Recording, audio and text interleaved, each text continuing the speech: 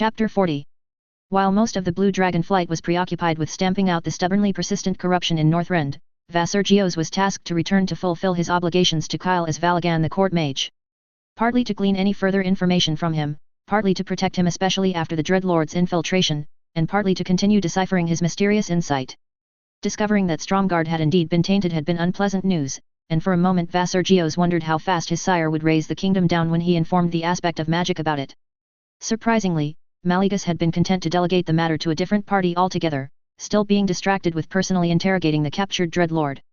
According to Saragossa, Maligus' consort and regent, now that he's secluded himself again, the aspect of magic was still working on refining a more accurate detection spell to finally flush out the Dreadlords, but he was confident that their presence was absent from Stromgarde. Which meant that they would be catspaws or subverted cultists, which, while not entirely harmless, was something that could be given a lower priority.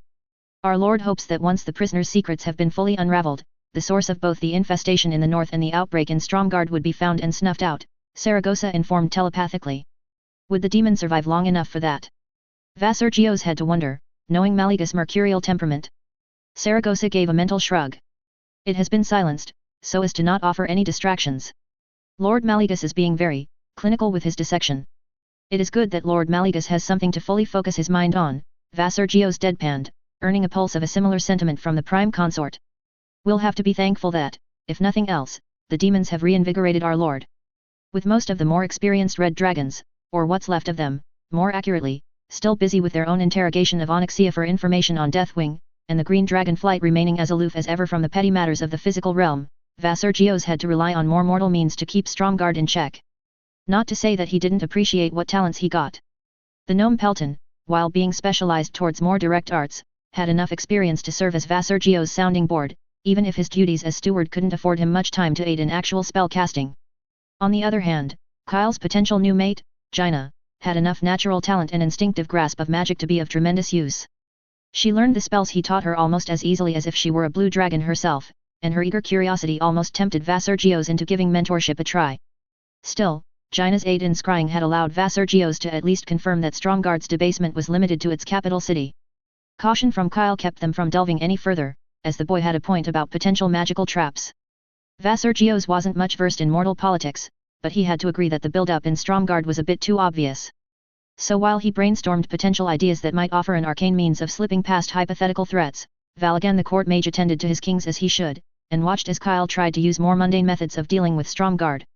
King Terranaz shares your concern, your highness, but Lord Aaron has too many commitments right now to take immediate action, the envoy to Lord Aaron, Jacob, reported. Letters of protest have been delivered in regards to the apprehending of their traitors, similar to King Jen and Lord Admiral Dalen, but for the time being Lord Aaron's priorities lie elsewhere. Apparently the kingdom was suffering a succession of bad luck, from plagues to orcs to an existential crisis for its famed paladins. How bad is the plague in the west? Kyle asked with a grave frown. The diplomat gave a curt nod. The withering plague is slow to spread, thankfully, but it is highly persistent.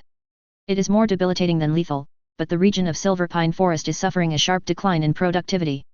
From what I understand, priests and healers are struggling to find the root of the infection, as every time someone is cured from their infection, they would fall prey to the plague again mere weeks or even days later. No possible suspects. Initial thoughts were that it is something in the water or food, but both were quickly ruled out. The lands and wild beasts were not afflicted, so local water sources could not be the cause. And food? Jacob shook his head.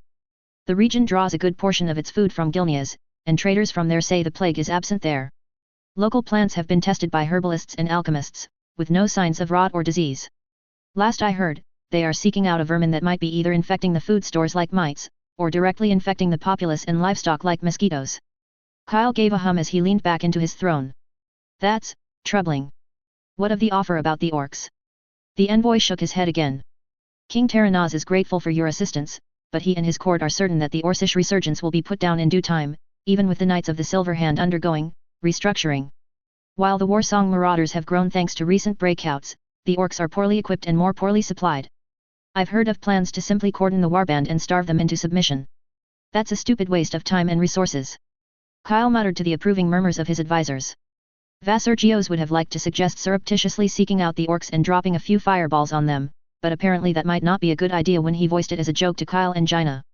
With tensions being as they are within the alliance, King Terranaz cannot risk looking too weak, Pelton stepped in to explain. It's one thing to have orcs running amok in Lord Aaron, it's another thing altogether if he lets Alterac come in to deal with the threat, especially if you succeed, with the current state we're in and the treaty of protection between our kingdoms. This will be a matter of pride and perception, and I suspect Lord Aaron would not let anyone tarnish either. Could we use indirect methods to aid them, then? Asked a woman, the overseer of trade, Vassergios remembered. The gnome gave a light shrug. They might use some war materiel, but beyond that, it's only a matter of how much King Terranaz wants the orc matter resolved. Lord Uther has put the Silver Hands into retraining. Pelton glanced to Jacob, waiting for a nod from the envoy before continuing. To face a potential demonic threat, but the king could very well just order them to aid in the hunt for the orcs. But he won't, because of the greater perceived danger the demons had. That, and the fact that the king's own son, an aspiring paladin, had almost been corrupted by the demons. Mortals or dragons, Vassergios knew that such an incident could affect how one judged their options. If not for Deathwing's hand in the ordeal the Red Dragon flight went through, Onyxia could be simply kept imprisoned in some pocket dimension for anyone to interrogate at their leisure. Instead, Alexstrasza ensured that the twisted daughter of Deathwing was placed under her dragonflight's untender care. Not that Vassergios would ever tell the Dragon Queen that she was being a bit spiteful. So Lord Aaron's out of the picture, Kyle concluded with disappointment. I guess we'll have to wait for word from King Magni. Another court advisor, the Marshal, spoke up. It'd be a damned ordeal for the dwarves if Galen decides to reinforce the Thandal span. Galen. Not King Galen, not Galen Trollbane. Just Galen. Vassergios absently noted how quickly the disdain against the corrupted new king of Stromgard took root in Kyle's courtiers. At the same time, the disguised dragon pictured a host of dwarves trying to cross the great bridge that connected the northern and southern continents. If the corrupted Stromgardians decided to put up a fortification, however improvised, with the dwarves' distaste for using magic, it'd be a bloody affair for sure. I'm sure that if it comes to it, Ironforge would be open to coordinating with us, Pelton replied. I guess that's about the best we can get for now, Kyle said, concluding the topic about Stromgard. Now, Lady Cilia, you mentioned before the potential issues about hosting griffin roosts. As the subject changed to that of the Wild Hammer Dwarves' offer of providing griffins as rapid messengers, Vassergios had to struggle to keep his attention from veering away. Mortal affairs were not his interest at all. Corielstrass frowned into the scrying window. The withering plague had proven an annoying mystery. The mortals had dismissed it as a dangerous but ultimately natural plague, when the dragon was certain the latter was untrue. Through his agent's reports, he had been sure that the root of the disease lay in the food being consumed by the people of Silver Pine Forest, but filtering out the exact source had proven futile. The meat products were the easiest to reject as a vector, as the animals or their processing were easy and transparent enough to track through magic. Their feed, as well as the local harvests, were harder to fully break down, but with diligent work from his agents Corielstrass could eventually strike the hay and vegetables from the list of suspects as well. There was nothing in the water, that was made triply sure, and the soil within Silverpine was fertile and healthy. Following the rumors of parasites, Corielstrass had personally soared over the region to cast out a spell, and found nothing but the usual insects and mites and grubs. His agents took samples, and again found nothing of note. It made no sense. With how the rest of Lord Aaron have been left untouched, the affliction pattern matches the signs of an infected local food source, yet there was nothing. He'd spent days and nights casting varying detection spells to pick out any peculiarity in Silver Pine Forest, all to no avail. There was nothing out of place in the land, be it in a natural, arcane, or fell perspective.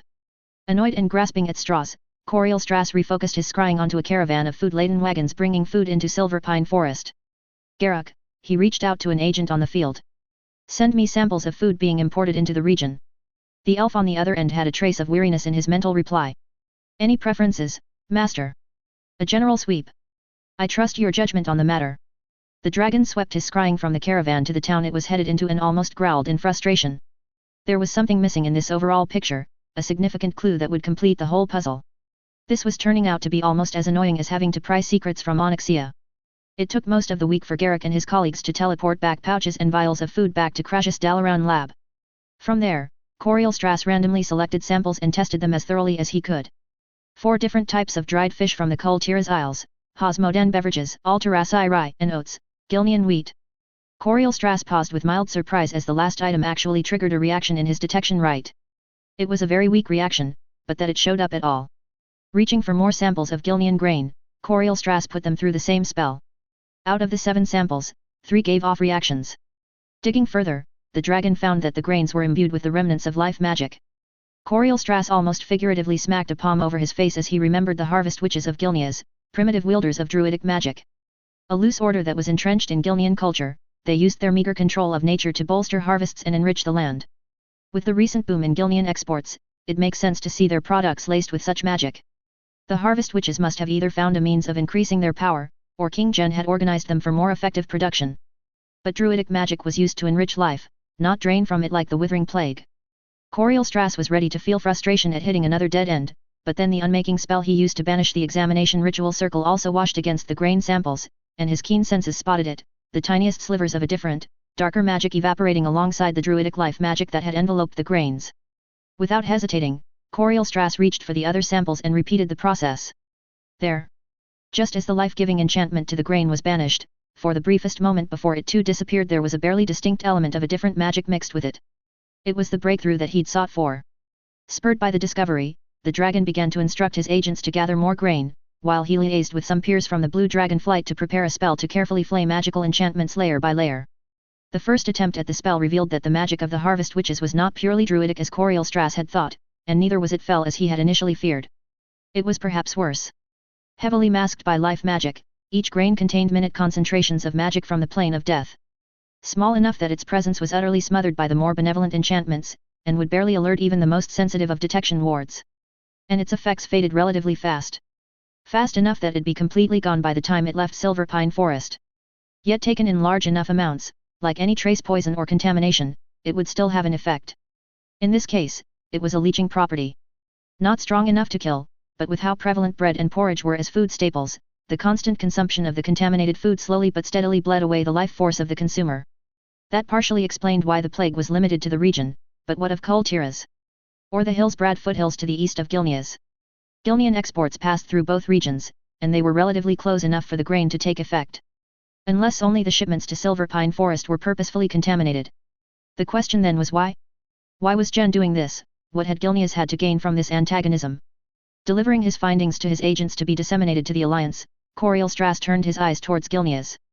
He cast his scrying into the realm, and found his vision rebuffed by a cold presence. Before his arcane sight was blinded, Coriel Strass caught only glimpses of mist that somehow imparted a coldness to the lair from where the dragon scried from.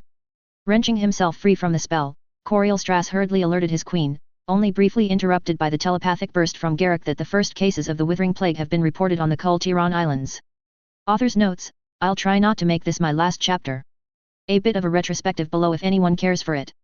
TL/DR, going into this story without a tangible direction, and trying to use the outsider's POV suboptimally has screwed me over.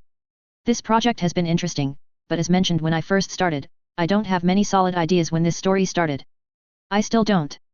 There are conflicting focuses, kingdom building and carrier has arrived, that are not as complementary as say Uncommon Wealth, which totally fucks up my go with the flow writing.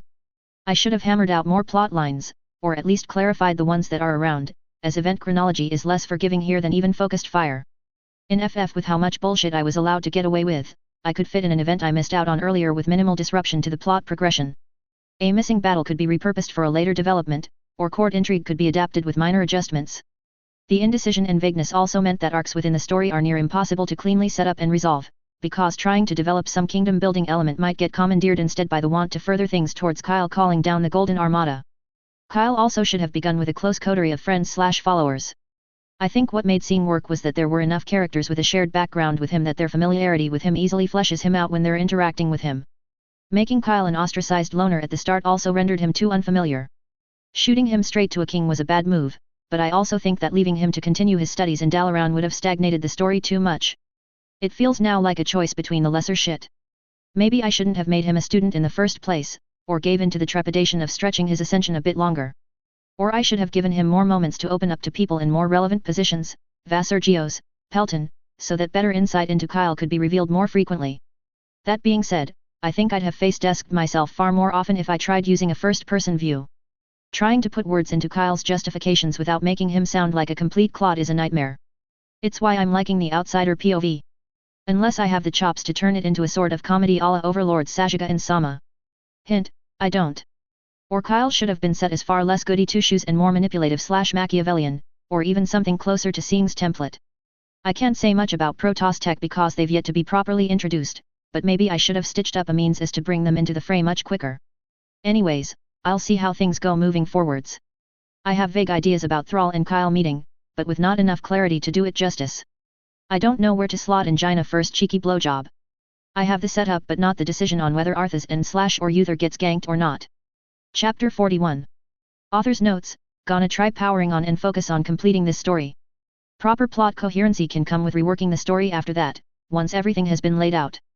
The skies had just begun to turn orange from the setting sun and activity at the Frostwolves village was slowing in preparation for dinner and sleep when an old voice jolted Thrall and almost caused him to stumble into a fire pit. Thrall. We need to talk. Ignoring the looks from his clan mates, Thrall quickly rose up. Spirit. He called out softly. Far from it. East. Just outside your village. Meet you there. With a sudden sinking feeling in his guts, Thrall began to walk, barely noticing the trail of concerned frostwolves that followed after him. His mind was more focused on the reasons for his guiding spirit's return. Has it come to finally judge him and his clan for its past? If so, how would Thrall reply?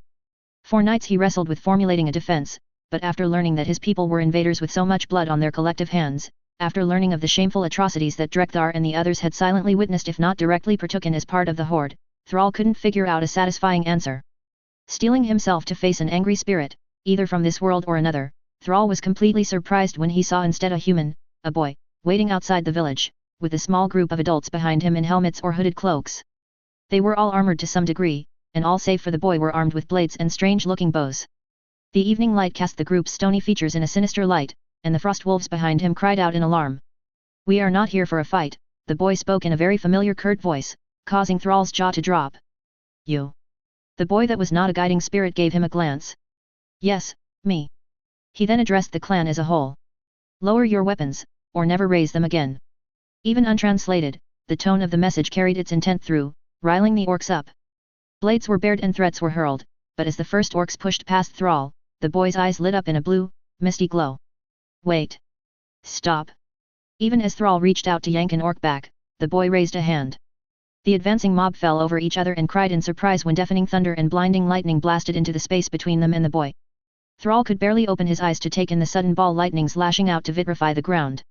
And then, just as suddenly as it appeared, the lightning storm disappeared, leaving rising columns of fresh smoke and the wails of shocked orcs. There was utter silence in the mob, and Thrall stared at the stern, still glowing eyes. I made sure to not catch anyone in that one. Next orc to take a step towards me, and I'm going to aim for a high score. Impotent rage bloomed in the frostwolves around Thrall, but nobody dared challenge the threat. Thrall, the boy suddenly called out. There are 2 archers behind you. The words were deliberate and heavy with implications. Hurriedly, Thrall turned about and quickly saw the 2 orcs who were slowly raising their bows. Lower your weapons. Drekthar beat him to it. The crowd parted for the blind shaman as he was led by Palker to Thrall's side. Humans, the word was spat out with disgust. Why are you here? Drekthar, Thrall muttered, that is the voice that has guided me. The shaman stiffened, but his snarl did not waver.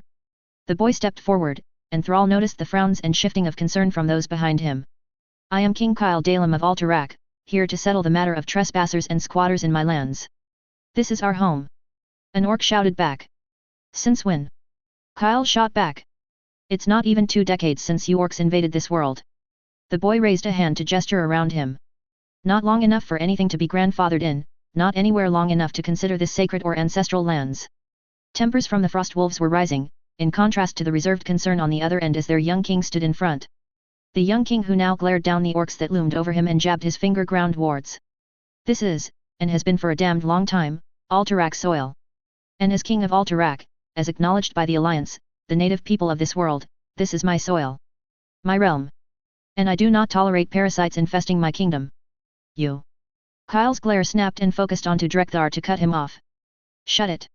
Unlike you cowards who are happy to hide away from the world, I have more pressing concerns to deal with.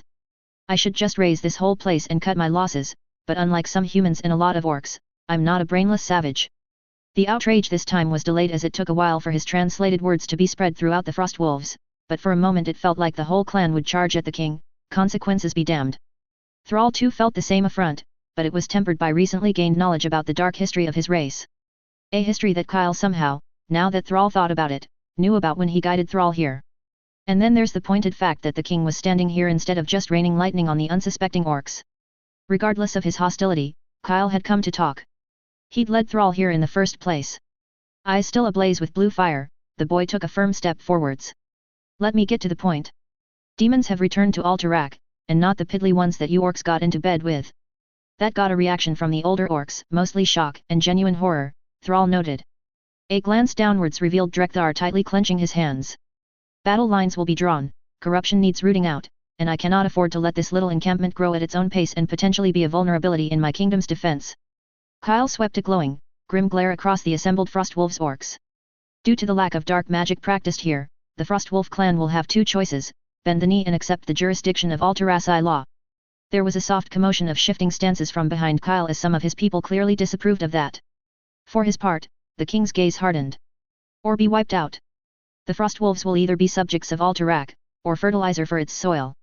Either way, you will serve the kingdom in some capacity. The roar of outrage from the Frostwolves almost drowned out Kyle's last words, and a few finally had enough of civil courtesy.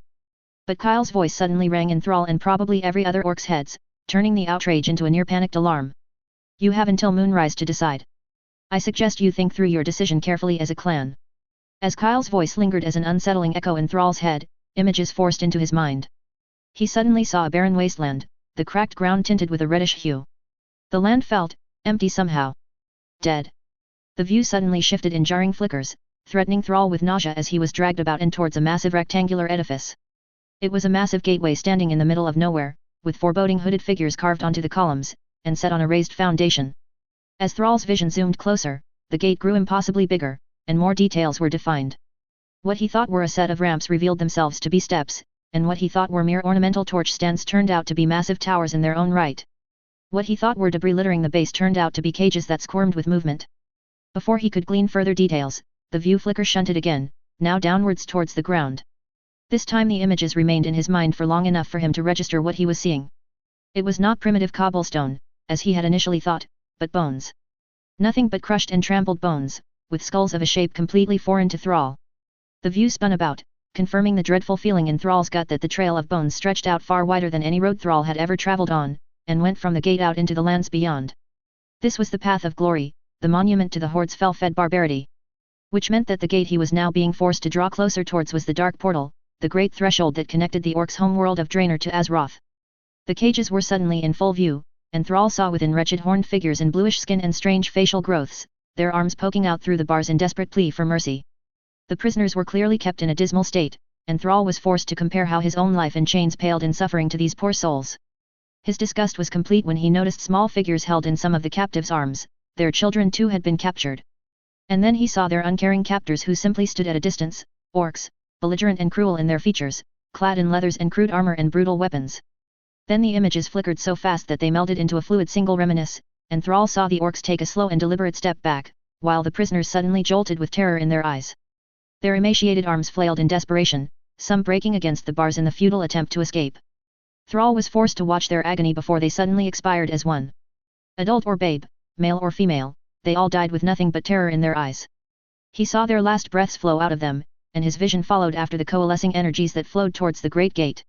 The life force of tens of thousands of poor souls were dragged out and broken down into fuel to create a tear in space. The malevolent dark green void grew to fill the great gate, and the dark portal came to life. Invaders. Kyle's voice suddenly declared with disgust. Defilers. Parasites. The vision then began to fade, but before he thought it was over, Thrall was snapped back to the path of glory, and this time instead of crushed alien bones, he saw orc corpses. He was then facing the cages again, but instead of the blue-skinned prisoner, he saw orcs in equally broken states. Thrall snapped back to the present with a gasp, and he found he was not the only orc who fell to the ground. A glance to his side showed a trembling Drekthar barely held up by an ashen-faced Palker, and most of the Frostwolves were in anguish or horror. Kyle's voice sounded out from across the stunned orcs instead of rattling inside their heads. And that is not even the most violent fates gleaned from your horde. And with that, the boy turned and began to walk back to his retinue. Wait! Thrall called out, and thankfully Kyle stopped to glance over his shoulder. What will become of us if we... He struggled to find a more diplomatic term to describe potential enslavement, but the boy answered the unfinished question. You will be subjects of Alterac, Kyle said as he turned to fully face Thrall again, locking his gaze onto him. Granted, with severe limitations, though those may be amended depending on future behavior. Still, laws will have to be followed. Responsibilities and expectations will be demanded. There was a moment's pause as Kyle seemed to exhale. There will be no enslavement, no internment save for the isolation you orcs are already keeping to. You will be subjects, he repeated. So long as you prove to hold more than just savagery and hollow honor, you will be entitled to the kingdom's aid and protections as any law-abiding human, dwarf or gnome might. Right now, however you want to dress up as anything else, you are nothing but fell-tainted invaders. Bend the knee, and you will be given the chance to earn a better appraisal. Kyle then shrugged. Or just say your last farewells and refuse. The boy king turned away again and walked away. Thrall wanted to say more, to ask more questions, but the words couldn't form. He eventually turned back to Drekthar, finding the elder shaman visibly shaken yet still with embers of defiant rage. It was the same with the rest of the frost wolves. For a moment, Thrall feared that the clan as a whole would break into a charge, that all it took was one orc who decided that they'd rather die than to live under human rule. That human whelp has the audacity, Drekthar began, but his outrage quickly deflated into resignation. But the spirits speak of the powers of Kyle Dalem. Thrall wasn't surprised by the declaration. Drekthar probably had entreated with the elemental spirits back when the confrontation with Kyle was tense, ready to borrow their power in case a fight broke out. What do the spirits say? He asked the old shaman, and Drekthar slowly shook his head. That we should fear him. The human has slain many, but his powers have yet to be fully revealed, and what is known is beyond their comprehension. Confusion overtook despair as Drekthar fixed his milky, sightless eyes onto Thrall. Yet he has led you back to us. It was his voice that guided me, Thrall confirmed, equally perplexed and concerned about Kyle's intentions. He led you to us, which means that he has known of our existence for a while. Yet he has left us alone up until now. Thrall nodded. He said that demons have returned to this world, and wants to be certain about us. The shaman nodded grimly. Demons. Whatever schemes he might have originally had for us, we can only speculate. But presently, his intentions are revealed through the choices he has given us. To serve or to die. Could Thrall trust Kyle to be a fair ruler as he claims and not a slaver if the Frostwolves submitted to him? Would it be better for the clan's last moments to be that of freedom and defiance despite the futility of it all? Survival against principles. A chance at a radical new life versus upholding their legacy. As the humans looked on from afar, Thrall, Drekthar, and the rest of the Frostwolf clan fell into a debate among themselves. Ultimately, with the clan's young ones also at stake, the decision was unanimous. The moon had begun peeking through the mountains when Thrall, Drekthar, and some of the older orcs began walking towards Kyle and his entourage. The humans met him about halfway, keeping a distance of more than a spear's lunge away between the two groups. The boy king regarded them with some curiosity. You have an answer? Thrall licked his lips before he answered on behalf of the clan. We do. He let out a soft sigh before lowering his head. The Frostwolf clan will submit to the authority of the king of Alterac. The bitter words uttered, Thrall slowly dropped to one knee, and the orcs with him followed suit with heavy reluctance. Contrary to some expectations, there was no treachery, nor was there any intolerable contempt from the king and his retinue. If anything, the adults behind Kyle were surprised, while Kyle himself showed a flicker of relief. Good. The king's reply took on the familiar curtness that had guided Thrall through the wilderness for weeks. I just have to set up something for tonight, and then we can continue discussions tomorrow or something. And with that, the Frostwolf clan now answered to the king of Alterac. The proof and reminder of their new allegiance were the giant crystal that hovered idly in the middle of their village, and the gilded but waterless pools with ornamental spires sticking out of them that surrounded the village. Not an orc doubted that there was more to the monuments than met the eye, and they avoided the structures as best as they could. Chapter 42. Author's notes, deciding to use the alternate take on Chapter 38, The Obsidian Destroyers, as I had the least inclination to delete this chapter compared to the other version. Jaina stood in silence watching Archmage Crassus address Kyle. Besides them, Pelton and Valagan were the other only people filling the throne room, as the elven archmage had sought a selective meeting to relay his dark findings. It didn't help the atmosphere that this meeting came right after the rest of his court had already left with conflicting sentiments over the orcs hiding in the mountains. While Jaina herself found Kyle's attempt at a peaceful, if a bit forceful, integration of the supposedly exiled clan admirable, most of his advisors, as well as the palatial servants, were far less enthused. Just like with King Terrana's internment camps, they saw Kyle's endeavor as a futile one. Worse, because he did not wall them up, some feared that it would be a matter of time before the orcs began marauding down from the mountains. It was the begrudging testimonies from Pelton and Colin, who had witnessed the subjugation, that kept Kyle's court from outright protesting. Both Steward and Marshall had seen the fountains Kyle had placed around the orc village, and they agreed that their king's heavy hand had successfully threatened the orcs into behaving. At least for the time being. The only other thing that placated everyone was the fact that these orcs were content to be isolated up in the mountains, instead of the mess that was going on in Lord Aaron. Jaina also detected begrudging smugness from some of the less vehement protesters when Kyle noted that rather than having prisoners raring to break out, he had gotten these Alteraci orcs to submit to the throne's authority. It took a bit before everyone began actually taking that fact seriously, with the basic framework of orc rights being hammered out. Orcish rights. The notion sounded strange even to Jaina, but considering that Murloc rights was almost assuredly going to be a thing penned down in Alterax's laws, she supposed it wasn't the weirdest thing Kyle had come up with. Like the Murlocs, the orcs would see limited aid at first, pared down to mostly food and disaster aid. No weapons or heavy development would reach the territory Kyle deemed as an orc reserve for the time being, and unlike the Murlocs, no trading or other interactions would be conducted without explicit permission from Kyle himself. Furthermore, to reassure the representatives from other kingdoms, Kyle also agreed that no products from Hosmodan, Gnomeregan or Kulthalas would ever reach orc hands. If it was any other people, the limitations sounded harsh, like the prison islands in the old days of Kul Tiras. But these were orcs, and Kyle's court were mostly content with the minimal efforts made to contain them. The mood was already a little tense over the orcs, and then Archmage Crassus suddenly arrived, his grim countenance and grimmer news offering the opposite of relief to that. First demons corrupting Stromgarde, and now something in Gilneas, Pelton muttered darkly. This feels like a grand conspiracy. It probably is, Kyle replied, his expression fixed into a frown ever since Crassus spoke of the scrying barrier and the origins of the withering plague. How much help has been allocated to Gilneas, Master? I have associates cautiously studying the phenomena, while others are working on the plague. You don't sound happy with their work, Valagan remarked seriously. Progress has been slow on both fronts, due to the fragile magics of the plague, and the unusually empowered Gilnean barrier. Somehow, the perpetrators have corrupted and assimilated native magic to feed both. Befouled life-giving magic both feeds and obfuscates the spells. Simply unmaking the enchantment on the tainted food caused them to immediately decay. There is a real fear of achieving the same results in trying to do the same to the tainted consumers. And if the enchantments are built from two elements, there's a risk of an ugly feedback if the counterspell doesn't address both at the right balance, the court mage muttered, earning a nod from Crassus. Have you tried asking the, dreamers? Dreamers? Jaina has never heard of that faction before. Were they an unsanctioned group, just as Valagan was a hedge mage unrecognized by Dalaran? Crassus gave another nod. Their expertise has been sought, and aid has been given. It would still require some time, especially if care is prioritized. No going in blasting? Kyle asked dryly, and his mentor shook his head. Similar to your situation with Stromgarde, going in blindly would be too reckless. We do not know what the enemy has in store for us. Attempts at an aerial survey have resulted in a relentless mental assault that impaired their senses.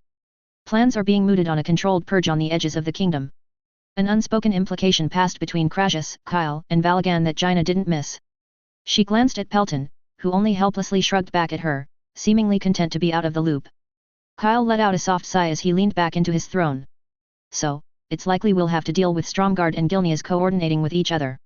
Crassus nodded. Messengers have been sent to the other rulers of the alliance. The Kirin Tor's Council of Six have already begun mustering their defenses. Kulthalas, I'm told, have already been gearing for war, though now they have another potential foe to set on their sights. There was a pause before the Archmage sighed. King Terenaz and Lord Admiral Dalen have been notified, but I'm uninformed of their actions following that. They should be searching for a way to quarantine and purge Gilnean imports, Pelton voiced as he rubbed at his chin. While figuring out how to assure their own army's integrity before mobilizing them. Lord arg3nt in particular would have a hard time trying to keep its lands safe while dealing with two neighboring threats. Think I can sell my offer to King Terenaz again? Kyle asked, referring to the previously rejected offer to aid Lord arg3nt with its barely contained orc problem. From what Jaina knew, Kyle was volunteering magical aid in the culling or stabilizing the downsized internment camps. The assistance had been rejected, likely due to Lord arg3nt's need to maintain its reputation. However, with one less alliance king to prod him about it due to recent developments, surely King Terenaz could see that tying his legions up with orcs would be leaving his kingdom vulnerable to assault? Maybe her father and King Magni would take the opportunity to make another attempt to talk him out of his stubborn plans. Jaina. She quickly snapped back to the present and turned to Kyle, who was giving her a worried look. Yes, Kyle. Maybe you should write to your father, and impress on him the importance of purging all Gilnean products. He might take your word more seriously. That was a good idea, as reluctant as Jaina was to admit that her father might have his biases. I understand, Kyle. While we're at it, we might as well state that all Terrasai ports are fully open to the Kul Tiran fleet, Pelton added. With our own fleet practically non-existent, we'll have to rely on Kul Tiras or Hosmodan for seaborne protection. The best we can do is guard our own coasts and ports to serve as a rally point if needed. Kyle gave a slow nod as he frowned at the space in front of him before addressing Crassus again. We might as well save all the strategizing for an emergency meeting after this. Is there anything else of arcane nature we have to worry about, Master? The Archmage was silent for a moment before giving a heavy shake of his head. I wish I had more to offer. With so many threats coming out of the shadows, I fear that we may. His words were interrupted as Valagan suddenly jolted stiffly. All eyes turned to the shocked court mage, who began taking on a paler shade. What's happened? Kyle asked, half rising from the throne. Kulthalas is under attack. Arg3nt grinned with glee as the obsidian constructs tore their way through the fools barring their path. Fully awakened and enslaved to his will, the massive behemoths began their unhurried trek towards. They had initially encountered travelers and light patrols who mostly fled at the sight of the moving statues, with the few regretfully foolish guards or magi barely slowing the statues' march north. Resistance quickly grew as the kingdom began throwing forces at them. Regretful as the deaths of his fellow elves were, Arg3nt nonetheless felt vindicated in the strength of his servitors. Even in their weakened state, these obsidian golems were brutally powerful. With arms extended to aim jeweled scepters, they drained the magic from whole units, keeling over elven footmen and rangers as the magic in their blood left them, wilting the naturally magic-infused plant life beneath their feet, and desiccating magisters as their mana was forcefully and rapidly wrenched out of them. Then, with the scepters now glowing with leeched energy, the statues unleashed the absorbed magic in the form of potent explosions, toppling watchtowers and breaching battle lines with ease. In return for the horrific casualties, the forces of Kulthalas strained to return the damage in kind to the statues. The shafts of enchanted erudite studded the obsidian bodies, too small to do anything but cosmetic damage. Similarly, suicidal charges with swords, spears, and warhammers only chipped away at the leonine legs and underbelly of the golems. Ballista bolts carved out divots, and concentrated arcane blasts from ambushing magisters almost knocked down a couple of the constructs before they were drained to husks. Still, Arg3nt did eventually lose 2 of his obsidian golems. A lucky series of ballista bolts from extreme range broke one's neck, decapitating it and its magical bindings. Severed from its magical chains to Arg3nt, and with its enchantments broken, the statue reverted back to mundane obsidian and shattered into a glassy heap. The other construct was taken out in a daring ambush by a team of rangers. 5 of them were swatted into bloody paste before the remaining 3 managed to climb atop it and hacked away at its head with genuine mallets and chisels. By the time they were crushed and plucked away, enough damage had been done that the literally defaced statue was barely heeding Arg3nt's will. It eventually slumped into inoperability as the other 6 continued their journey, ridden with scratches and pockmarks. Arg3nt would have liked to send them to the sky, but it'd make the obsidian statues easier targets from ballistae and sudden magical bombardments from every angle, and with their senses limited by his own, it'd be hell to pick out the enemies hiding in the forests or within buildings from high up in the sky. Plus, the voices from the other side had warned that the statues were still not at their optimal levels, so taxing them with flight might not be the best idea. So Arg3nt kept his servitors to their steady march northwards, feeding off the magic of their surroundings to fuel them. He'd break into Silvermoon, and hopefully the grand capital of Kulthalas would have enough magic to empower the 6 constructs, so that the path to the Isle of Kuldanas, and the Sunwell, the source of power that fueled the kingdom, was secured. And then the rightful prize so selfishly denied to Arg3nt by his kindred would be his at last. He would soon have full access to study the great fount of magic as he deserved for all his selfless service, free to experiment, especially with the new knowledge he was armed with, all for the price of sharing a small bit of it with his new patrons. It was a very fair trade, all in all. The generous whispers from the other side had offered more than just the means to reach the Sunwell, they'd also given him insight into new disciplines he could study once he had access to the nigh-endless magic the Sunwell provided. Magic his more close-minded peers had deemed forbidden simply because they had not the power, skill, and will to control the supposedly corruptive effects. For all of that, Arg3nt only needed to decant a small amount of the Sunwell's sacred waters for his patrons to study. Watching from the utterly dead husk that was once a laboratory, Arg3nt sighed deeply that it took so long for him to encounter such brilliant minds, and for his own talents to be finally recognized. It was just a couple of days more before they reached the gates of Silvermoon. A couple more days of wasteful bloodshed and enduring damage to his precious tools. He was ready to break his connection to his constructs when the senses of 3 from them were suddenly overwhelmed. Not cut off, thankfully, just momentarily caught in a small mountain of ice. Surprised by the strength of this sudden ambush, Arg3nt had the remaining statues track the source of the attack, and 3 pairs of emerald eyes turned skywards, where a flock of winged silhouettes could be seen. Dragons. The voices had warned about their jealous meddling. Probably here to stop Arg3nt from stealing the Sunwell from them, as if the blue-tinted lizards owned it. Annoyed, the former magister first willed the trapped statues break out of their icy prisons, and then sighed with regret as he willed all 6 to break into a run towards Silvermoon. At least the dragons should have enough magic in them to make up for the excessive mana expenditure once the time came. A storm of magical bombardment rained from the heavens after the constructs, but that only made them slow down to leech away the worst of the attacks. Fueled to a considerable amount, Arg3nt did not bother about retaliating for now, and simply willed his golems onward. It took 2 more attempts from the circling dragons before they finally got it in their small lizard brains that their magical attacks were useless. Then a dozen of them decided to try diving like hawks and teleporting at the last moment to ram straight into the running statues. Arg3nt giggled as he happily sacrificed 2 of his golems, letting them bear the brunt of the charge and the savage storm of claws and bites, so that the others could have an easy time blasting gory holes into the attackers. It worked better than he had expected. 3 dragons were killed outright by the volley, but the others were crippled enough, and how lucky that they were such a durable species, to be easily drained until they were little more than hollow, bony carcasses wrapped in blue scales. While their kin roared in outrage overhead, the statues had fed on enough magic that the trip to Silvermoon was quite unnecessary.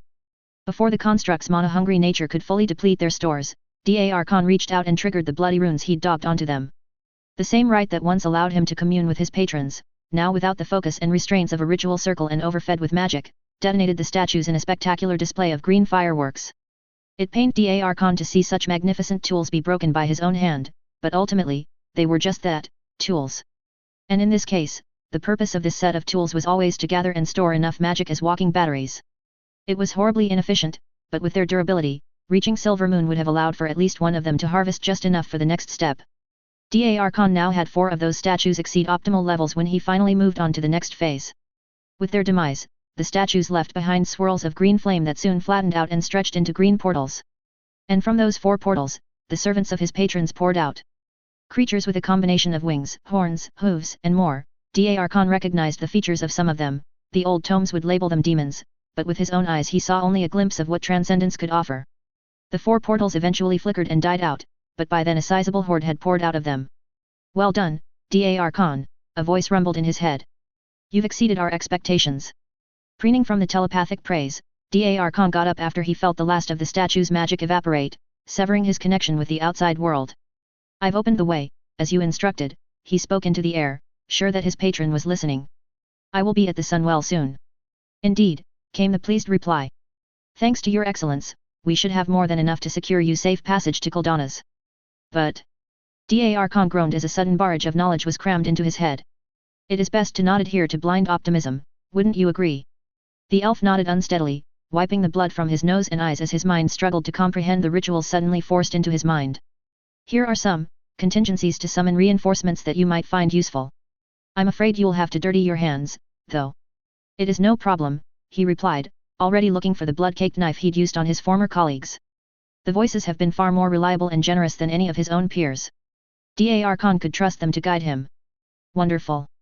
You can start with the village nearby. Its inhabitants have returned, and would serve as a decent harvest of ingredients." Chapter 43. With the dark news of Kulthala's suffering a demonic outbreak adding to the fates of Gilneas and Stromgarde, the court of Kyle Dalem had quickly come to a unanimous consensus that Alterac was now effectively in a defensive war against multiple threats. Evacuations would begin for outlying settlements, ranger patrols would monitor the more rough approaches for surprise trespassers, the training of the troops would be accelerated, and mines and farmlands were primed for complete denial against enemy capture. The representatives of Hosmodan and Gnomregan returned to their homelands by sea to relay the seriousness of rapidly escalating events. With news of dragons coming to Kulthala's aid, the Elven Ranger captains were convinced to remain within the kingdom and lead the Alteraci Rangers. The recently settled in Wildhammer dwarves were also sent back to Airy Peak to spread the news to the clans and hopefully get them to strengthen their own borders. Courtesy between allies was dismissed as the young king ordered his court mage to conduct unrestrained scrying on neighboring Stromgarde for their troop movements. Pelton joined him when he was able to, having to take up the heavy role of the royal steward to manage the kingdom as Kyle disappeared to conduct his own secretive preparations. Jaina had a guess as to where he might have teleported to, but kept it to herself. She was busy finishing up on negotiating with the various Murloc villages on Kyle's behalf. With her own understanding of their gibberish language far from acceptable, Callum served as her translator to warn the fishmen of the impending threats, while also securing their services as coastal and river guards.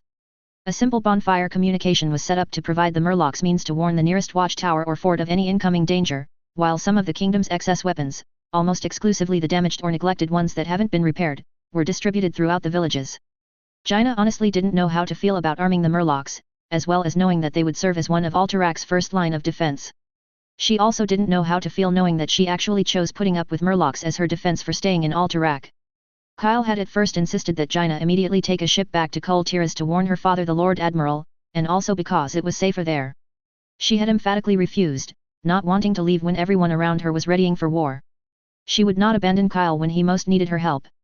"You need my help," she'd countered, meeting Kyle's and Pelton's stares with stubborn determination. "I might not have the arcane power or expertise as Pelton or Valagan, but I can still be of use." The four of us here are virtually all of Alterax's spellcasters. But Prin. She's right, Valagan endorsed over Pelton's protest with a curt nod. Foreign princess or not, she is a talented mage, and we'll need those when the time comes. He laconically turned his gaze at the steward. Crassus might be able to get Dalaran to send some help over, but even then having one more spellcaster who's familiar with the kingdom would be highly useful. Kyle had seemed ready to protest some more, but then Jaina had enough and immediately played the regretful card. You'll need someone to talk to your murlocs, she suddenly blurted, and quickly steeled herself to meet his gaze. Or are you just going to leave it all to Callum to handle it?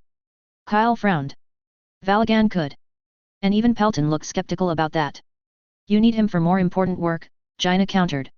I can focus on securing them to do whatever it is you want. You'll still need Callum to do the talking.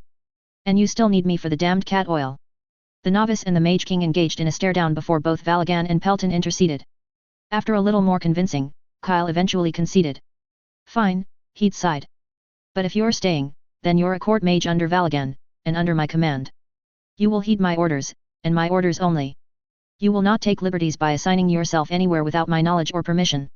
No reckless heroics, no bright ideas. Jaina had easily nodded to the terms, unfazed in the slightest by Kyle's stern words. She saw the naked concern in his eyes, but also knew that she couldn't let his fear for her safety handicap the kingdom's defense. In hindsight, that he prioritized her safety was somewhat flattering, and Jaina noted the fact that Kyle hadn't pressed the issue any further after that, nor did he just teleport her away. Either out of respect or resignation, he had allowed her to stay, and Jaina found herself glad at that fact. So she bore the stench of cat essence and did her job, and as the days passed noted how quickly Alterac geared for war when she returned to the palace to file her own updates. The dwarves and gnomes that did not return home converted just about the whole artisans district into a collection of workshops that crashed and blazed with industry to churn out more spears, repeater bows and other needs the soldiery might require. More and more people poured into the capital city and its environs, occupying parks and squares with hastily built hovels and huts, while nearby villages also expanded from the influx. According to Pelton, it was a constant battle by Lady Cilia, the overseer of development, to redistribute the incoming refugees and prevent dense slum areas from appearing. There was a constant stream of messengers, be they human or pigeon, providing updates on the outer regions of Alterac. While Valagan and Pelton did scry and fuss over a build-up of strong guardians near the border, there still hasn't been much activity despite Kyle and his court's fears after the reports of demons in Colthalas. What little Valagan could see showed Gilneas to be quiet as well. There was still no coordinated assault from all sides, no great invasion of demons and corrupted men. At least not immediately. With her meetings with the Murlocs done with, Jaina had to content herself in aiding Valagan with lesser, more mundane spell work. You do not have the experience yet to conduct remote viewing safely, the hermit mage had bluntly told her. In a hostile environment, the dangers of counter-detection can be lethal if the enemy is capable.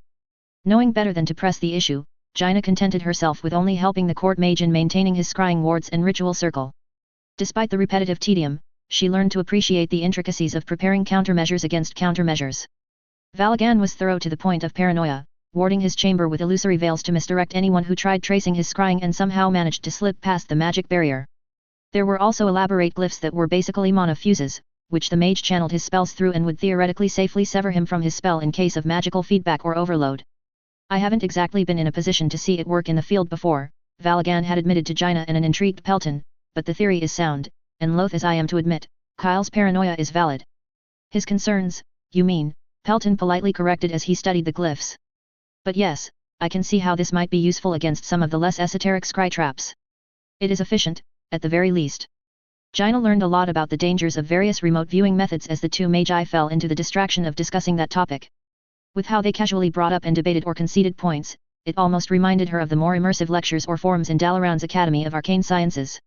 The thought sent a sudden pang of nostalgia in the princess, and she briefly entertained the idly thought of where she might be placed now if she had remained back there.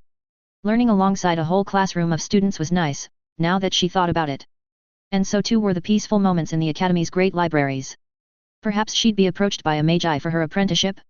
Or would she be preparing herself to pester various archmagi into taking her in? As idyllic as the notion was, Jaina also understood that it truly couldn't make up for the experiences she'd gained in Alterac, yes, even the damned Murloc's cat oil. Plus Kyle was here, whenever he was around, anyway. His courting skills were rough, but Jaina didn't mind the quiet moments in the garden with him, or the rare times they could sit together in his study room to enjoy some light reading. She was about to complain about the lack of such encounters in recent days when Kyle suddenly returned to the palace. Jaina was taking notes on the intricacies of Valagan's viewing spell when the Mage King entered the chamber late in the evening, with Pelton and other advisors running after him. The court mage's concentration didn't waver at the sudden intrusion, managing to look away from the shimmering viewing portal to offer a curious glance at his king whose eyes were glowing. Va, Logan. Still no enemy movement. None that marches towards us yet. Can you switch your view towards Stromgarde City? Valagan frowned at the request. Has something occurred? Jaina recalled the last attempts they had of scrying the capital. There was only evidence of fell energies, but nothing concrete enough to present as evidence to the rest of the alliance. Pelton had been vocally annoyed about the fact that the Trollbane dynasty's reputation among its neighbors was strong enough that baseless accusations would not be enough, even with Galen closing off Stromgarde's borders. To the rest of the world, even with the claims of demons taking the guise of Stromgardian merchants, the supposed poisoning of Thora's Trollbane was a tragedy that warranted his son's heavy-handedness with little suspicion. Strangely enough, High Thane Falstad of Airy Peak had believed Kyle's claims readily enough, likely owing to the fact that he was acquainted with Archmage Crassus somehow. Varian too seemed to be of the same mind, though still being heavily occupied with restructuring Stormwind, his voice currently carried little weight in the alliance. With a faint grin, Kyle nodded at his court mage. Just be mindful about your wards.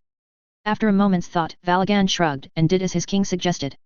The ritual circle around him and the wards edged into the walls of the chamber lit up a little as Jaina noticed the contents of the viewing portal rapidly shift. In the gardens behind their royal palace, Kyle guided, and it took a second before Valagan froze with widened eyes. Can you confirm it? Kyle asked. The mage nodded, taking a while to form words. Yes. He noticed Jaina's confusion, and that of the others who had joined Kyle, and for their convenience expanded the scrying portal so they could partake in the viewing as well. It took a moment for her to register what she was seeing, but once Jaina understood that she was looking straight down into a grand garden, and that the small shapes were the top-down view of a person's head and shoulders, things became much clearer. There was an assembly of a few dozen figures, and Jaina assumed that one particular figure with a glint of gold around his head was Galen. Some had halos of green fire, but it was not what had ultimately drawn her attention. Instead, it was the larger figure that the others were congregating around. Not only was it larger, but it had added shapes to it that highlighted it from the rest of the crowd. There were two wide attachments to its back, one on either side of its shoulder. Wings. Large ones. Two protrusions from its head further confirmed its identity. With how its arms with long, clawed fingers rose and gestured, the Dreadlord was clearly addressing the nobility of Stromgarde in some grandiose speech. Could you get a better view? Kyle suddenly asked. Valagan shook his head. Not unless you wish to abandon discretion. Would this be enough to serve as proof? That would likely depend on how humans interface with reality. The back of Jaina's mind noted the queerness of the court mage's phrasing, but she was too preoccupied with the current scene of kneeling figures around the demon to understand the significance. The Dreadlord reached out with its clawed hand towards Galen, and the king of Stromgarde became wreathed in a halo of green fire without any signs of discomfort. He then rose to turn and face the rest of the congregation, and then raised an arm. But this is more than enough for us, Pelton said gravely. Proof positive of Stromgarde's rulers consorting with demons. So, we have our justification? Kyle asked with unusual excitement. It was like he was a bit too eager. Yet at the same time, Jaina also saw the vindictive glee in his steward's nod.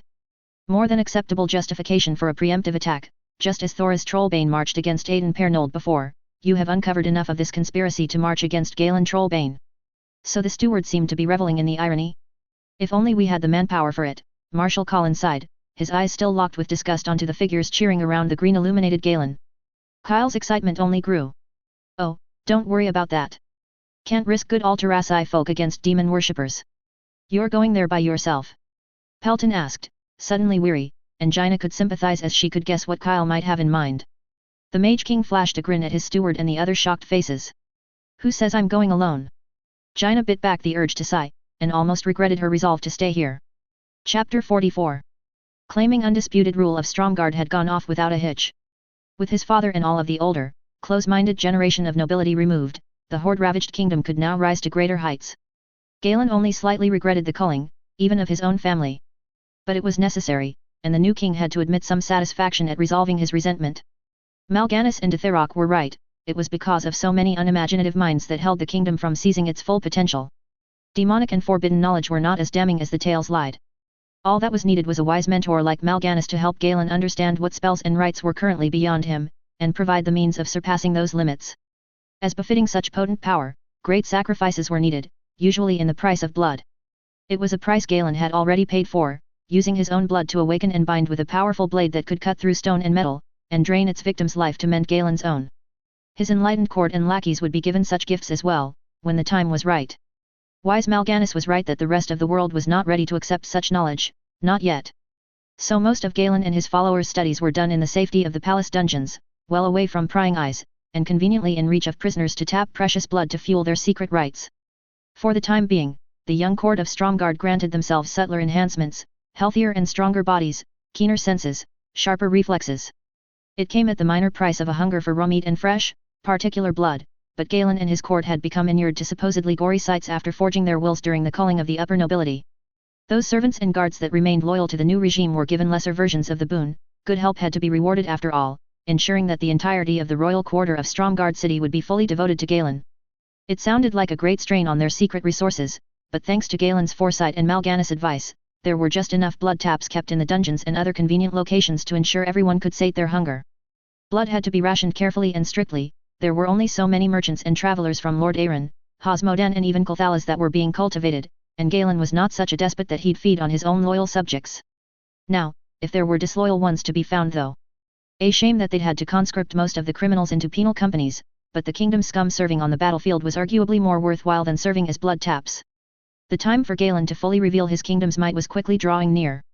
The nearby troll tribes were contained for now, and could be destroyed at Galen's leisure. Nobody in his court even considered those savages as valid blood harvests. Lord Argr3nt was quickly becoming a weakened thing with its plague and orcs. Hosmodan, while traditionally stout allies, would be easily held back at the Thandal span if they decide to be unreasonable, thanks to the diligent preparations of Galen's agents. Mal'Ganis had assured him that Jen was in the final stages of his own preparation, and the seas would be secured. The dwarves of Airy Peak were a minor nuisance at best. Kulthalas was dealing with its own internal matters. Stormwind was too far away to be of any significance. And Alterac, for all of its upstart king's supposed brilliance and power, was content to hide in its mountains instead of being provoked into doing anything. A bit of a shame, since it meant Galen didn't get the chance to gain prisoners to feed his court, but at the same time Kyle's passiveness allowed Galen to skip a few steps to advance his schemes. Now, with Mal'Ganis revealing himself to inspire and reassure the court of Stromgarde, all Galen had to do was wait for the right time. His armies stood at the ready, awaiting a calling of their own in combat to prove who deserved to ascend alongside their betters in governing a new alliance. The populace was kept obliviously content, happy enough with the lifting of taxes and duties to accept the changes in governing. The few bands of orcs, trolls or gnolls still remaining in the kingdom were hunted for sport and practice. There was little else for Galen to do but to further expand on his enlightenment and refine his plans. It wasn't exactly boring, but Galen had to admit he'd preferred if something more exciting occurred. His wish was fulfilled one night, as palace guards ran into the dungeon to bring urgent news. Leaving his tome and exsanguinated prisoner with haste, Galen followed his guards out to the palace's main entrance, and stared up into the patch of night sky where his guards pointed at. It took a hard look for him or any of his gathering court to pick out exactly what they were seeing. High up in the heavens, betrayed by starlight and dim clouds, small, round shadows seemed to float right above them. The silhouettes were of some size and incredibly high up, judging by how small they appeared and how they blotted out the stars. There were pinpricks of light attached to them that could be mistaken for stars by themselves. Knowing better than to gawk at the phenomena, Galen brought his gaze groundwards to command his followers. "Rouse all the guards. Hello there." A voice, younger than Galen's, drew everyone's attention towards the steps leading up to the palace. The intruder had appeared out of nowhere, a boy just a few years younger than Galen. He was clad in gold plate studded with blue gems, with only a golden staff. With palace guards behind him mere steps down staring up in stunned surprise, he smirked at the king of Stromgarde and his retinue as he slowly climbed up towards them. The boy gave a shallow bow. "King Galen Trollbane, I presume." "King Kyle Dalem," Galen spat through blood-stained teeth. With what must be a magical teleportation, it couldn't be anyone else. Yet, how have the wards not detected his arrival? Mal'Ganis had assured him that the blood-etched runes would detect and interfere with any magic attempting to infiltrate the city. With the trespasser identified, the guards swiftly moved in to surround Kyle, while loyal courtiers put themselves between him and their king. "To what do I owe the sudden visit?"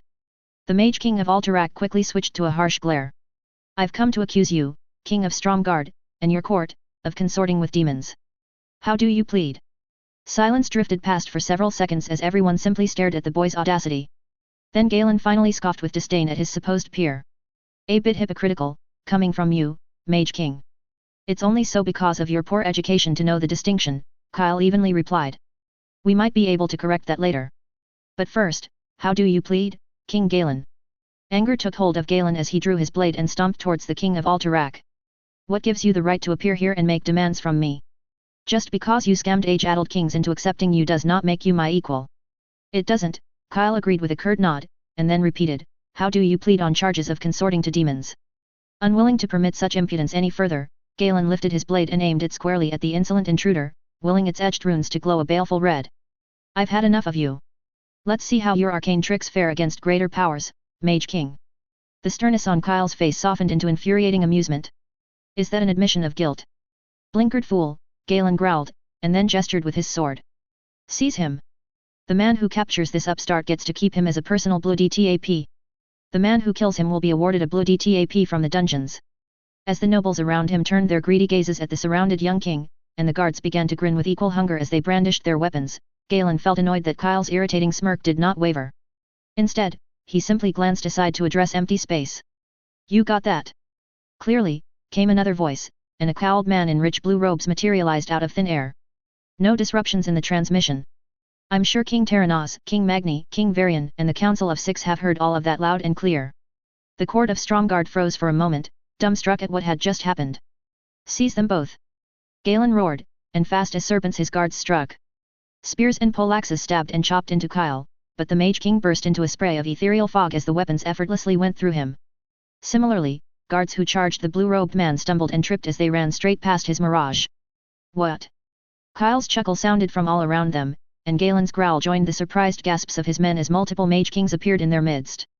He struck out at the nearest figure, roaring with outrage as his sword cleaved through glowing mist. To the King of Stromgarde, as well as his court and accomplices. You've damned yourselves by consorting with demons. More illusions were banished as the guards and nobles sought to find the real intruder, but Kyle's judgment still came from all directions. To prevent further corruption of this storied kingdom, I, Kyle Dalem, King of Alterac, hereby declare a purge of the royal court of Stromgarde. It was only when the last word of the proclamation was given that all the remaining duplicates of Kyle decomposed to mist, leaving Galen and his court enraged. Send word to our armies. The King of Stromgarde snarled as he spun about to rally his people. Alterac has dared declare war on us.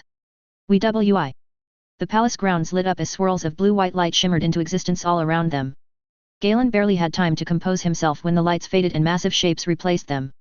For a split second, he processed the spider-like things that loomed over him and his court, and saw how their golden carapace glinted under the star and torchlight. They were bigger than a carriage, made of 4 bulbous legs and a dome-like body. There was no discernible head anywhere on, under, or between their 4 legs, yet by the way they shifted, Galen knew the monsters had their sights fixed on the stupefied people before them. Galen's enhanced mind perceived all of that in a split second.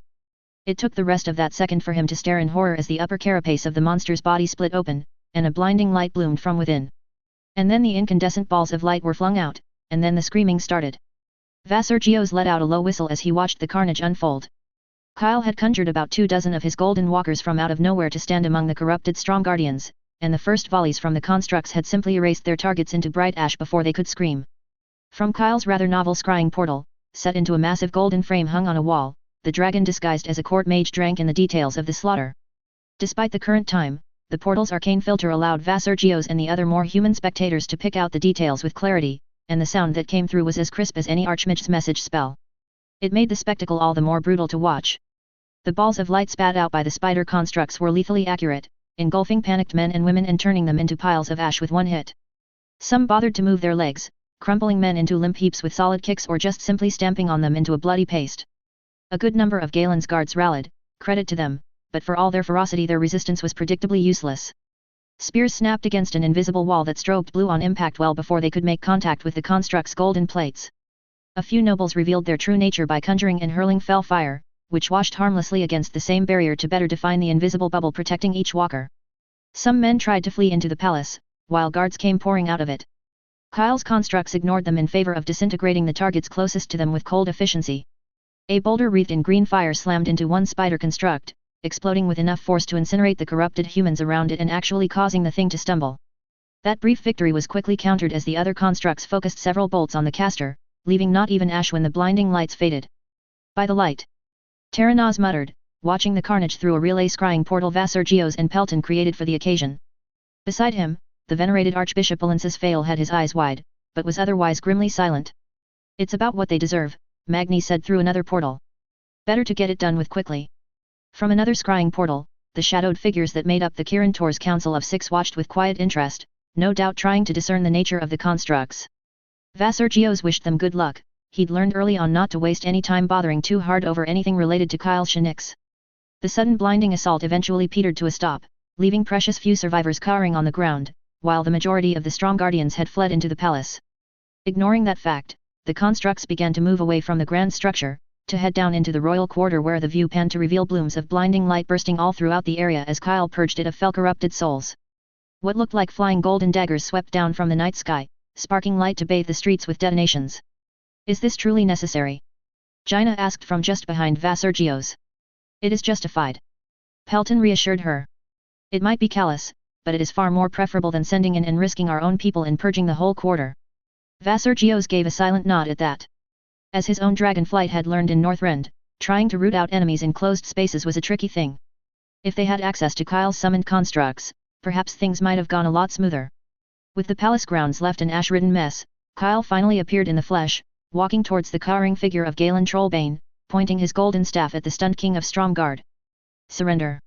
Around Kyle, swirls of light appeared again, and this time in their wake were a whole mob of spherical probe constructs, no less than 60 of them by Vassar Geos' estimates. Most of the probes swarmed into the palace, breaking through the door or windows and caused another round of panicked screaming to emanate from it. A few remained outside, flitting from one suitably cowed and whimpering noble to another. Galen clearly was taking in the sights and sounds of what was happening around him before he finally turned to Kyle. I will kill you, he declared with potent hate as he rose up, bringing his curse's blade up in a guard. You'll rue thee. Kyle simply dashed forwards, his Shinix boosting his movements to the point that it looked like he teleported towards Galen. In a flash, the golden staff had transmuted into a thicker shaft of a polyarm. A blade of blue-white Shinix light shone out of one end, pointed downward. Galen's severed hand hit the ground still clutching the sword, the glow of its runes fading. It took him a couple of seconds to register that fact before he fell to his knees and began screaming in pain. Surrender, Kyle demanded again, this time aiming the flickering Shinix blade at his agonized peer's face. In the background, a few figures crashed through the windows of the palace's upper levels, their bodies host to bloody craters. Probes flew out after them, arcing lighting from their soulless irises to carve away even more chunks of flesh even before they landed. Galen glanced at the gruesome treatment, and then seemed ready to concede to Kyle. But... Kyle. Both Vassar Geos and Pelton warned as they perceived a spike in dark magic. The Mage King didn't have time to act as something took over Galen and forced the crippled king face first into Kyle's blade, bisecting his head. The presence vanished immediately after that, and Vassar Geos tasted the smug satisfaction from the fell energies lingering in Galen's corpse. Caught by the same surprise that hit every spectator at the sudden forced suicide, Kyle stared at the mutilated body for a moment, and then let out a trembling sigh. Valagan. Your Highness. We'll have need of more prisoners after all.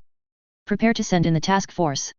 A trio of probes zipped towards Galen's body as if to guard it, then the Mage King turned and began stalking towards the palace. Chapter 45. With freed merchants from Stromgarde's dungeons providing their macabre testimonies, and the interrogation from the few captive Stromgardian nobles, the upper classes of Stromgarde seemed to have fallen far into damnation.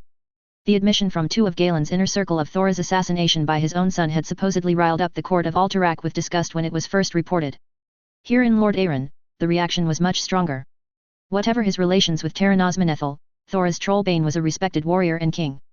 He did not deserve being betrayed by his own heir. Arthas felt bitter grief and his father went sheet-pale when Kyle had presented the testimonies through a magical recording, backed up by the word of Ranger Captain Arianda who had been present during interrogations. That Galen had the audacity to turn the subjects of his kingdom's allies into livestock to feed his ghastly appetite had roused the court of Lord Arryn to anger, especially when hearing of it through the mouth of a blank-eyed survivor. Even with the ministrations of Alteraci priests, the rescued merchant carried a heavy veil of despair on him. He skittishly fidgeted in place, rubbing at his arms and the small scars on his neck. His account of being bled out while Stromgardian nobles lapped up his blood like fine wine had made Uther, who stood by Arthas, visibly shift in anger.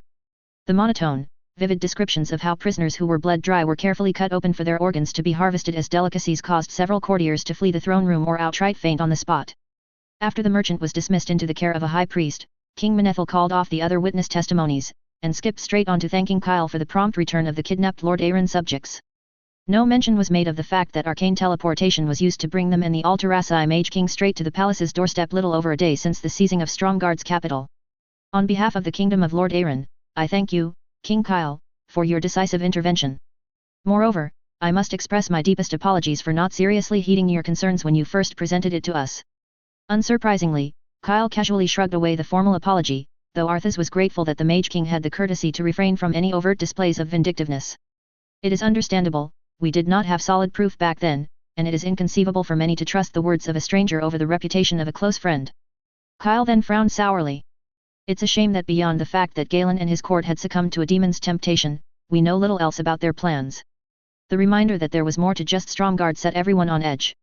Arthas was aware that the High Elves up north were still battling against demons, to the point where dragons had intervened. King Anastarion had not called for aid as far as the prince knew, but for the first time in recorded history elven refugees were reported fleeing their homelands into Lord Arg3nt. While only a trickle, according to Uther, the event occurring at all was still a significant one. And to the west, the disturbing claims from Dalaran that the withering plague was spread by Gilneas could doubtlessly be linked to Stromgarde and Kulthalas. In Arthas' mind, Jen Greymane has been corrupted no less than Galen Trollbane was. Kyle waited for the consternation to abate before he addressed the court of Lord Arg3nt again. I therefore request again that Lord Arg3nt permit Alterac intervention into dealing with its orc problem. There was little surprise from the request, and Arthas was sure that there were some in the throne room that would gladly accept the help offered over the orcs. He'd not seen it himself, but apparently Kyle had dealt with Galen and the entirety of Stromgarde's corrupted nobility literally overnight. Arthas welcomed implementing such power in bringing a swift end to the orcs. It'd mean that he and Uther and the other knights of the Silver Hand need not exhaust themselves chasing after the irritatingly elusive horde remnants. Too many villages had already been sacked and razed, too long had the eastern region of Lord Arg3nt been treacherous lands for its own people, and too many soldiers were being invested in hunting down and cornering the orcs.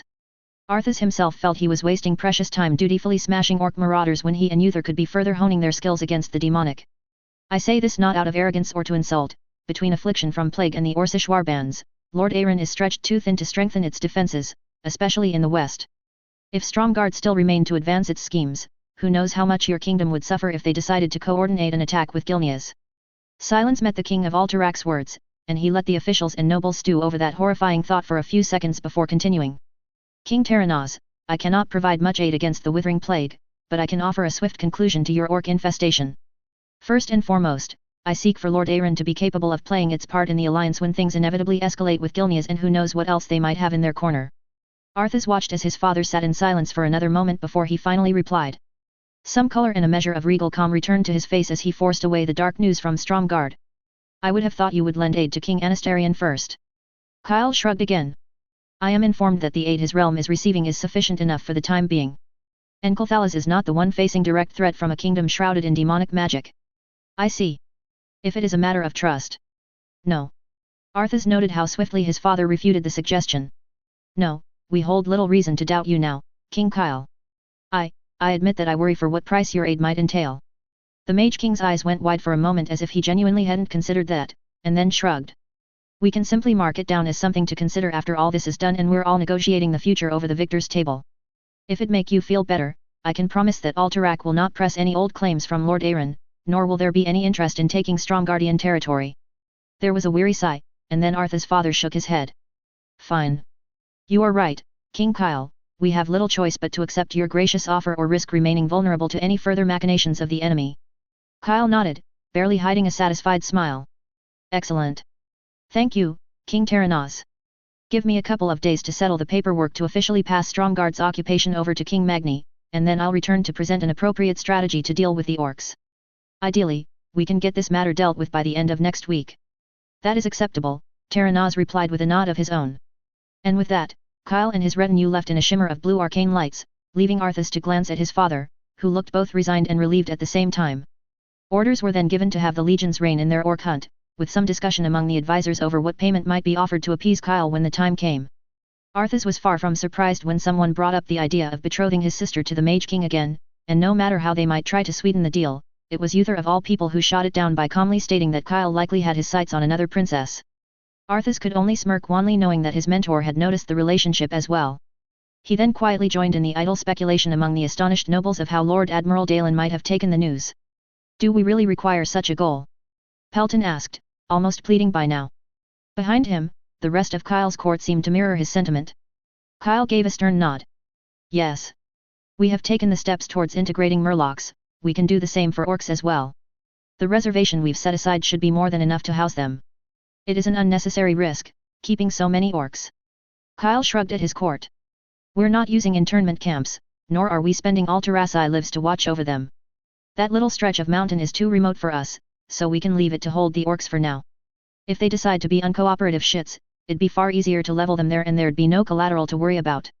Doubts lingered among the men and women before Kyle, but no further protests arose. Jaina could understand their concerns and, more worryingly, she could see Kyle's rationale. Beyond just altruism, his creation of a new home for the orcs was partly so that it could serve as a lure for other scattered horde remnants, hopefully weakening their resolve. There were supposedly a couple more notable warbands infesting the lands near or within Hosmodan and Stormwind, and Kyle hoped that they might be enticed by news of a place they could call their own, however nominally it might really be. Of course, the other part is as he had said, if Alterac could make strides in domesticating murlocs, then the kingdom could very well try and domesticate the orcs as well. Kyle was also treating it as a matter of prestige to one-up his peers.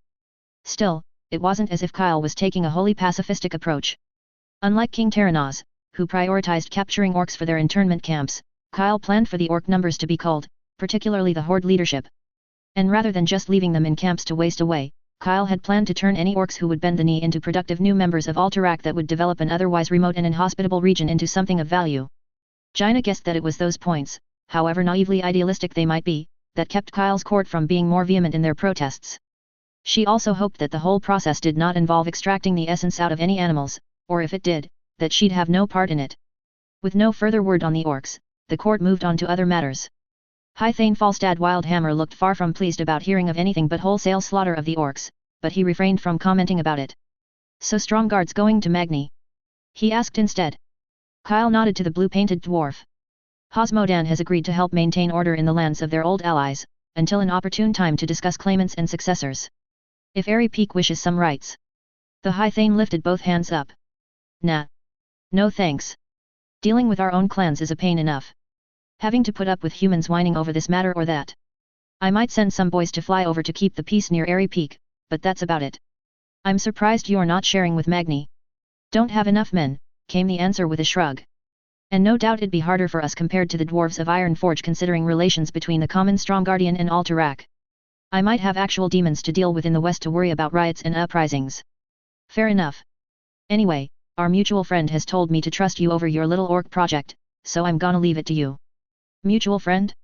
Kyle and Pelton nodded with full comprehension. It took a moment before Jaina could come up with a reasonable guess as to who it might be. But how was Archmage Crassus connected to the High Thane? In the meantime, seeing that your evacuations aren't needed, I wanted to talk to you about the caches. The court slowly relaxed as the topic moved on to more mundane matters.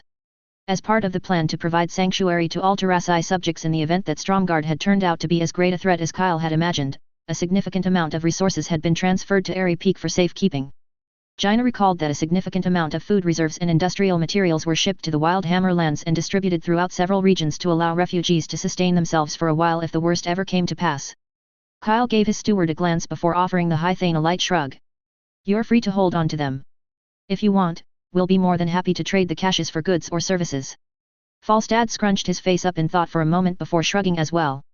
I was about to ask if you're fine leaving M buried for the coming winter, but sure, I don't mind a decent trade. I'll send my people over to talk to your people. Works for me. Kyle's court came to an end for the day, and with ease born out of habit Jaina easily followed him out of the throne room. Keeping beside him in silence, they slowly made their way up to Kyle's study room, as if both of them were drawing out every second they could together. So, is everything packed? Kyle eventually asked as they were halfway up the stairs.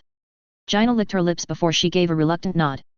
A shame you can't just teleport there, he said, for the 7th? No, 8th time ever since this subject was brought up. The princess didn't bother repeating her reply this time.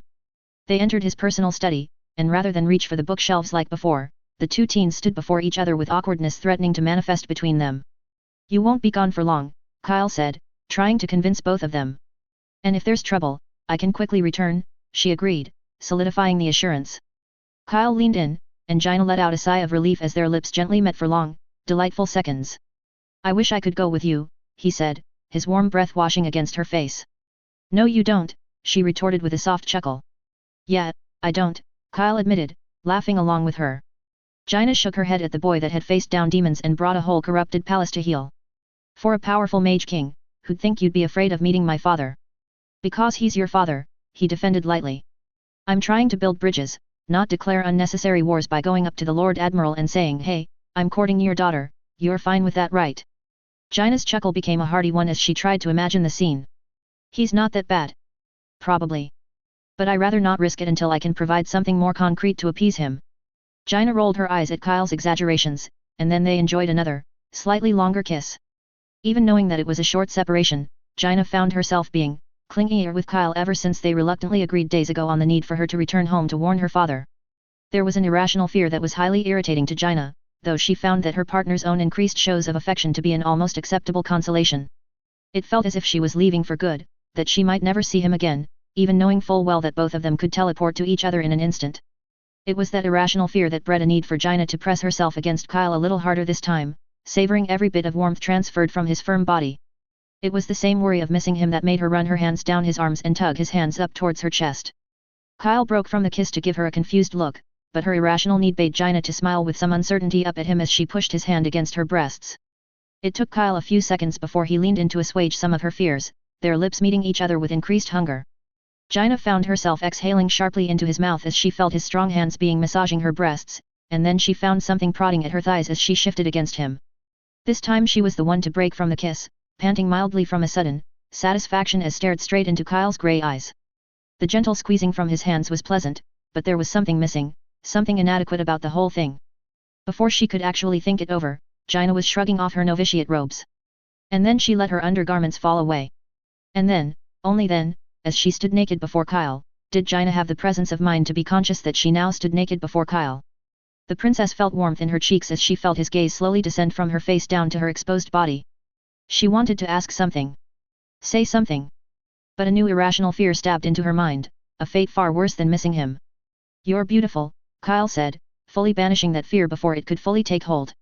His hands slowly hovered up, and Gina had to resolve herself to pull them against her skin, to feel his warm, strong hands press against her bare breasts as she leaned in to kiss him. She gave less restraint to her moans as Kyle's hands first groped her soft mounds, and then began drifting all across her bare skin. She squirmed happily as his hot touch flitted between her nipples, and then caressed its way down to her belly, and eventually slid down between her legs. In return, Gina let her own hands roam, at first tugging at his shirt until he got the hint and literally tore it off himself, and then appreciating every inch, every curve of his toned body. And then Gina's hands slipped under his trousers, and this time she grumbled a quick spell that blasted away the belt buckle to let the leggings fall freely to the floor. Pulling back to look down, her eyes widened once some embarrassment finally filtered into her addled mind at the sight of the bulge Kyle was nursing. Kyle gave her a querying look of some concern, but Gina gulped her trepidation away to give him a final kiss before sliding down to her knees. She tugged at the offending underwear that restrained the bulge between his legs, and almost jumped back at the surprisingly rigid thing that leapt out and almost hit her in the face. Staring for a moment with some awe at the twitching, meaty shaft that seemed longer than her handspan, Gina found herself licking her lips in anticipation. A single question dominated her irrational mind as she marveled at the member pointed at her, a single, very important question indeed. How would it feel? Her answer was to slowly part her lips to place a soft, gentle kiss on the tip. Kyle's soft hiss was somehow highly satisfying, so Gina slipped out her tongue to give short, experimental laps. It didn't taste of much, yet there was something highly gratifying with the act. Her mouth opened wider, and she began to lean in. Closing her eyes, Gina felt with growing delight the firm, meaty cock is slowly pushing into her mouth.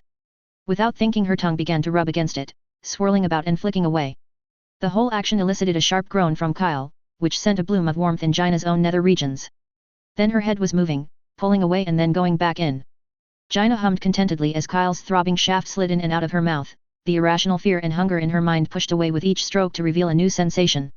She felt familiar, strong hands placed firmly on either side of her head, offering a strange sort of assurance.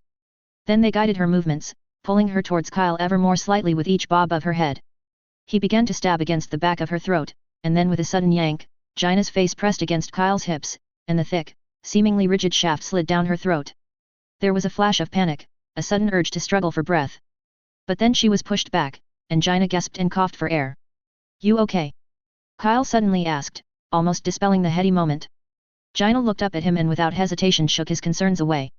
She wiped the unseemly drool off her chin, and opened her mouth again. It took her 3 more tries before she found the discomfort of being choked genuinely pleasurable. By then, she also felt comfortable enough with Kyle to let him take over. With hands hanging limply off her sides, Gina found a strange sense of contented joy as Kyle moved her head and thrusted his hips into her mouth. She only had to keep her mouth open and her body relaxed, and she could leave the rest to Kyle. It was strangely, delightfully, reassuring to surrender herself like this. The whole moment lasted for light knows how long, but Jaina knew that things were building to a climax as Kyle's groans became more labored, and his jerks and yanks became fiercer. Jaina, he finally breathed, the first coherent word between them for a while. Something told her to brace herself, so she clung onto his thighs. Jaina. She closed her eyes tightly as he pulled her fully against him one final time. She felt his cock throbbing heavily in her mouth and throat, and the sack pressed against her chin pulsed and squirmed. Then Jaina felt it, a stream of something thick and hot shooting down her throat. And then another tight pulse of his cock and balls, and she swallowed another wad. Taking calming breaths through her nose, Jaina relaxed herself and moaned softly as she counted 7 swallows of hot, wonderful loads from Kyle. Finally pulling away with a satisfied gasp, Jaina opened her eyes to behold Kyle's glistening, drool-dripping cock still twitching before her. She glanced up at him, and almost broke into a giggle at seeing the relief on his face and posture. Looking back down at the slick member, she gave another swallow to clear her throat, and then leaned in to lovingly lick it clean in exchange for the enjoyment it gave her. "How, did you like it?" Kyle asked as Jaina finally got up to her feet, wincing at the slight cramp in her legs. "It was nice," she determined with a lazy smile, and then leaned in to give a quick peck on his lips. "I don't mind another round, something to look forward to when I return." Kyle hummed as he nodded, mirroring her satisfaction. Pleased with that promise, Jaina was about to turn to gather her clothes, but then Kyle's arms wrapping around her waist caused her to yelp. "It's my turn to return the favor," he whispered into her ear, causing her to shudder. Then it was Kyle kneeling before her, and Jaina drew in a sharp breath as she saw him slowly drawing closer to her, now that she noticed it, moist lower lips. She bit back a squeal and her body bucked as she felt what must be his warm tongue flick against her. Her legs gave out moments later, and Jaina was on the ground, moaning through gritted teeth as Kyle had her legs spread for full access to her, lapping and sucking and nibbling away. Her mind reeled from the sudden onslaught of alien pleasure, and Jaina was barely aware of her body shuddering or squirming helplessly. The exquisite torment ended a brief eternity later, washing Jaina's mind blank with pleasure. When she finally became aware of vision with her eyes blinking rapidly, Jaina found herself panting softly, her body glistening under a sheen of sweat. Her thighs were sore. Her back felt like it was just sprained. Her head reeled. Slowly lifting herself up on her elbows, Jaina met Kyle's expectant grin. "I hope it felt as good as you sounded." The princess rolled her eyes at her lover and let out a tired groan before slumping back onto the ground with a weary but contented sigh. Kyle crawled up against her, nuzzling against her neck as he pulled her sweaty body against his. They enjoyed each other's pleasant warmth for a moment before they let their responsibilities take over. "I'm sure my father will heed your warnings," Jaina remarked with some seriousness, and was replied in kind by Kyle. "The important part is to convince him to keep away from Gilnea's coast. That, and the quarantine. While the withering plague has not hit the islands of Kultir as yet, since they still imported Gilnean food, nobody knew what potential dangers to expect." Jaina could only hope that the imports were limited to the islands closest to the now damned kingdom, and that her family had kept away from the tainted food. Once she returned home, she would restrict her diet to conjured food as a precaution. "You take care with the orcs, Kyle. And you try not to get me killed on sight by your father," he replied with a cheeky grin. Chapter 46. Though the humans attempted at reducing the internment camps via brutal purges, the fact that their garrisons were complacently and woefully undermanned along with the defiance against extinction rousing the spirits of the orcs saw more breakout than massacres at the end of the day. Unarmed and unarmored, the orcs tapped into their primal warrior spirit and raw numbers to fight their way to freedom. Tales of gruesome sacrifice filtered in, of a mob of orcs rushing at their captors in a bid to bury them with their own dead bodies, or at least leave the humans' weapons stuck in their corpses for long enough to even out the chances for their fellow orcs coming up behind them. There was a tale of a few blade masters from the Burning Blade clan fighting around a growing pile of human bodies with looted weapons, their bodies studded with arrows and marred with fresh wounds as they bought precious time for the other inmates to flee. Supposedly even as they died and their spirits left them, so desperate and enraged were they that their bodies continued fighting until they were hacked apart limb from limb. The Bleeding Hollow clan had been lucky enough to be interred almost entirely within a single camp, and managed an organized breakout that saw miraculously few losses.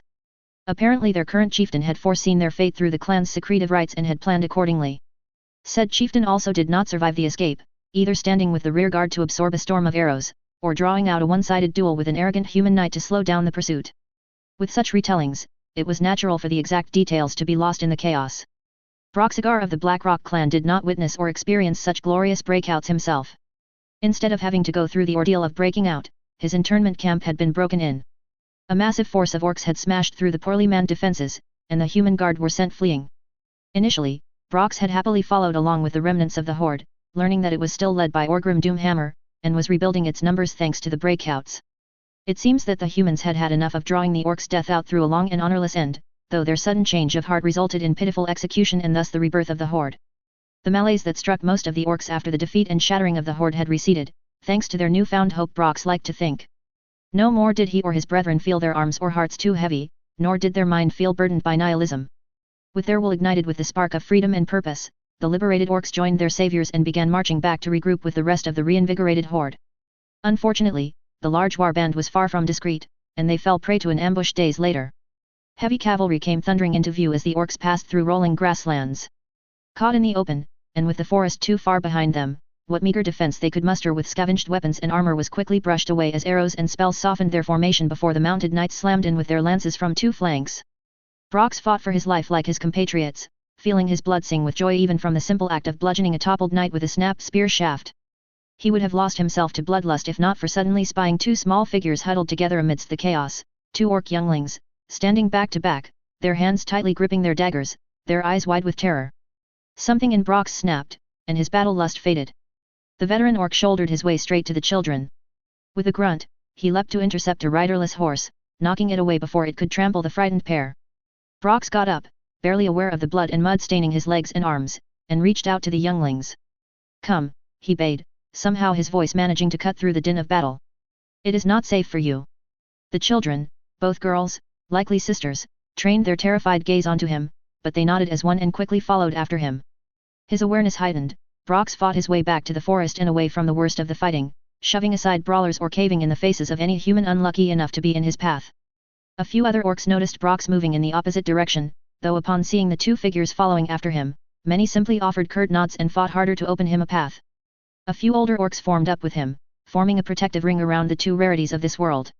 Many had left their youngest children back in Draenor, or had been blessed to have their offspring's growth accelerated to join the horde's ranks by the warlocks.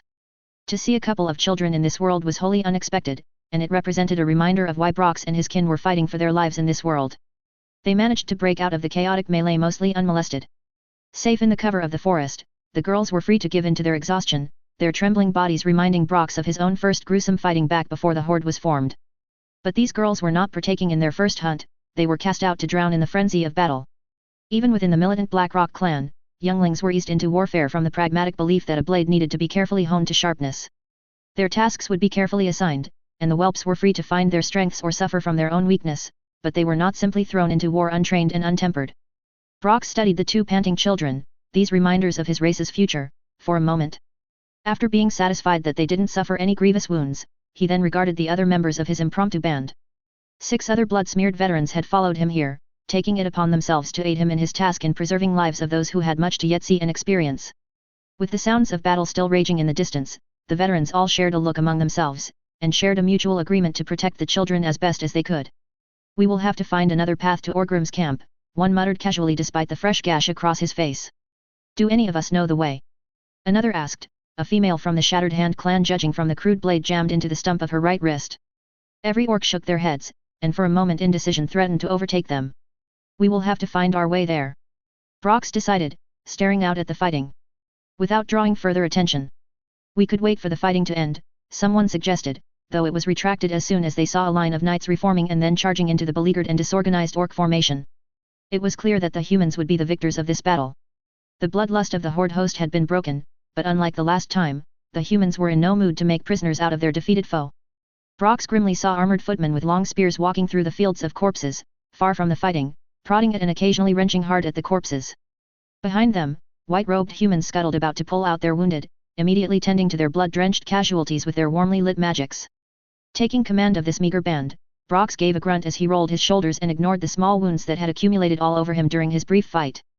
"Come, we need to move before they decide to search the forest." And so the 9 of them traveled through hostile lands, keeping mostly to the wilderness. The orcs fed off the bountiful local wildlife, wisely keeping away from the unfamiliar plants and fungi. With their old skills before the horde recalled, back when inter-clan conflict was a frequent affair, they kept to the forests or hastily scampered across the grasslands like raiders. Knowing better than to risk attention, Brox and his band held back from ambushing oblivious caravans, though one of their number, Hurok, one of the rare orcs from the Laughing Skulls clan to make it to this world, managed to incite the mounts of one particularly bountiful wagon into a panic. The trail of flung and scattered loot provided some refreshing and much-needed provisions, like powdered spices, waterskins, and dried meats. The 2 girls, Gorgona and Krenna, were kept out of harm's way at all times. The older orcs all felt a protective urge over them, and whenever possible each took turns to train and teach the whelps important skills to survive in this foreign world. For their part, Gorgona and Krenna were calm and collected, eagerly learning the intricacies of blade work or the most efficient methods of processing a kill without so much of a complaint. Brox felt a muted pang to hear that they had not only lost their parents in this world, but it was because their family had been exiled from their clan, the Warsong. The same Warsong clan supposedly formed the backbone of this revitalized horde. Grom Mash Hellscream and most of his clan had escaped capture all these years, and it was with their defiance that Orgrim Doomhammer had managed the first assaults into the internment camps. Brox wasn't the only one among his small group who wondered if finding their way back to the horde would be best for their two young charges, but with little other option, they had to hope that the Doomhammer would at least have the sense to overrule the infamously bellicose Hellscream. Wandering virtually without purpose for weeks, the orcs lived off the land while avoiding alliance patrols, oblivious to the outside world. Every now and then they would debate whether they were headed in the right direction, but ultimately they would continue moving, knowing that aimless wandering was preferable to remaining still for the humans to find them. Then in one afternoon, with the great mountain range dominating the horizon before them, Brox found himself shooting up to his feet and spinning about at the sudden presence that intruded in their camp. And in his head, greetings. All the orcs were already standing with weapons in their hands, forming a ring with Gorgona and Krenna shoved in the middle as the older orcs warily kept their eyes out for the source of the sorceress voice. Snarls and growls of challenge were met with startled wildlife, but it took a while more before the foreign voice rattled in Brox and his comrade's head again. Worry not, I've not necessarily come for a fight. Head snapped towards the sound of branches snapping and leaves crunching as a figure suddenly appeared out of nowhere. A young human, wrapped in gold armor strode into view, emanating a palpable air of danger to him, especially with how vastly different he looked from the other Alliance humans Brox had battled. To further emphasize the point, the intruder's eyes glowed blue, and his mouth did not move at all as he somehow spoke into Brox's head in his native Orcish. You are coming close to trespassing on Alterassi land. My land. Lower your weapons, orcs. Without warning, Hurok broke from the ring to charge at the human. With incredible speed, the orc of the Laughing Skulls took only 2 strides to close the distance and leap towards the human, his scavenged greatsword raised high. More incredibly, the human effortlessly sidestepped the attack, letting Hurok fall onto the boy's waiting fist with such force that the orc audibly gasped as the air was blasted out of his lungs. As Hurok rolled on the ground, a blade of light shimmered out from the bejeweled bracers on the human's forearms, glowing in the same blue tint as his eyes. First and last chance, he threatened. You will kill us anyway. Vorna of the Shattered Hand yelled, falling into a stance for a charge. The young human shrugged casually, taking a few steps to place some distance between himself and Hurok. Well? No, with how small your little group is, I think I can be convinced to host you in my lands. We will not be prisoners again, Brox growled. Who said you'll be prisoners? Don't toy with us. Gore, a fellow clanmate, hissed. Prisoners, slaves, you offer a fate worse than death. Really now? Brox suddenly groaned and dropped to his knees as visions were forced into his head. He saw a snowy clearing in the mountains, filled with a few dozen huts within a perimeter of golden, waterless pools. He saw orcs with drainer wolves going about their lives, farming, leatherworking, building new structures. The Frostwolf clan, Brox realized, remembering their exile. They were far from grinning with glee, but neither were these orcs slouched over from the burden of oppression. They wielded tools that were clearly not of Orcish make, and some of the materials were far more refined than anything the Horde could manufacture. Does that look like that bad a fate? The vision ended, and Brox was left blinking hard as he rose to his feet. You lie, Hurok wheezed as he managed to stand on shaky legs. It is an illusion. If that is what you think. The human suddenly smirked. By the way, please note that I'm still standing here instead of trying to lop off your heads while you were all preoccupied earlier. Brox was not the only one snarling at the unsubtle threat. What do you want with us? He demanded, and the human shrugged again. Just some information from my would-be trespassers. My offer is genuine though, if you are willing to behave and swear fealty, I can bring you to that village. The first outsiders to join the Frostwolf clan in their assigned territory. Lies, Vorna countered. You have them enthralled to your whims. You'd do the same to us. The golden armored figure rolled his eyes. Right. Following some common sense laws counts as mind control. While the others readied for the inevitable battle, Brox took a glance over his shoulder, and saw the 2 girls standing with resolute firmness despite the confusion and terror in their eyes. He drew in a breath, and then turned to the bemused human. Human. The obvious shift in tone had drawn his curiosity, as well as the puzzlement from Brox's comrades. We will not believe your lies. But if we cooperate. Brox. Will you swear to leave the 2 behind me in peace? They are young, their hands are free of human blood. The other orcs immediately aborted their protests, and Brox shared a glance with them. Reluctantly, their hostility receded a little. Hey! I see. The human was silent for a moment before his expression surprisingly hardened. Tell me, orc, when the horde rampaged across the continent, what did you do with those humans and dwarves and gnomes whose hands were free of Orcish blood? Brox winced at the memory of massacred settlements, the trail of bodies trying to flee from the horde's advance. The whole band tensed at the statement, bracing themselves for the human sorceress wrath. But instead, the angry voice throbbed in their minds. You have no right to use that excuse. Their innocence is irrelevant here, you only wish to preserve your younglings. Before Brox could stamp on his own dignity and beseech the human for mercy, the human sighed before staring gravely at him. Lower your weapons. Bend the knee and swear fealty to Alterac. You will be sent to the Frostwolf village. It is not an illusion. There will be no mind ensorceling. You will be given a chance to assimilate into my kingdom. That is the offer I give you. That, or a swift death. The veterans looked amongst themselves, glancing at the girls every now and then. Some would rather die than face internment again, Brox knew. But others had grown weary, and Brox himself had to admit that the vision was tempting. But what of the girls? They looked uncertain, just as their fate was even if they did manage to return to the horde. Would a life of servitude under a human be a better alternative? Would a swift, merciful death be a better fate for them? Human. Brox returned his gaze to the waiting intruder. You give your word. Their words mean little. Vorna hissed, but Brox ignored her. So long as you keep to yours once you swear fealty, the human replied. I will not go back to the camps again, nor will I be a slave, Vorna interjected angrily, with Hurok and two others adopting a combat stance as they shared her sentiment. Far from taking it as a threat, the human rolled his eyes. Fine, I guess you could be a good test study. Before Brox could step in, his body froze for a fraction, and then suddenly he and the others were stumbling. It took a second for him to register that the sharp air rushing into his lungs was much colder, and that his hide boots crunched into even colder snow, and his surroundings had suddenly changed. Steadying himself, Brox found himself up in the mountains, in the same village as the visions had earlier shown.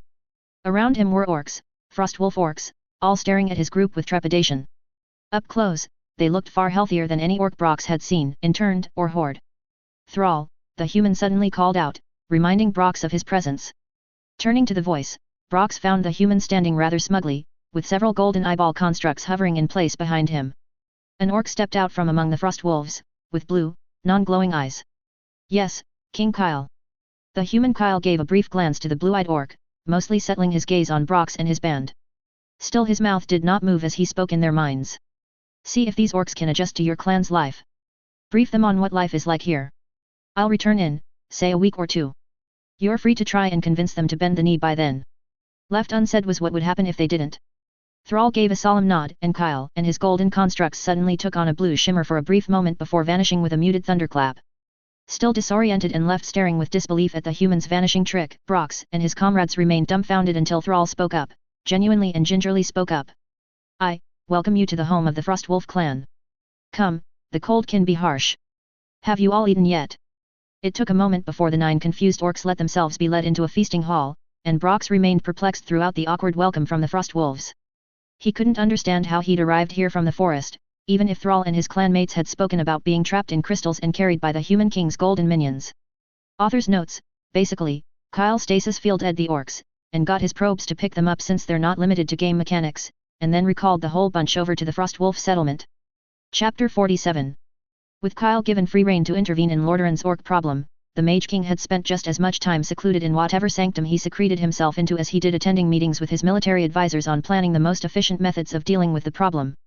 Despite her insistence otherwise, Laura had been included in the meeting. It was somewhat nice that Kyle thought so much of her close-up experience with the savages, but it was also a chore to be part of a multi-layered discussion. Laura knew her limits, anything beyond some tactical planning was not for her, she much preferred being pointed to the enemy and let loose. Less thinking, less hassle. But the humans, most of whom have never been in more than a couple of encounters with the orcs, had thought her insights to be invaluable. Nat, they use archers, how many is just dependent on the clans. Can't rely on all orcs to accept challenges, even the stupid angry ones. Blame it on their lousy honor. Nat, if you want 'em to charge your ranks like that, they'll have to believe it's the best option. Give 'em no choice. If you're gonna shoot them to death, up the arrow stock. Maybe double it to be safe. We ain't all elven rangers, and the brutes are too stupid to know when they're supposed to die. Being part of the strategic meetings also meant that Laura had an eye on the scope of Kyle's ambition. Constant reports from Pelton and Valagan as well as himself, provided constant updates of the various raiding parties and warbands throughout Lord Arg3nt. To everyone's consternation, the Mage King personally dealt with the smaller elements by himself, reducing the number of orc groups each time the meeting began. Need to try a few things out, he will always say far too casually, as if facing down a dozen orcs was nothing. But seeing that Pelton and Valagan had given up on lecturing him, the dwarf too didn't bother anymore. Knowing the boy, he probably could list down the precautions he took if she tried bringing it up with him, and the gnome would be trying to hide his surprise at how extensive it was. Again. Then again, Laura probably couldn't fault the kid's confidence when he had magical shielding that could withstand a demon, and golden minions that had casually erased the demon-corrupted nobility of Stromgarde. Plus, he had a girlfriend now, so he shouldn't be too carefree with how he approached danger. Or would he, since he'd be trying to show off more? Damn it. Met. Valagan's watching over him, she'll leave it to the blue-loving court mage for now, and ready up a proper torrent of a lecture once, if Kyle slips up and needs to be dragged out of a mess. In the meantime, the days spent planning was a small ordeal that Laura begrudgingly appreciated. There was a thoroughness that having Magi with scrying provided that she envied. It especially helped in Kyle's overall plan to fight mobile but decisive battles. Just like the gnolls, just like Stromgarde, the goal was to strike quickly and with overwhelming force, and that sort of thing didn't work without knowing how your targets were laid out. Having access to the crazy inventions Kyle had inspired the gnomes with also helped. The repeater bows would give the Alteraci soldiers one hell of an opening salvo during ambushes, the converted tractors promised to provide a hardy bulwark to anchor the front lines, and the much-hushed Project Hollander was no doubt going to be something utterly impossible again judging by how Kyle and the gnome engineers had been cackling. Eventually, after more than a week of having to constantly watch the wooden pins on the map of Lord Arg3nt being moved around, Kyle decided that it was time to strike. Several orc bands had congregated or were close enough to the main orc camp nestled in Red Pine Forest. Remember, I want no heroics, Kyle reminded everyone. Hit the orcs fast, hit them hard, and don't die. If they survive the alpha strike, finish them at a safe distance. Play to our strengths, not theirs. After re-emphasizing the point in a few more ways, Kyle finally let Laura and the other commanders muster their people. Other than hers, 2 other forces were organized, also primarily composed out of the very green and lightly equipped legions of Alterac, and even some lucky city and town guards. It was supposed to be a chance for them all to earn some invaluable combat experience. Commanders would get to apply and experience Alterac's novel approach to warfare, while the troops would get a taste of disciplined violence. Everyone would also get used to the mobile deployment Kyle insisted on. Instead of marching out, the strike forces would be gathered outside of the capital city at the break of dawn. All 1,200 or so of them, a significant portion of Alterac's fighting ability, were assembled in neat ranks and rows, and spaced out by their groupings on a field beyond the city walls. Understandably, every footman, ranger and cavalryman were fidgeting nervously, no doubt hearing of Kyle's favored method of jumping about from the few who have experienced it. Laura herself was still struggling with the self-consciousness of sitting awkwardly on a probe like the rest of the royal guard. At least now they had more comfortable saddles, and the golden mounts had wicked spikes welded onto them to make their rapid charges even more entertaining. The proper, horse-mounted knights of Alterac gathered at the head of the other 2 strike forces had their own modifications that marked them as uniquely Alteraci. The bulkier elements of the knight's armor like pauldrons, especially the pauldrons, were reduced, mostly to save on metal and weight. They sported new lances, which were both hollow and much longer, just about damn more than double the length of any lance Laura had seen, with plenty of spares held by camp followers for replacing once the weapons inevitably broke on the charge. They had longer, thrusting swords as well, and a small collection of tertiary weapons in exchange for the usual shield. Kyle had emphasized on maximizing his knight's ability to charge, and so doctrine and equipment were both adjusted for that. The king's decision to add wings to them was overruled however, as it was just about the only thing about the whole get-up that didn't make sense. Laura had to admit the image of it might be impressive, but the uncharacteristic impractical design choice from Kyle was just that, utterly impractical. No point giving an extra handhold for the orcs to leap up to and drag a knight down. As the dwarf mulled, comparing the royal guard's own role as a more traditional heavy cavalry with the new knights, Kyle appeared with Valagan and Pelton in tow. The air cracked from metal on metal as the assembled warriors of Alterac snapped to attention before their king. There was no speech given, Kyle had already said all he had to the day before as everyone gathered, and the commanders had doled out reminders and reassurances earlier. By now, practically everyone was immune to the unnatural glow in their king's eyes as he swept his appraising gaze across the muster. Then, after a glance to his side to receive a nod from Pelton, Kyle seemed to draw in a breath. "Marshal Colin," he announced, and the marshal standing proudly at the head of one strike force wrapped his gauntlet fist against his breastplate. "By your will. Your targets will be breaking camp right now. You know your orders." "Aye, my king." Kyle and his marshal exchanged a final nod, and then Laura felt the hairs on her body prick up as Colin's whole force shimmered in translucent blue light. Then with a soft crash of thunder, they were gone, hopefully to be instantly delivered safely outside the orcs' camp to pin them against a river. Commander Parston, Kyle said immediately after, as if a whole 400 people vanishing wasn't a big deal at all. The young leader of the arg3nt Knights followed the same ritual as Colin, and then he too was sent off in a snap of arcane light with his warriors. His group was to intercept a horde warband before they could prey on a poorly defended town. Captain Laura. And then it was her turn, and Laura tried to remain stoic and steely while the probe underneath her swayed gently in place. As you command, Your Highness. Dark amusement leaked from Kyle's glowing gaze. The enemy are still rousing from their previous night's feast it seems.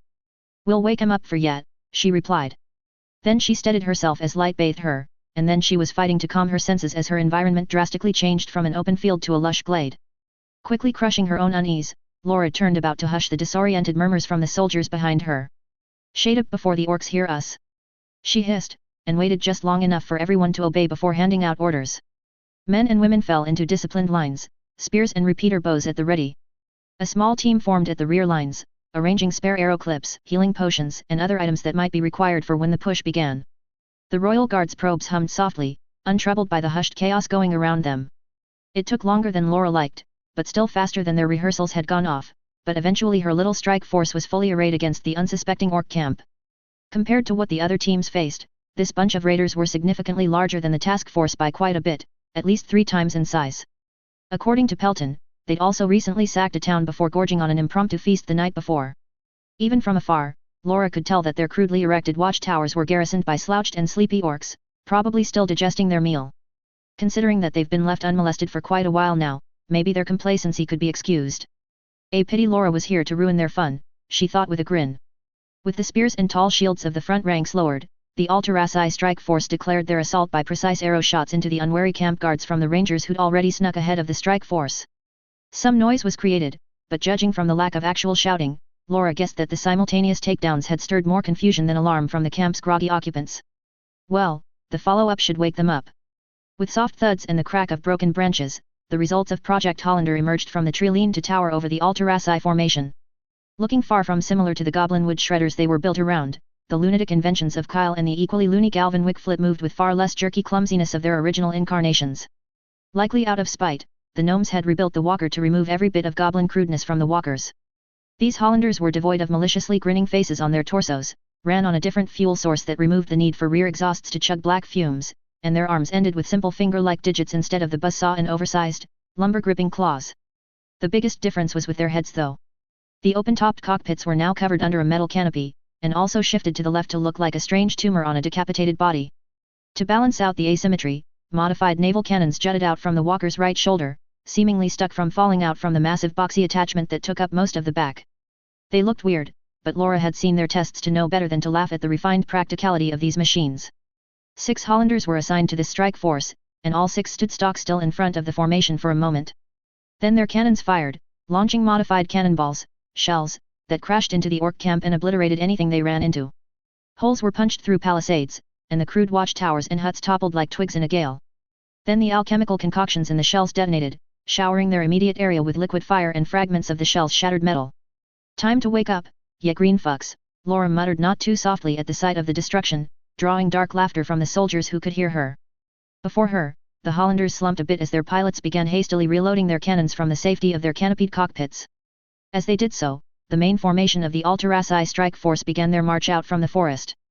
By the time the orcs had finally risen above the chaos to organize themselves, Laura had led her force several dozen yards closer to their camp. Credit to the savage race, they formed their ranks quickly considering the circumstances. Less than a third of a mile away from her was a bellowing line of axes and swords and spears, all ready for a fight. Some had bows and crossbows, judging from the desultory drizzle of projectiles falling towards the advancing arg3nt. Shields up! Laura bellowed, and as one the whole formation stopped. Shields were raised to meet the coming shower, and arrows and bolts thudded ineffectually against the barrier, many even outright bouncing off. For all the strength of the orcs, the extreme ranges in which they sent their projectiles robbed the attack of its lethality. Laura and her royal guards stood, or more accurately sat, defiantly in the open, the probes not even rattled in the slightest as incoming arrows bounced off their invisible shield bubbles. As the pattering against shields died out, a whistle sounded out from behind Laura. Fortunately for the arg3nt, an orc archer's extreme range was well below a cannon's. One down. The captain of the royal guard ordered, and the entire formation dropped to one knee, still protected under and behind their shields. There was a few seconds pause before the booms of the Hollanders' cannons went off again. 6 shells shredded 6 holes in the orcs' ranks before detonating, causing another round of agonized screaming from the greenskins. Up! The Alteraci line rose up, and as the orcs began to remember that skirmishing wasn't their forte and break into a charge, Laura glanced to a more decorated footman standing among the ranks. First rank. The infantry's designated commander bellowed. The whole formation took backward steps to create distance between each row. The frontmost rank of Alteraci planted their shields and spears to form a spiky shield wall, while their comrades behind them shifted to place themselves between shields and raised their repeater bows. Lose. The twang cracks of dozens of repeater bows working rapidly, and the arrows that they spat, filled the air. The orc charge immediately stumbled as those leading it fell with shafts studding their bodies. The infantry commander waited for the volleys to slow before bellowing again. Second rank. Lose. Just as the first row of archers emptied their bows' magazines, their fellows behind them filled in for them, giving them time to kneel and reload. The orc charge became a disorganized mess as they stumbled over their fallen kin and struggled with their shields to block all of the incoming arrows. Their flanks spread out, trying to encircle the strike force, but also presenting a wider target area for the archers. The Hollanders' cannon went off again, reminding the orcs of their presence. Third rank. Lose. The last rank of archers kept up the storm of arrows, and true to their nature the orcs still tried to close the distance. With this many arrows being thrown at them, they probably knew in their violent little brains that trying to simply weather it would be far more lethal than risking a frenzied charge. They were making some progress, some propping their dead up as shields, while others simply shifted to take the brunt of the damage on their left arms and shoulders. They'd taken a lot of casualties, but the orcs still were about to reach the Alteraci lines, even more infuriated than before. From where she sat, it looked like a rolling tide of orc bodies was falling towards her, each dead arrow-pierced orc falling away for their comrade to take his place, eat an arrow or 10, fall away, and repeat the process. Shield rank. The frontmost rank, having already buried the hafts of their spears into the ground and leaning the weapons on their shields, were already drawing their own repeater bows.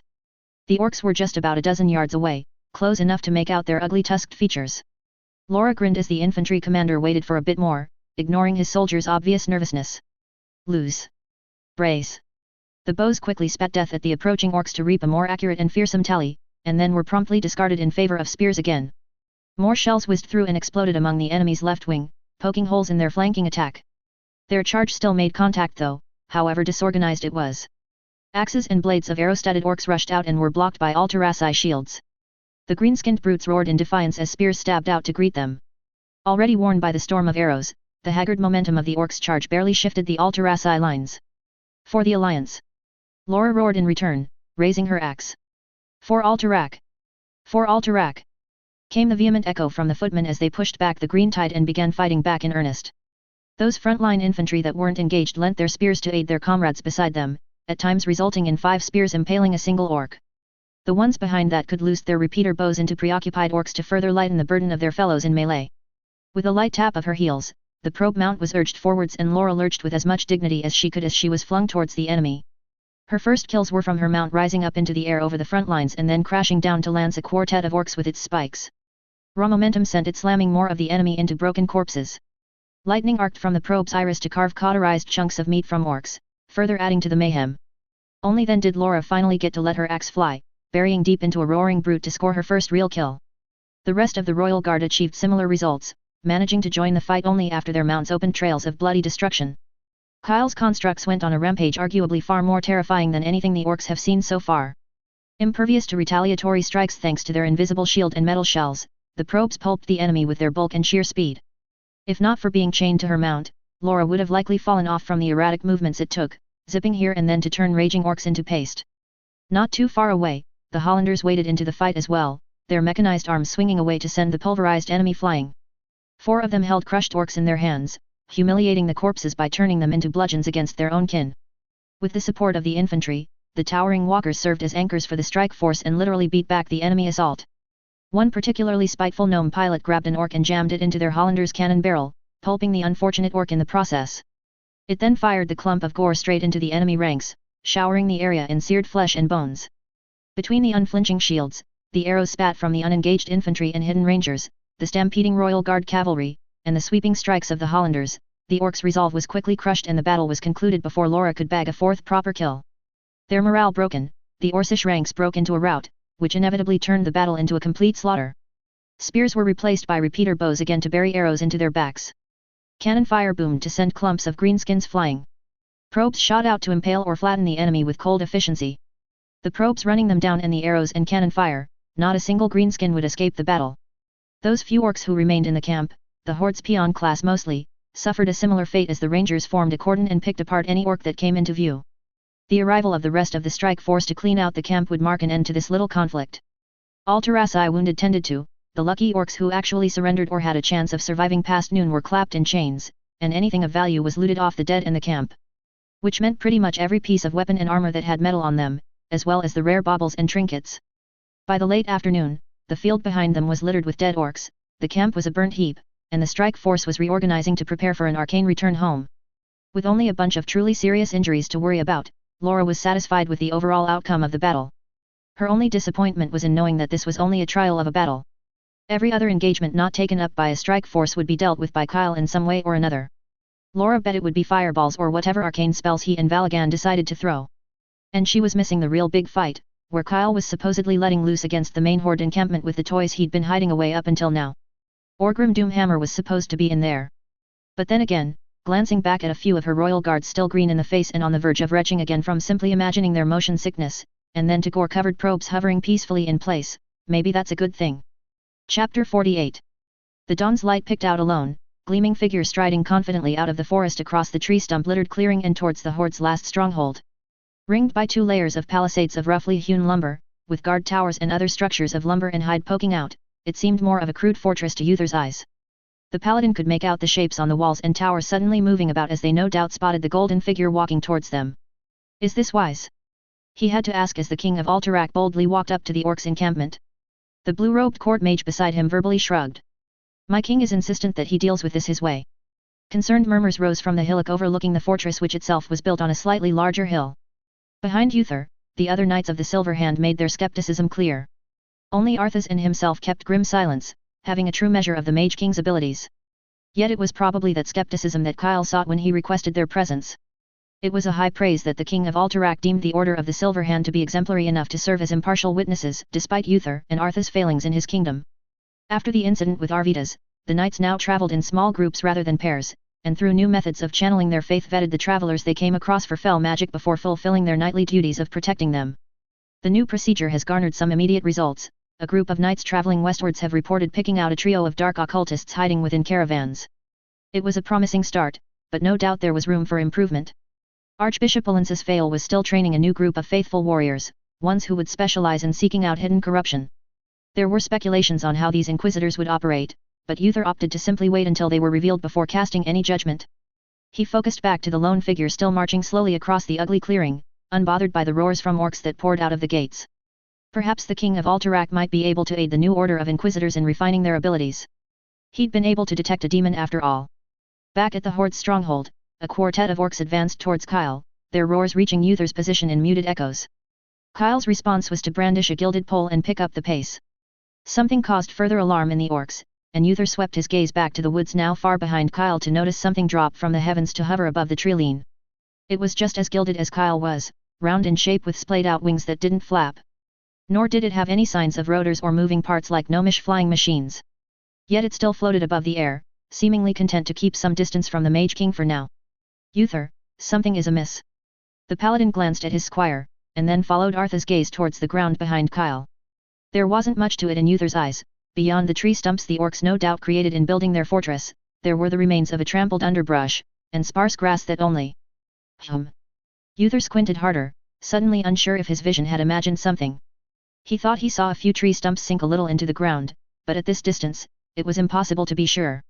It was Arthas who turned to the placid court mage with a request while the other knights and squires of Uther's retinue tried to figure out what the crown prince had seen.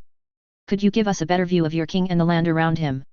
Valigan gave a laconic nod before waving an arm, and a portal shimmered to life, offering a closer view of Kyle half a stone's throw away from the now charging orcs. 4 orcs, common warriors judging from their simpler garb, raised their axes and swords, their maws opening to bellow war cries as they covered the last few yards. Then Kyle slashed his staff across, and the war cries were muted. The orcs all fell in a tumble by his feet, their heads or upper halves of their heads falling shortly after. The Mage King now stopped his advance and planted the butt of his gilded weapon on the ground, proudly displaying the blade of light that formed out from the end as if it were a glaive. He's gotten faster, Arthas noted as the rest of Uther's retinue gawked at the sight. The paladin shook his head. His arm did not move any quicker, he corrected.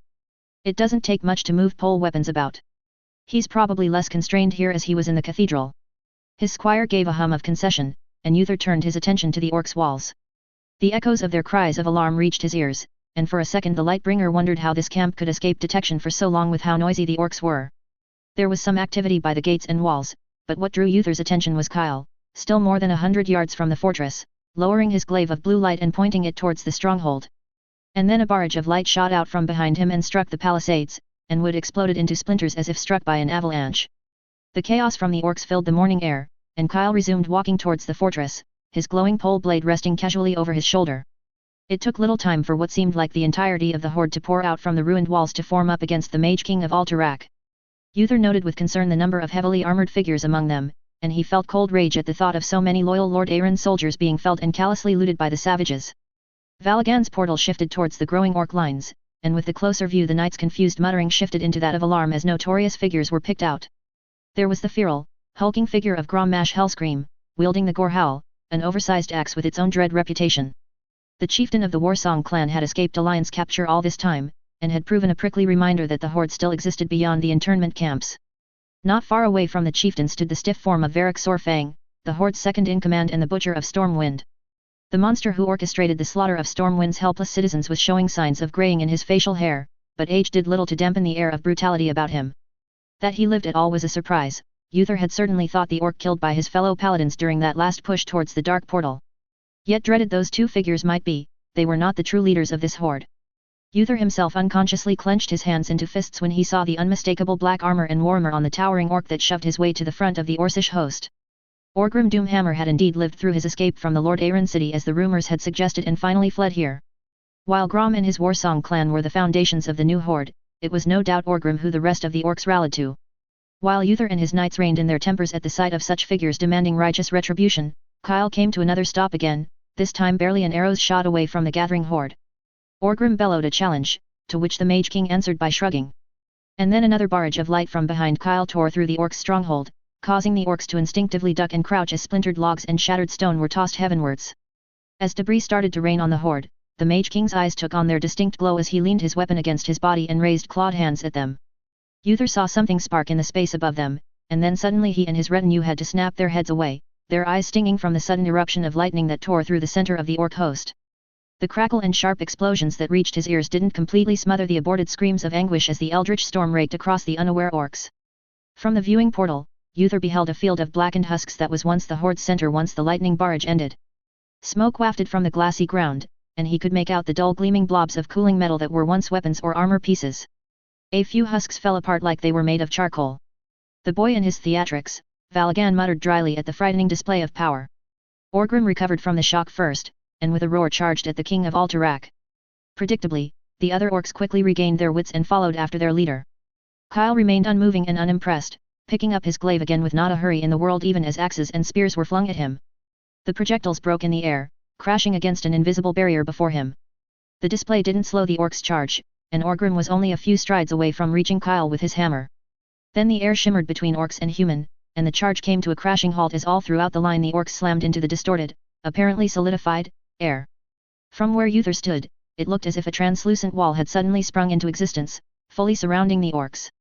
Confused as they were, the orcs quickly picked themselves up, many with bleeding mouths or noses, and tried to overcome the barrier. Weapon strikes bounced off with no obvious effect, and the orcs that tried to climb the semi-visible wall slid off as if they were attempting to climb glass. Then the flying object behind Kyle rose up into the heavens, and as if it lifted a huge canvas, the field behind Kyle was no longer empty. Scores of golden, giant, four-legged spiders began to spread out across the shimmering wall with surprising speed. What looked like cyclopean beetles, also gilded, with crystalline orbs cradled in their abdomens floated after them. And among the walking and floating constructs dozens of larger, just as gold-plated creatures shuffled up towards Kyle. Looking like barn-sized grubs, these giants inched slowly to form a line behind the Mage King, who regarded them with a dark grin.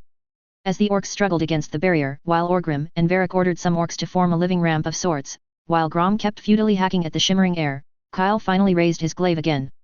Something was spat out from the mouths of the giant grubs, glowing brightly and leaving a trail of light as it zipped effortlessly towards and then over the shimmering barrier. The orcs for their part seemed didn't have the time to be wary as these motes of light darted among them. And then promptly detonated in spectacular fashion. The cascade of explosions was horrific. Blood and broken bodies were flung into the air, and the rain of gore barely had begun their descent before another volley was launched. The stunned survivors of the horde's front lines still couldn't react in time, and the rippling detonations churned even more red mist into the air. By the time the third volley of glowing projectiles shot over the wall, the orcs were struggling desperately to push their formation back. Unfortunately, Kyle's encirclement was complete, and the orcs in the rear were being crushed by their own kin who desperately sought an exit that never existed. A great and bloody hole was blasted from the horde's formation as volley after volley carved out chunks from the orcs. Uther could only watch with wide-eyed horror as he watched the cold slaughter. Kyle remained apathetic as the glowing projectiles shot past him, his glowing gaze scanning the carnage before him almost in boredom. After the fifth volley, the shimmering barrier disappeared, allowing the orcs to spill out. The greenskins stumbled over trampled and crushed corpses to find themselves staring at the spider-like things that took the place of the wall. The dome-like centers of the constructs parted open, and the glowing light that Uther had seen tore down the walls earlier was unleashed into every angle of the broken horde. It was a massacre on a scale that Uther struggled to comprehend.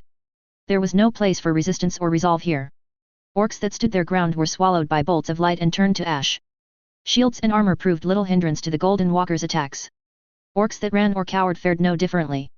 A few orc warlocks tried to hurl green fire, but the flames splashed harmlessly against the same invisible defense that protected Kyle.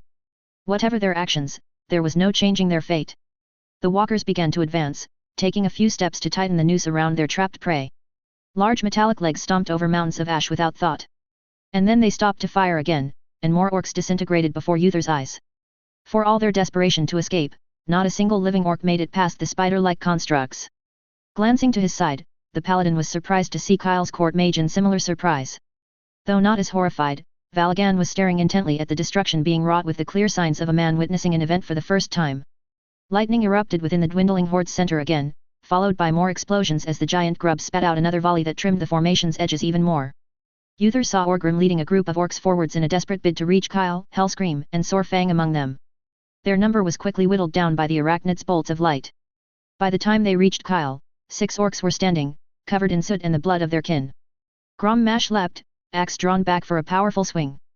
Varric and another orc lunged from one angle, while arg3nt and the remaining orc attempted to flank from another.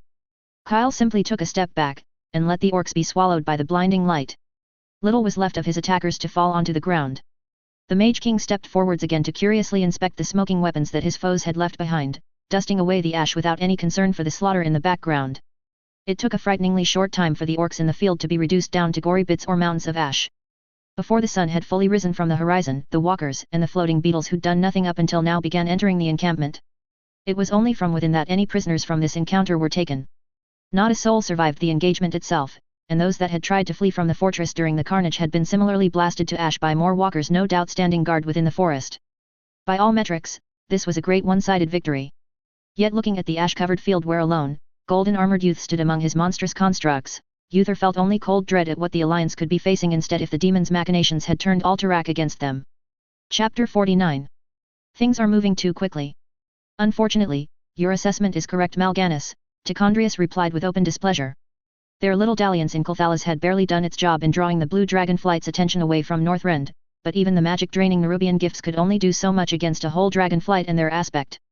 The obsidian destroyers had been taken apart one by measures both crude and overkill. 2 were crushed by the dragons simply dragging ordinary boulders up into the skies to bombard the constructs until something broke. The others were overwhelmed by the focused application of magic, smothering the destroyers with fireballs and spikes of ice as a river might overwhelm a thirsty man. While the ancient constructs had been pivotal in distracting the dragons, it was only through the lizard's own fixation on the fell that kept them in Kulthalas.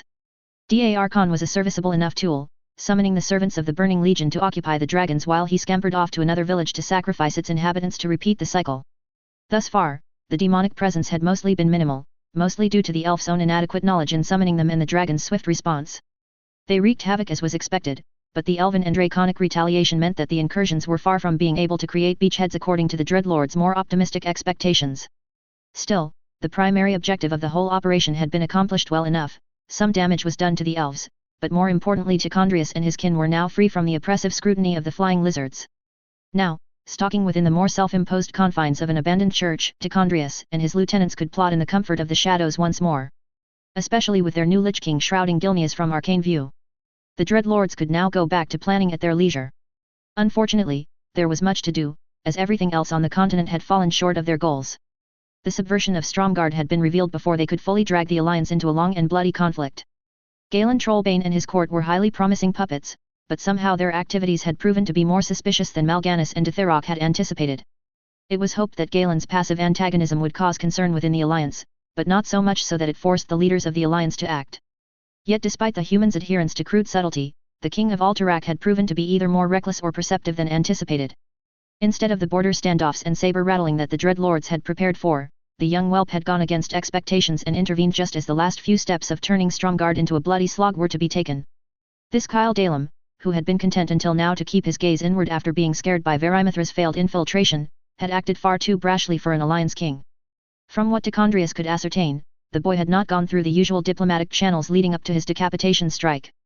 There were no meetings, no attempts at convincing the other kings that would buy Galen time to offer a rebuttal to ease suspicions. Instead of being mired in politicking, Kyle had simply acted against all expectations and thoroughly eradicated Galen's. At least it wasn't a complete waste of effort. The glimpse into the so-called Mage King's manner of attack was interesting to say the least. The magic he wielded was intriguing, the ability to summon so many servitors definitely having its uses. The strength of the golden constructs were hard to determine for the time being, but the Dreadlords had tentatively agreed that the flying spheres were not to be estimated. Perhaps it was such a swarm that surprised and overran Verimithras. Regardless, because of the failures in Stromgarde, the plans revolving around Gilneas were now in jeopardy. No doubt that the humans have formed a tentative link between the discoveries and the former's sudden silence to the latter's own aloofness. Lord Argr3nt, Dalaran, and Kul Tiras have begun closing their borders to Gilneas and strengthening their own garrisons. Tichondrius could also feel unwanted gazes trying and failing to pierce through Gilneas' wards. It would be a matter of time before whatever curious minds decided to resort to a more physical investigation, which would mean unwanted guests.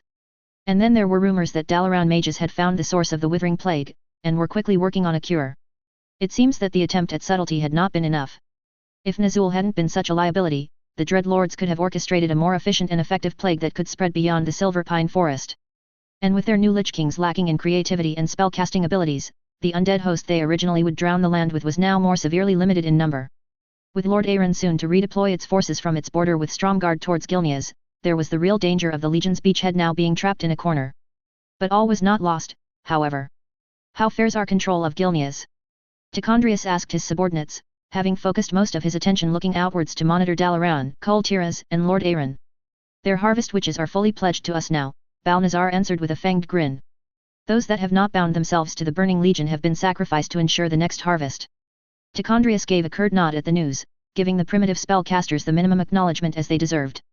It had been an easy thing to turn their order, in most cases simply subverting their repressed ambitions and skewing their perception of natural balance. With the subverted Gen freely offering the criminals in his dungeons as sacrifice, the more receptive harvest witches had given in to the whispers in their head and were awed by the fields and forests they made lush and verdant through the simple act of slitting the throats of the rune-carved sacrifices. From there, peer pressure, curiosity and some carefully crafted dreams kept the momentum going until the order was fully subverted. Not all of the harvest witches had converted so quickly though. With how decentralized they were as an organization, there were bound to be holdouts or the occasional hermits that have not even heard of the changes sweeping the land. Or at least there used to be, until Balnazar's update. Thanks to the bountiful harvests they created, as well as the purification of wells that saw those that drank from it strengthened from fell exposure, the gullible Gilnean populace quickly turned to the harvest witches for succor, which paved the way for Gen's reformations. Very few resisted when Gen formally denounced all ties to the light to return the kingdom back to the old, more prosperous, ways. Those that did not renounce their faith joined the priests and nuns and monks on the fields, their life force used to ripen the crops, fatten the livestock, or twist the land into something more defensible. In the same manner, strong-willed nobles and overly cautious advisors were also fed to the fell rituals, though the Dreadlords did not intervene when Gen offered leniency to those he deemed friends or invaluable. The leniency meant that once trusted figures like the royal alchemist, Krenan Aranas, were locked in the dungeons to be tortured daily until their wills broke. Tichondrius was mildly impressed by what the humans could achieve without guidance. If nothing else, their application of cruelty was amusing enough as an entertaining distraction.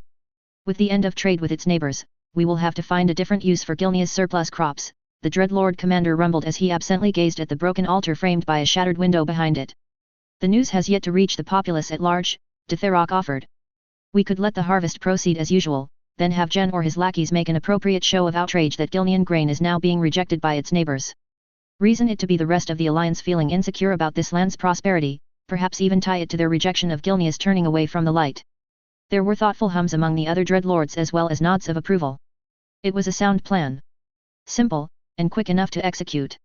Make a show of feeding the grain to the livestock, or offering it to the forest, Mal'Ganis added.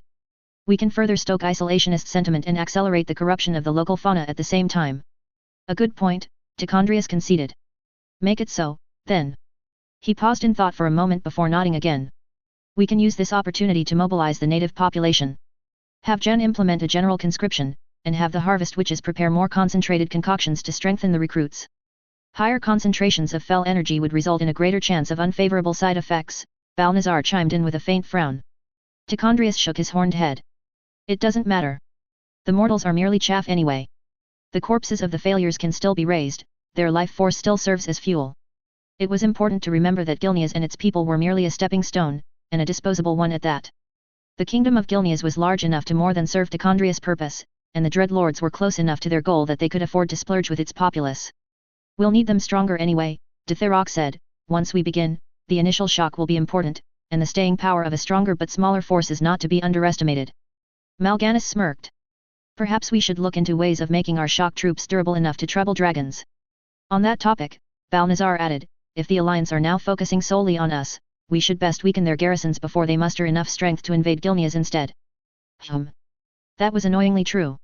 As confident as Tichondrius was with what resources they had right now, recent events had hammered home the point that things can go wildly wrong beyond expectations.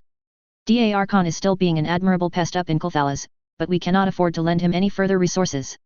Could we reach out to the orcs perhaps? Ditherok suggested, but Tichondrius shook his head. They are on the verge of defeat. Any support we provide them would only extend their usefulness by days at best. What of the trolls? Balnazar mused aloud, but it was Mal'Ganis who rejected the idea.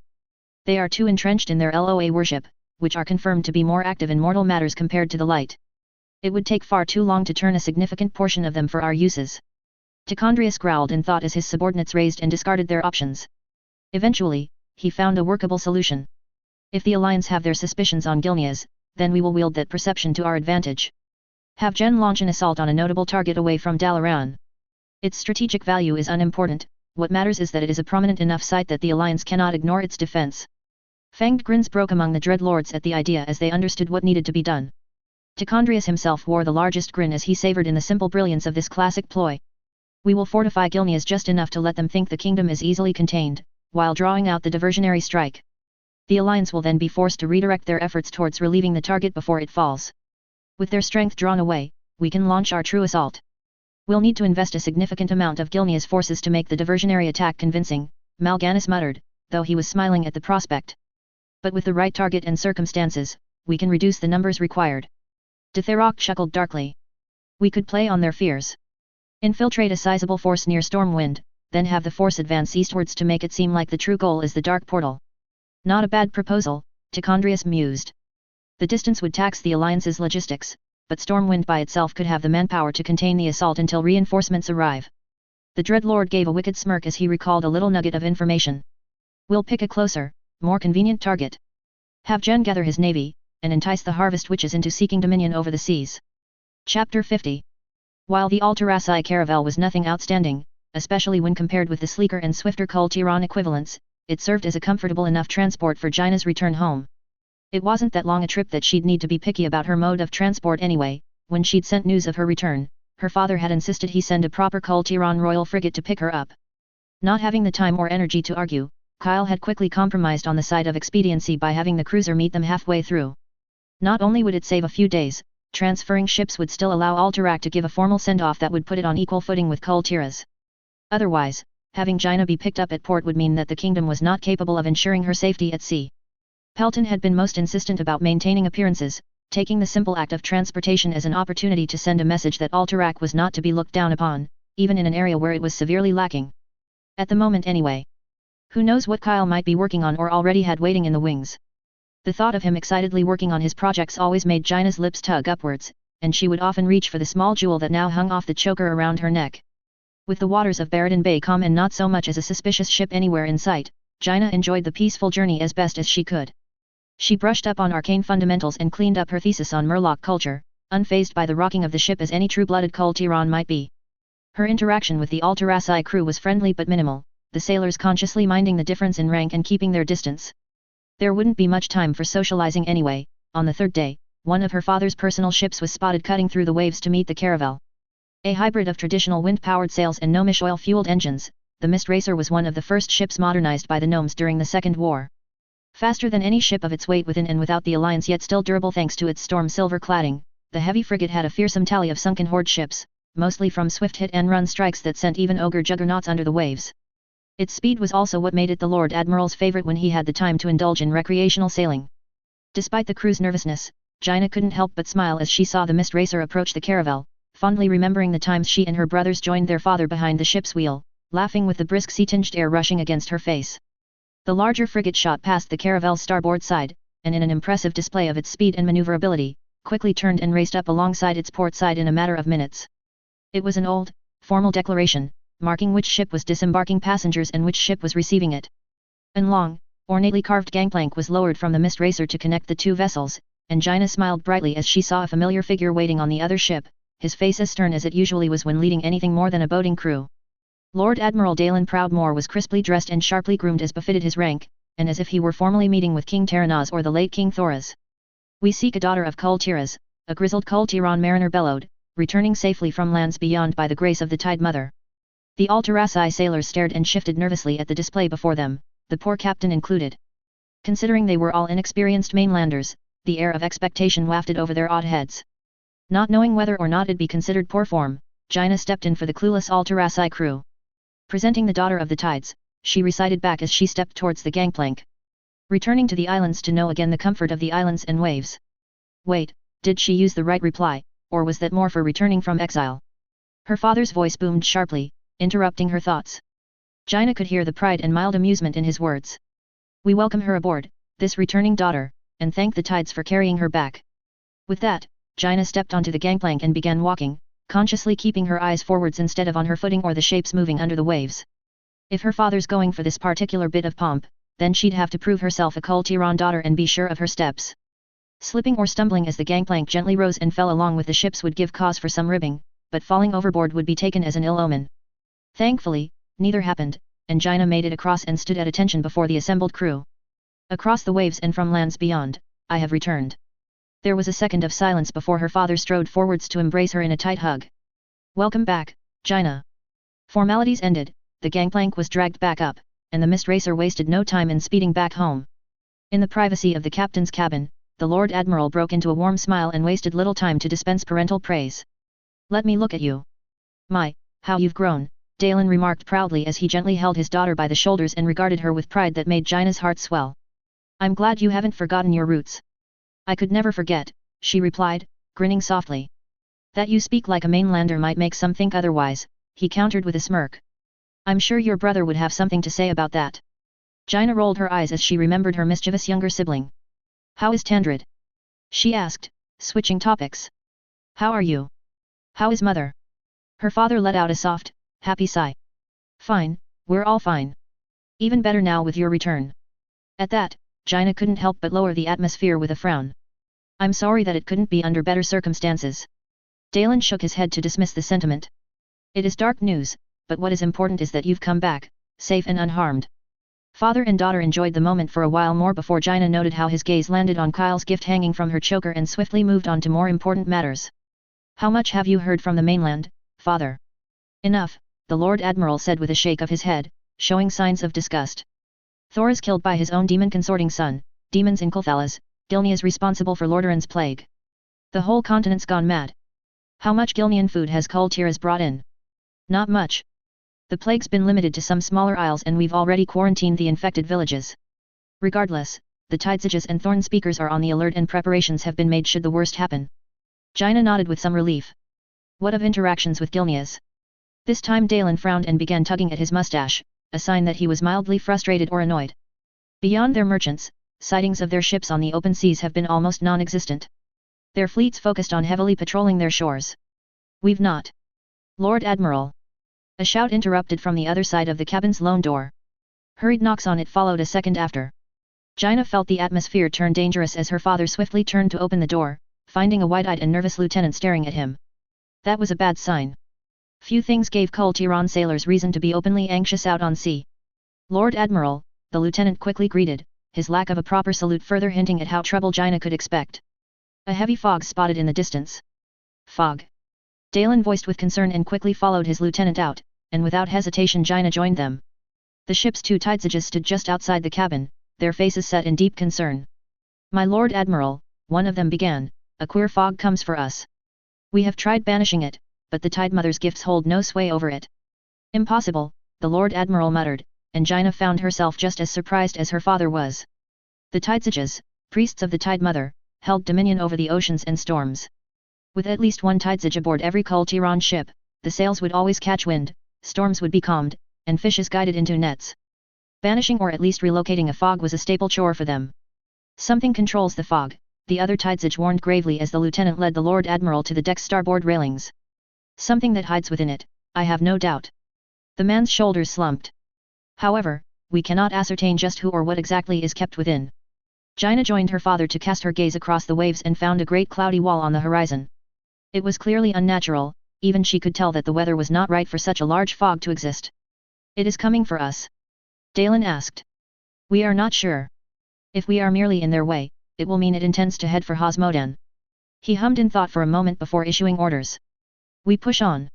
Run our engines at full speed. Tidesages, I want wind in the sails. Combat speed. As the sailors and tidesages obeyed their Lord Admiral, Jaina followed her father up to the quarter deck. This is clearly not a mere fog, he muttered before glancing at her. Jaina, could you peer into it? I could try, she replied, nodding, and then stared out to the fog, instinctively bracing herself as she felt the mist racer lurch from sudden acceleration. At such a distance, trying to pick out arcane signatures would be impossible for her, so she turned around and sought some clear space. Jaina froze halfway when she remembered where she was and turned sheepishly to her father. Could I cast a spell on the quarter deck? You may, came the amused reply despite the circumstances. With a grateful nod, Jaina began casting, the other officers on the deck wisely giving her the space she needed. The scrying spell she learned from Valagan wasn't hard, but it had a significant footprint to ensure legibility. It didn't take long for a thin tear of light to appear in the air before her, and with a gesture with her arms, the tear expanded into a glowing rent in space. With a glance out at the fog to provide a focus for her spell, the light from the scrying portal clarified into a top-down view of the foggy seas. That's better than using a spyglass, the Lord Admiral muttered before frowning at the scrying portal. The fog shone within roiled as if alive, and dark silhouettes peeked out. Those are ships, remarked the sailing master, a man whose name Jaina struggled to remember. And he was right. Looking at the shapes that poked through the fog, Jaina saw the arrangement of masts with sails fully raised and bulging. It took some effort, but she could also make out the prows and raised decks. Her father's frown deepened. 3 masts, iron prows. Gilnean battleships, the tidesage with them said gravely, drawing murmurs from those who heard it. With that definition in place, Jaina did a quick count of the masts she could see, and estimated around 6 battleships. There were also groupings of 2-masted ships at the edges of the formation, probably destroyers. To further add to the growing concern, as the mist racer cut through the waves to clear away from the obscured fleet's predicted trajectory, the entirety of the fog and the ships within it began turning after it. The damned bastards are coming for us, Dalen corrected in a frustrated hiss. How are they keeping the fog on themselves? The tidesage asked, utterly baffled. How can they see beyond it to track us? I've got a theory on that, Jaina answered dryly, but before she could deadpan further, the fog in the scrying portal began to swirl with greater activity. The jaws of the men and women who peered into it dropped as they all came to a realization, just as the lookout in the crow's nest gave an alarmed shout. The fog's picking up speed. Lord Admiral Dalen Proudmoore reacted to the news with steely resolve. All hands, battle stations. Seamen rushed to their assigned cannons while the Marines hurried below decks to switch out their more ceremonial kit with more pragmatic weapons at the armory. A series of flares were launched into the afternoon skies, and the tidesages began beseeching the Tide Mother for protective blessings. The Lord Admiral turned to his daughter with a flash of conflicted feelings, his determination wavering for a moment. Jaina gave him a resolute nod, making the decision for him. Where would you have this daughter of Kul Tiras, Lord Admiral? That earned a grateful but pained smile from him, and Dalen let out a soft sigh before he gave his daughter her orders. Keep that portal of yours open, see if you can get a clearer view of things. Tell me if anything within the fog changes. If we come to blows, I want you supporting the tidesages. Jaina gave her father a swift salute and returned to the scrying portal. She resisted the urge to reach for the jewel resting against her chest as she glanced out to the fog, finding it smothering more of the horizon as it drew ever closer. It didn't take long for the sails of friendly reinforcements to be sighted ahead of the mist racer, but by then the fog was looming over the frigate, seemingly seeking to swallow it. Jaina caught the shift in the masts within the fog, and yelled out a warning as green lights sparked off in the scrying portal. Incoming fire! What seemed like a meteor shower trailing green flames shot out of the fog, most of it landing well short of the mist racer as small geysers in the ocean. The sudden rocking and dull explosions from the few lucky hits told Jaina that the shots struck against the frigate's storm silver cladding with at best non-critical damage. Maintain full speed. Her father ordered. Evasive maneuvers. He needn't have bothered, as the Gilnean ships resumed their impossibly fast pursuit of the mist racer. Eventually, the fog's tendrils grew close enough to brush against the frigate, and several destroyers broke into view. Jaina gasped despite herself as she picked out their details. They were most definitely Gilnean ships, with their more rugged design. Yet there were enhancements on the ships that were decidedly foreign, both to Gilneas and the Alliance as a whole. What her mind initially registered as additional figureheads were instead mutilated bodies lashed to the bow of the ships, right above large ramming spikes. Great cauldrons set by their mizzen masts, belching thick, green-tinged smoke that rose up and, against all reason, moved into the sails to push them onwards. And the crew, there was something about their movements that Jaina could tell was wrong even from this distance. They leapt and rushed with a rabid energy, more bestial than anything close to human. "They're trying to board us," Jaina heard her father comment with more irritation than anything else, unfazed by the madness he witnessed. "Jen still hasn't given up his delusions of surpassing us at sea, it seems." She heard the rasp of his blade unsheathing, and felt his resolve radiate to wash over her and the crew. A destroyer swooped in, and the mistracer's guns fired. Cannonballs tore into its hull in a tight pattern, creating a gaping wound at the waterline of its bow. With the magical smoke still pushing it, the ship began to dive under the waves. Another volley from the lower decks slashed open another vessel's hull, finding something critical that made the destroyer suddenly leap above the waves as a powerful explosion tore it apart. Despite the spectacular display of firepower, there were more of the enemy that still charged for the mist racer. The frigate managed 2 more volleys before the surviving destroyers closed in and grappling hooks were launched by the wild-eyed and hooting Gilneans. The orders to repel boarders was given out, and Jaina braced herself behind her father to receive the enemy. This was just the destroyers, she reminded herself grimly, and she gave herself a moment's distraction to peer out into sea, where several large silhouettes began to break through the fog. Chapter 51. Author's notes, gave up trying to refine this further. Dalen easily dodged away from a snarling Gilnean's wild swing, parting with a precise slash of his cutlass across the man's face. The trespasser fell away with a primal cry, clawing at his bleeding eyes. He sounded far more beast than human. More Gilneans leapt onto the mist racer from the entangled destroyers, but the crazed assault was being rebuffed by the grim calmness of the Kul Tirans. The seasoned sailors formed up into small, ranked groups, with the frontmost of each formation wielding axes and cutlasses to repel the boarders while their comrades in the rear stymied any organized charge with boarding pikes and repeater bows.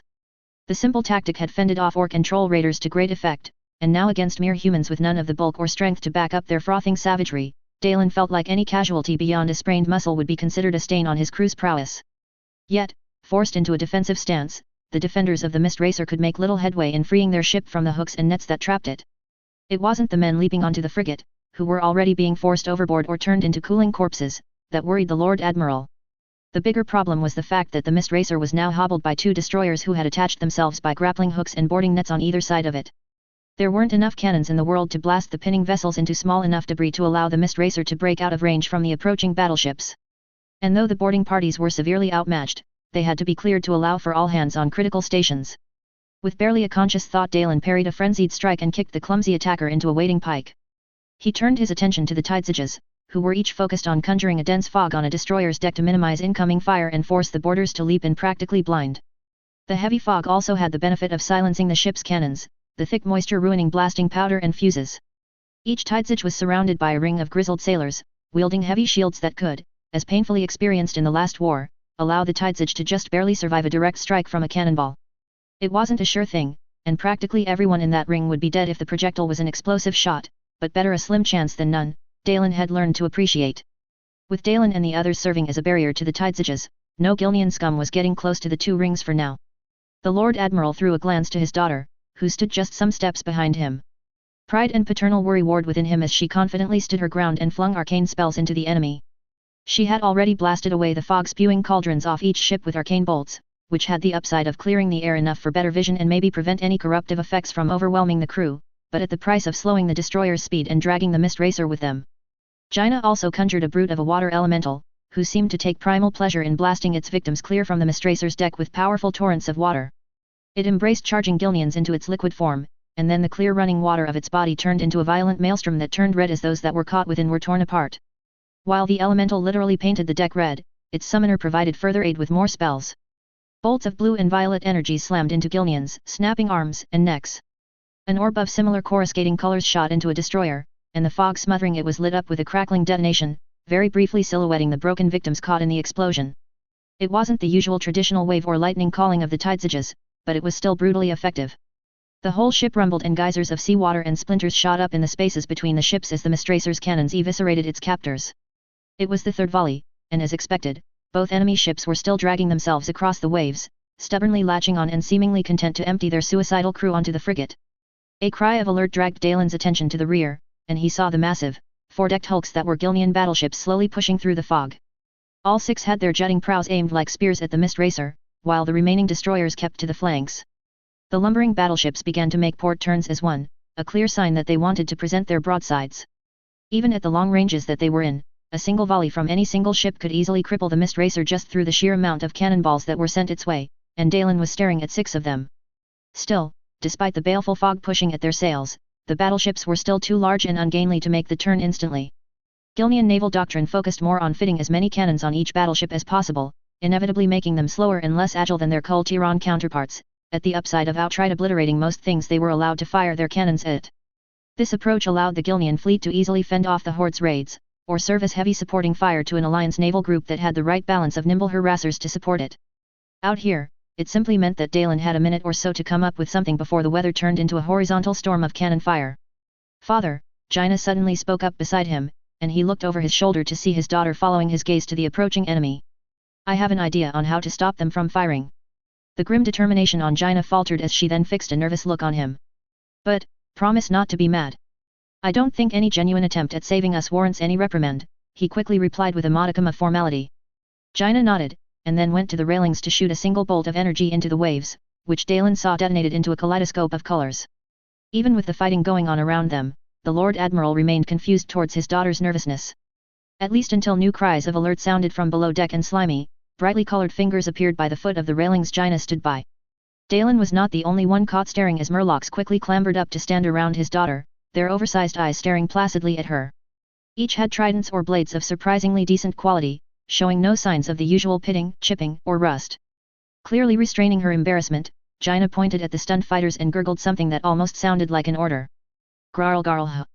Immediately a group of Murlocs charged into the fray, lunging straight for the stunned Gilneans with uncanny ferocity. "They're on our side," Jaina meekly said, and Dalen snapped out of his dumbstruck staring to regather his wits. Right. The Murlocs are with us." His bellow snapped the Kul-Tirans back to the present. "Cleanse the Gilneans from our decks." For Kul-Tiras. The fighting resumed, but with the wholly unexpected reinforcements, the stalemate was broken and momentum was clearly shifted over to the favor of the Mistracer's crew. Dalen gave the renewed fighting a brief, stupefied look, before turning back to Jaina, whose arms were already moving to cast a new spell as Murlocs began to fill the quarter deck. Some seemed to be carrying bulky backpacks. They transferred from beneath the caravel's hull, Jaina explained with a thin, apologetic smile. "I wanted to introduce them when we reached home, present their utility." "It's all right," was all Dalen managed to say as his daughter created a tear in reality. Dalen could only make out wooden boards on the other end of the portal before Jaina gurgled something and the Murlocs rushed through it, screaming their ear-gnawing warcry before the cacophony was cut out as the portal abruptly closed once they all vacated the deck. It took a while before Dalen figured out where she sent the fishmen. Only when the rightmost Gilnean battleship suddenly lit up from a fireball at its waterline did the Lord Admiral draw out his spyglass to find small, shiny figures crawling and leaping away from the vessel that now sported fatal punctures to its hull. It took a few seconds before the ship next to the already sinking battleship suffered a similar explosion. Dalen felt relief wash over him as the other battleships aborted their portside turns rather than risk running into their sinking comrades. "That should buy us some time," the Lord Admiral sighed aloud, beaming a proud smile at his daughter, "Murlocs or not." "Thank you, Jaina." Jaina managed a meek smile before father and daughter broke away from their moment to return to the violence around them. Or rather, what remained of it. The ambush of a dozen or so Murlocs on the Mistracer had shifted enough momentum that saw the deck carpeted mostly with dead Gilneans.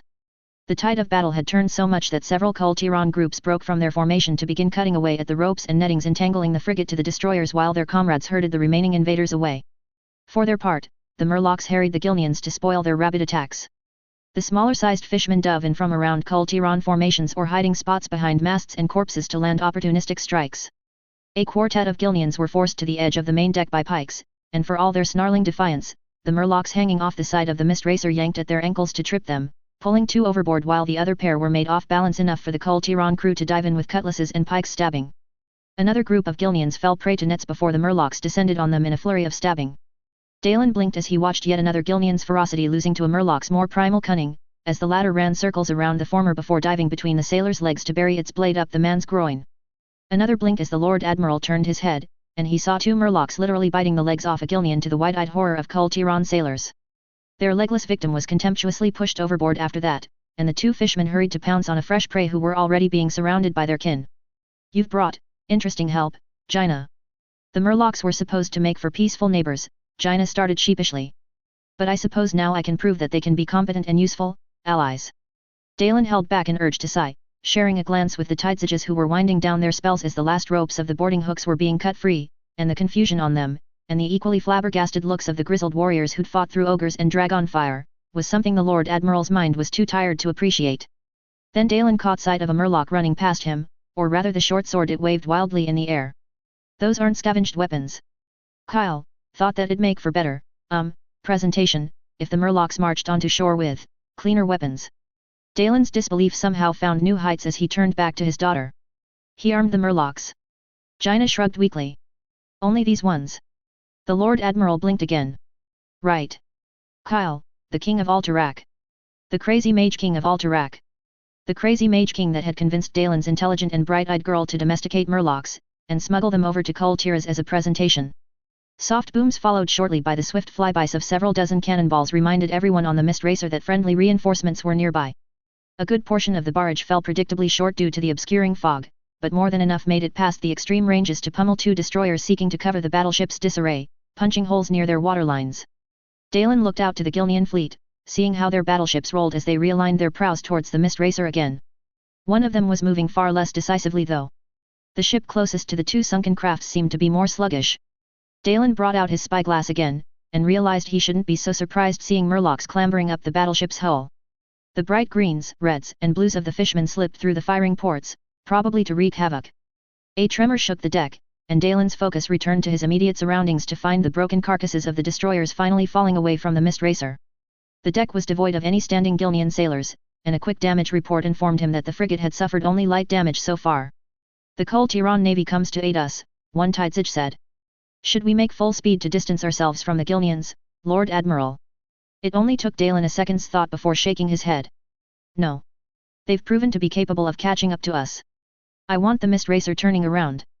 The Lord Admiral found himself snarling his orders out as the full realization of what had just happened finally settled on him. "They might be faster than us, now let's see if they can keep up with us on a chase. Prepare for harrying maneuvers. Treat the enemy fleet as oversized troll wave riders."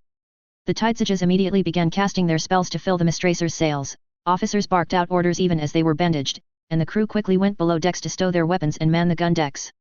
Jaina opened a portal again, this time for the Murlocs she sent over to come pouring in. With a cursory glance, Dalen noted that the fishmen suffered some casualties, and they actually carried their wounded back. His thoughts on their assistance could wait for later though. Presently, he turned to his daughter, whose blue eyes matched his steely resolve. "Do you have any further?" The Lord Admiral caught himself from saying tricks at the last moment. "Spells that would help us, Jaina?" She nodded, and it hurt Dalen to see such a grim frown on his little girl's face. "I have some options, father. She shouldn't be in the midst of all this bloodshed." "Good. Good, we'll be striking at the edges of the Gilneans' fleet. If you have anything that could." The Lord Admiral paused as he saw Jaina suddenly stiffen and grasp at the jewel hanging off her neck that had begun to glow. He held back his instinctive disdain for the arcane as he saw his daughter's eyes take on a soft glow, and the moment passed with Jaina letting out a soft sigh. With some worry, Dalen noted her nervousness returning. "What is it, Jaina?" he asked gently. Jaina slowly formed her words. Kyle. King Kyle of Alterac formally asks if the Lord Admiral of Kul Tiras would require assistance." That infuriating Mage King again.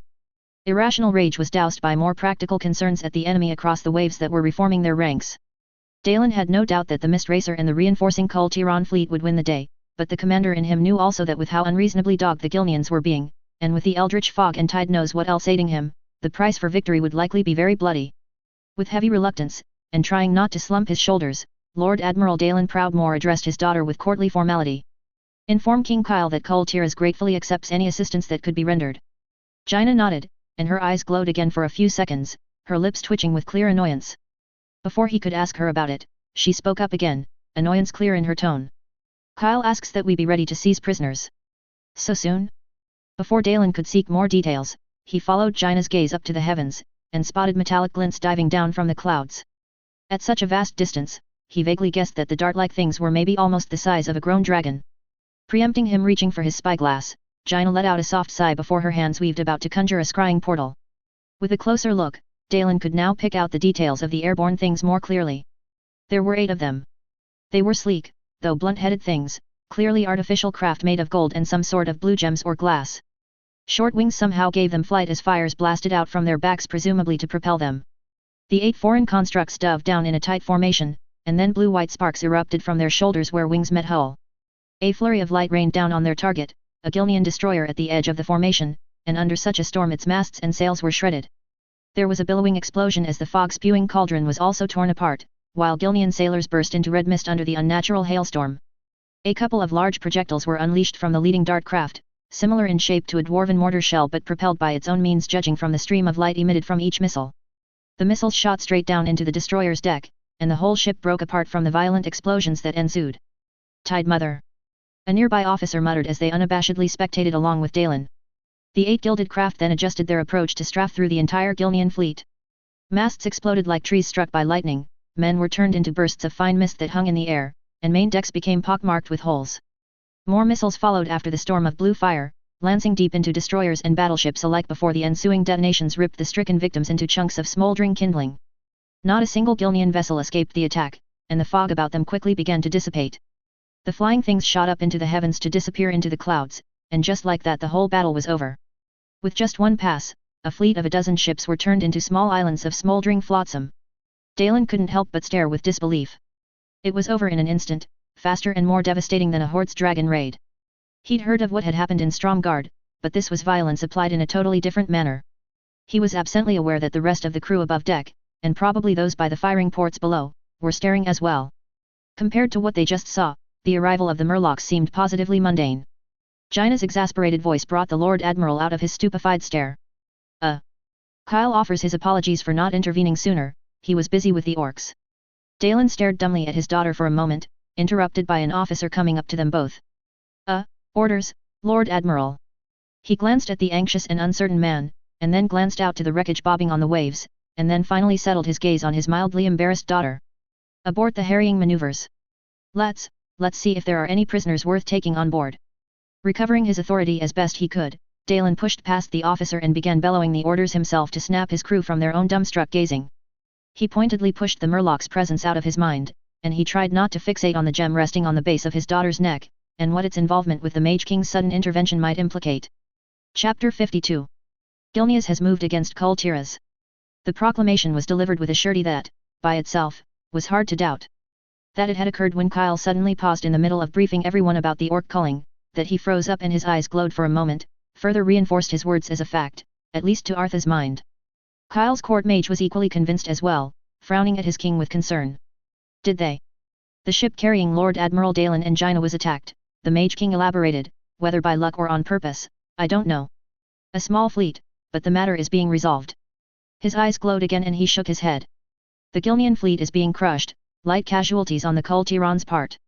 The Lord Admiral? Uther asked with little skepticism. Safe. As is Jaina. Kyle's lips quirked up into a smirk. The precautions have proven useful. The amusement quickly fled and he fixed Arthas and Uther with a more serious look. Anyway, Gilneas seemed to have made their move. Any idea why they're hitting Kul Tiras instead of breaking into Lord Argn? Uther and his knights fell into a troubled and thoughtful silence for a moment. Jen has always resented Kul Tira's naval superiority, a paladin, Sir Gavinrad, offered. But he surely has reasons beyond pettiness, someone else countered.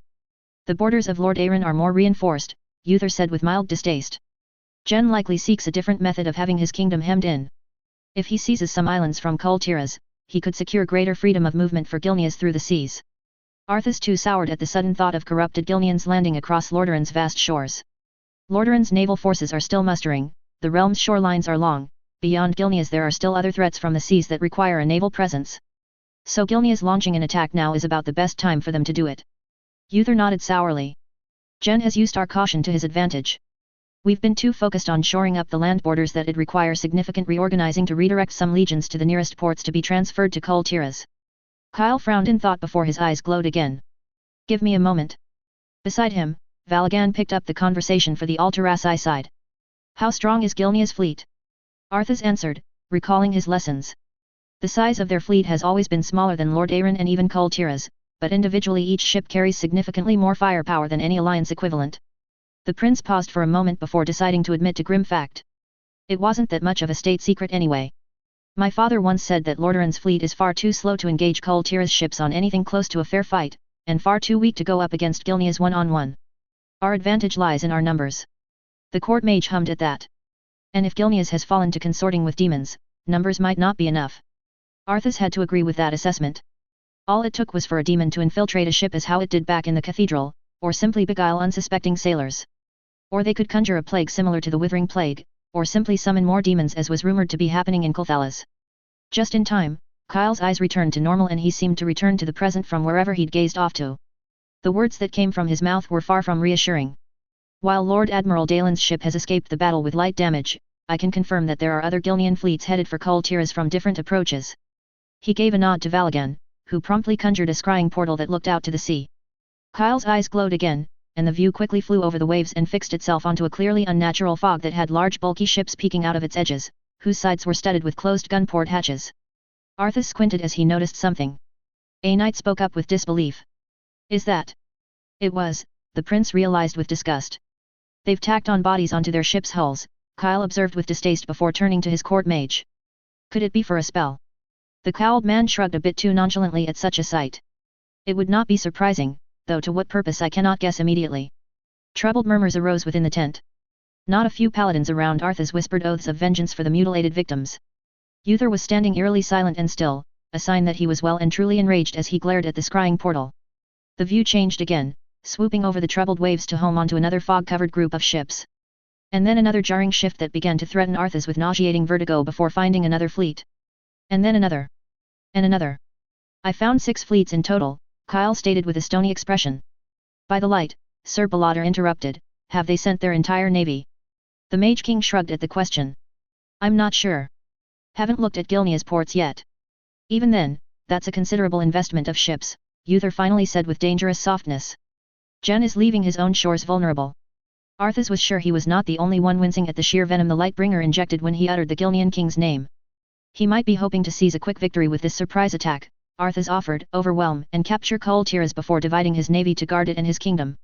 Even if he succeeds in surprising the Kul Tiran navy, Gilneas would see its forces spread thin trying to defend both their home and the island, Sir Gavinrad countered. It doesn't make sense. They've fallen to demon worship, another paladin growled. They've lost all sense to start with. The tent fell silent after that, everyone grimly watching the fog-wreathed fleet pushing through the waves. Kyle's eyes finally stopped glowing as he nodded to Valagan, who gestured with a hand to split the scrying portal into 6, each focused on a different fleet. All of them seemed to be headed straight for the capital island.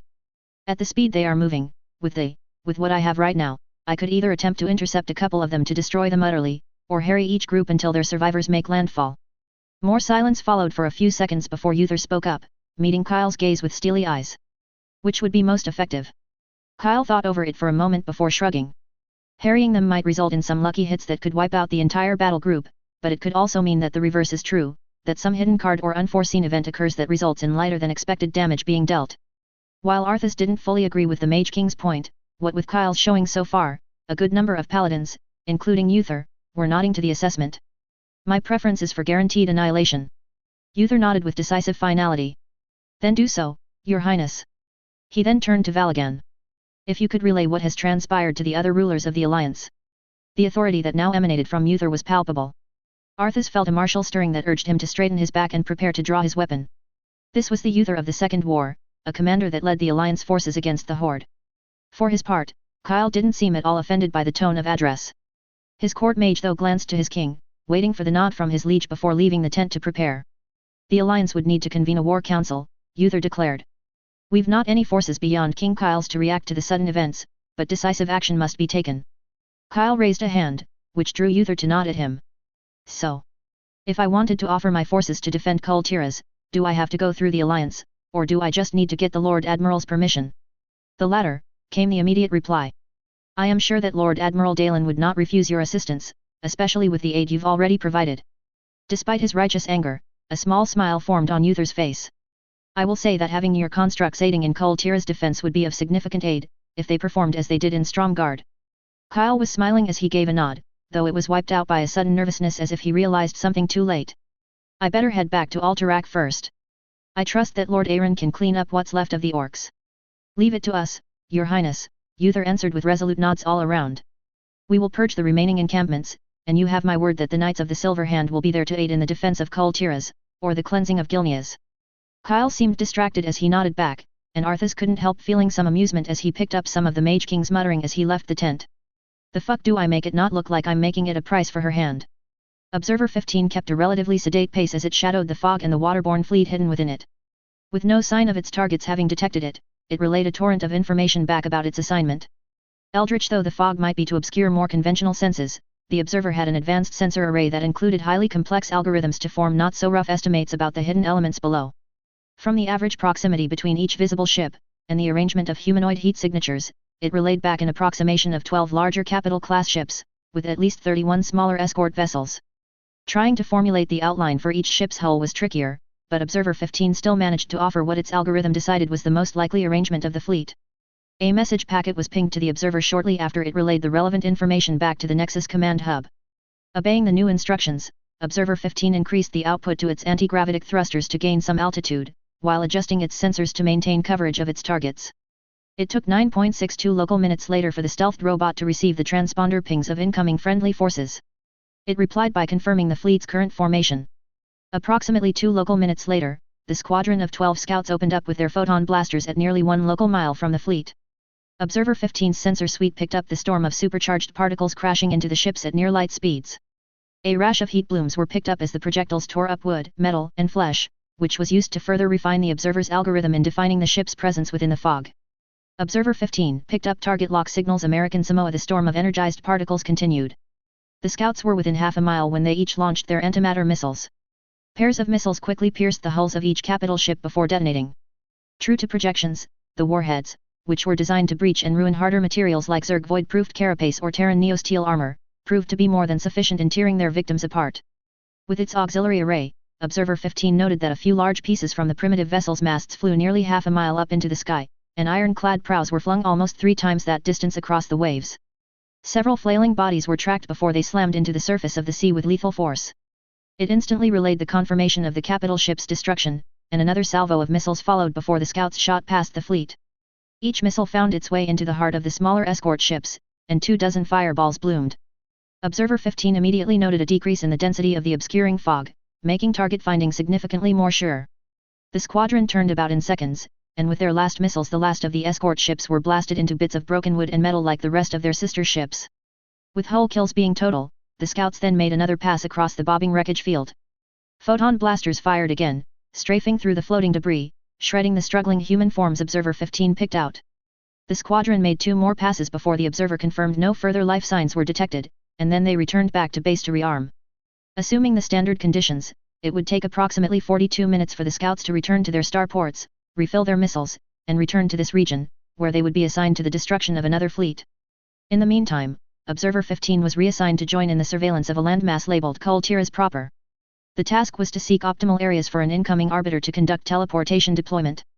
As it traveled to the island, it processed the data packets sent by other observers over the Kul Tiras island and began independent processing for picking out appropriate deployment zones that met the footprint area of 4 dozen Dragoon walkers, 23 sentry combat support drones, 13 Reaver artillery units, and 9 probe pioneer drones.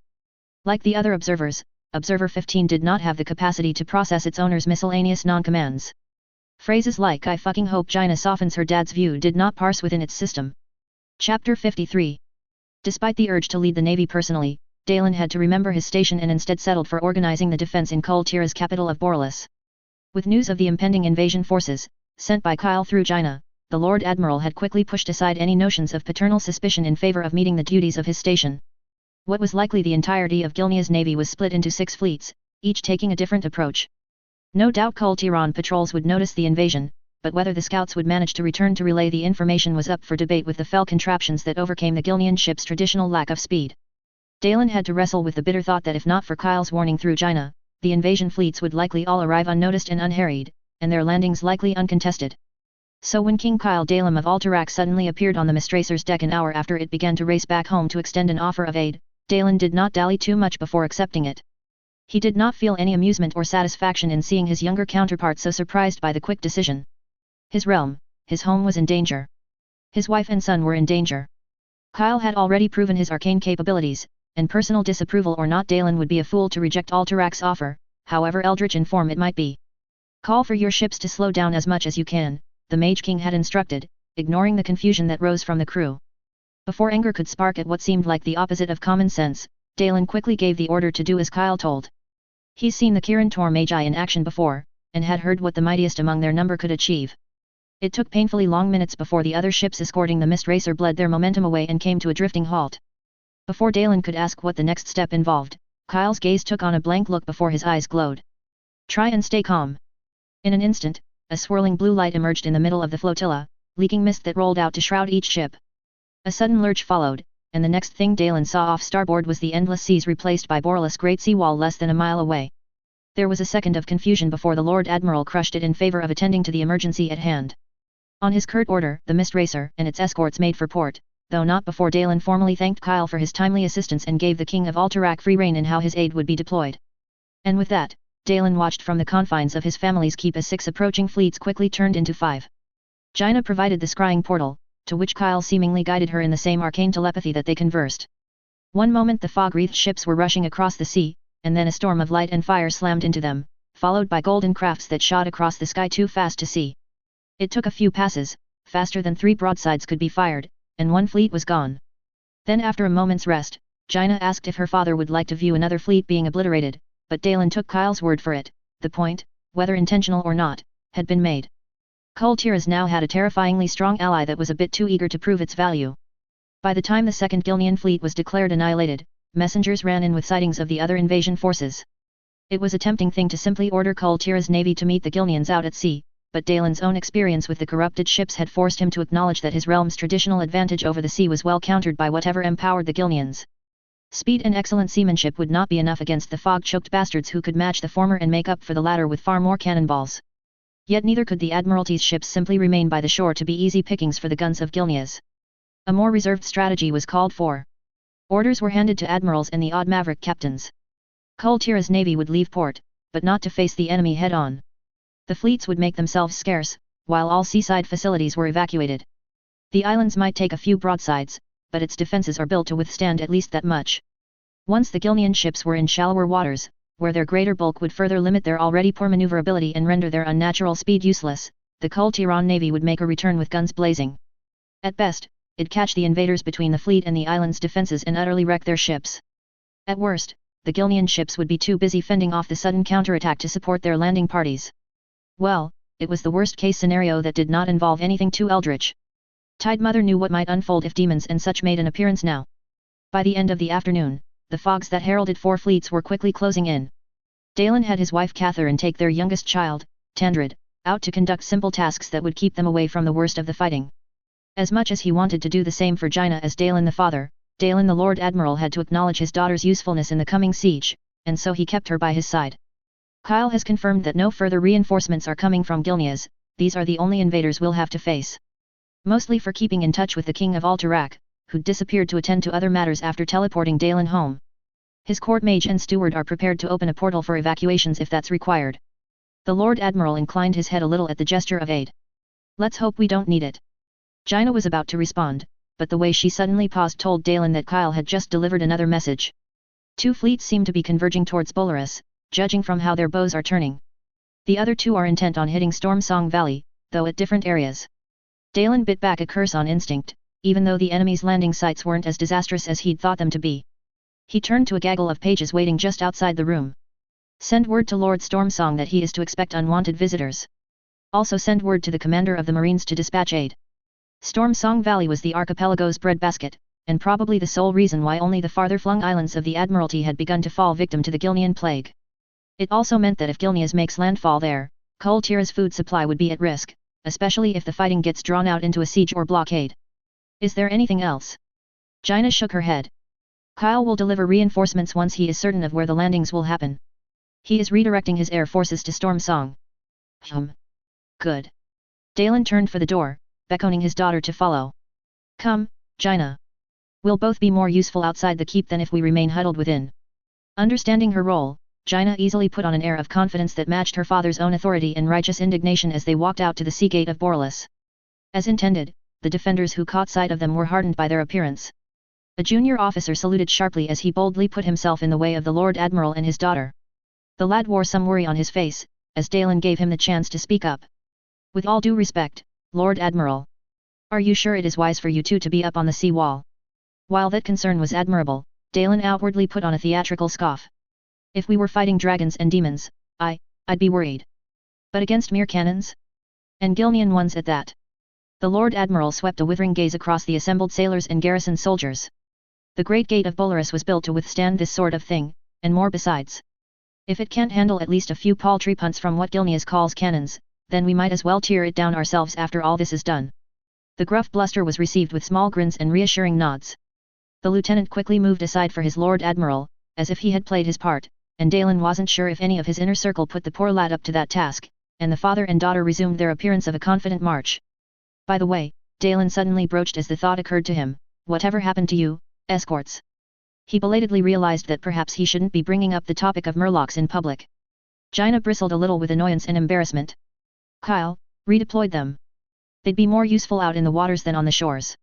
The image of the fisherman climbing up a battleship to slip through the gunports flashed through Dalen's mind, and he almost visibly shuddered at the thought of having to encounter fighting from the severe confines of below decks rather from above, against a slippery and smaller foe that could better make use of such tight spaces. Then he also remembered the murlocs clearly planting devices on a battleship's hull that blasted open a lethal hole that quickly sunk the vessel. I can see that. There was a thick silence as the pair nodded or waved at passing defenders, and then Dalen decided to brace himself and pick at a particular thorn. Kyle, King Kyle. What do you make of him? Jaina almost stumbled in her steps but recovered quickly enough that only those that paid attention to her would catch the sudden slip. How do you mean, father? Dalen sighed as he heard the abashed inflection in her voice. Do you, like the man? There was a drawn second of silence before his daughter let out a short and crisp yes, and Dalen fought against wincing or clenching his hands into fists. I see. I've heard conflicting things about him. Kyle's a reliable and trustworthy king, Jaina replied a bit hastily, her blue eyes snapping to meet his.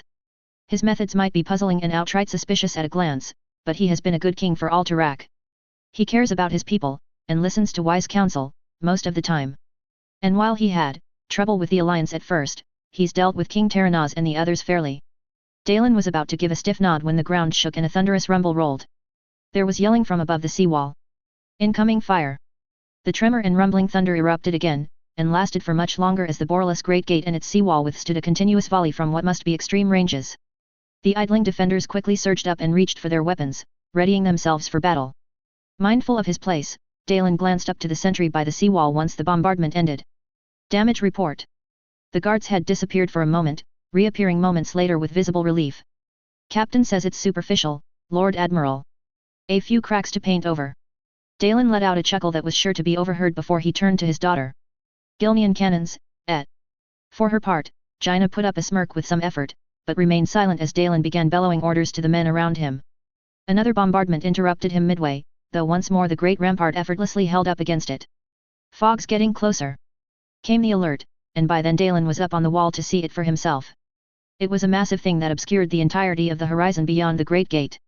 If he had his guess right, the assembly of two Gilnean fleets was spread out to maximize their firing lanes, and even then a glance over the railings showed that the seawall had suffered only a rash of cracks and shallow craters. They're being bold, Jaina commented as she too spied the bows within the fog that were aimed squarely towards them, seemingly intent to rush into close range where their cannons would be more effective against the bulwark in their way. That was troubling. Even if they got well within effective firing range of the defense's cannons, there were far too many ships out there to sink before they could really take a toll on the gate and walls. Especially if the Gilneans showed the same reckless abandon as they did on the Mist Racer, they might very well manage to make landfall after suffering horrific casualties. Father. Jaina's tone of voice caused the Lord Admiral to turn to see her frowning. Kyle is sending aid now. Right on cue, the waves before the approaching host churned as if boiling. The fog rolled over the phenomena as the combined invading fleet moved on regardless. For a second, Dalen was about to ask his daughter to clarify what sort of reinforcements the Mage King would be sending, but then the waters exploded upwards as small isles suddenly surfaced. No, not isles. Dalen caught the gleam of familiar gilded metal. Kyle's constructs then. Gilnean destroyers were flipped over as 6 massive, bulbous things emerged from within the fog and among the fleet. They rose higher and higher above the waves with a sort of slowness, heedless of the ships frantically turning out of their way. Each head that breached the sea was truly alien in design and colossal in scale.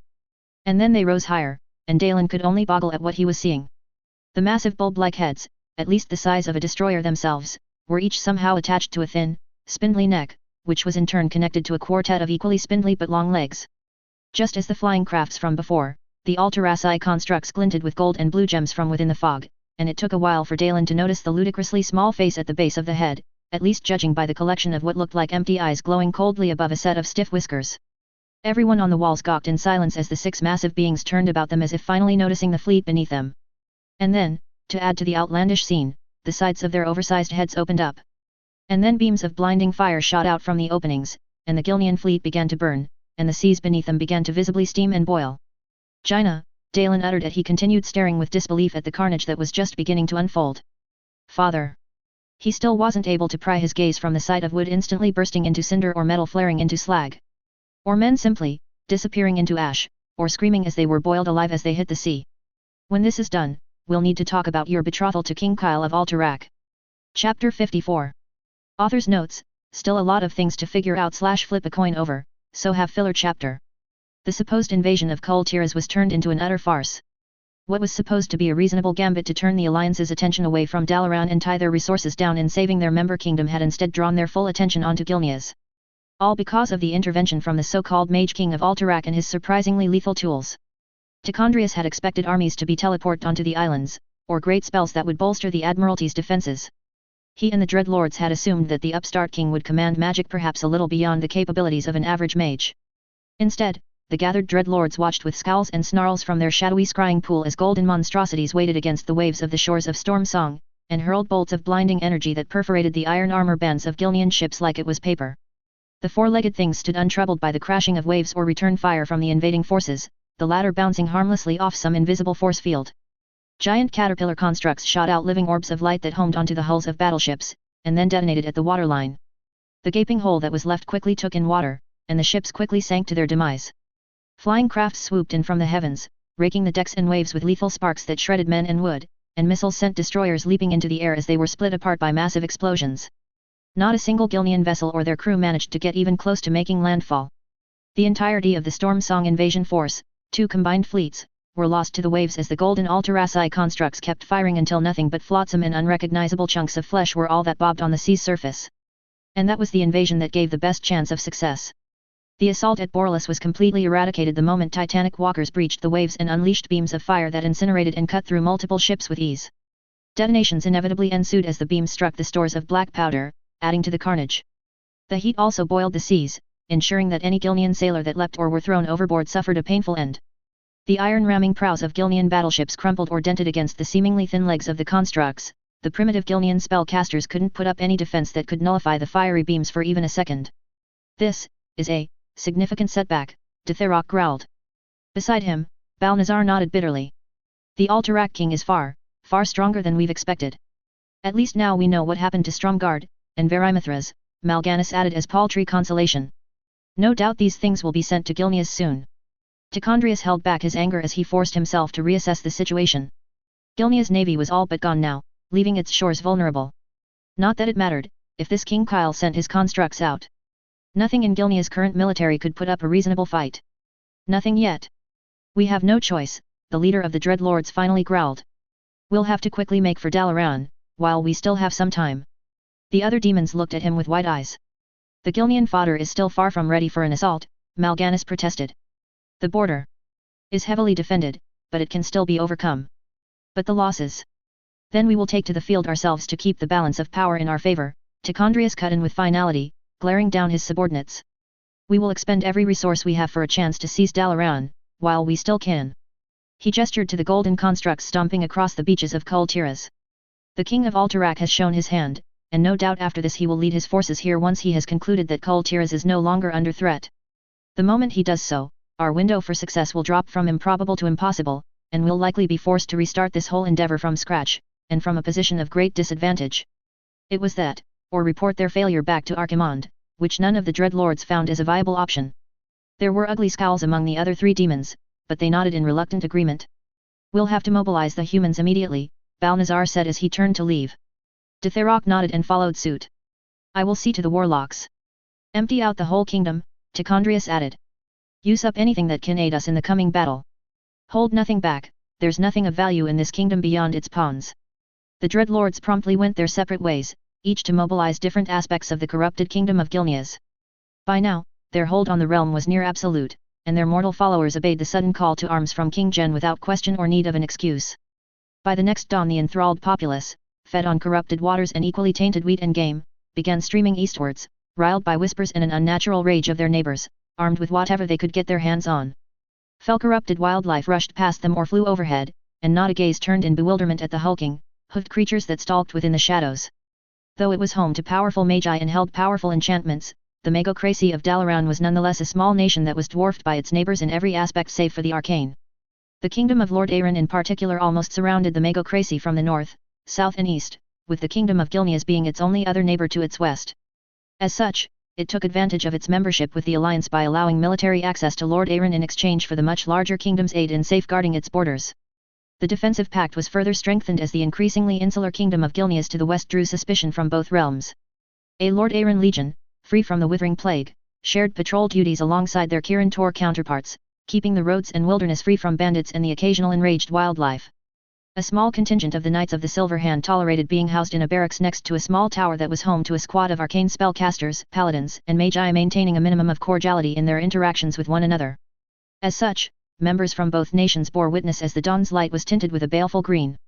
Sentries, priests, knights and magi alike looked to the skies, their confusion costing them precious time as 4 meteors of green flame broke through the clouds and hurtled down towards the small but formidable keep overlooking the borders of Gilneas and Dalaran.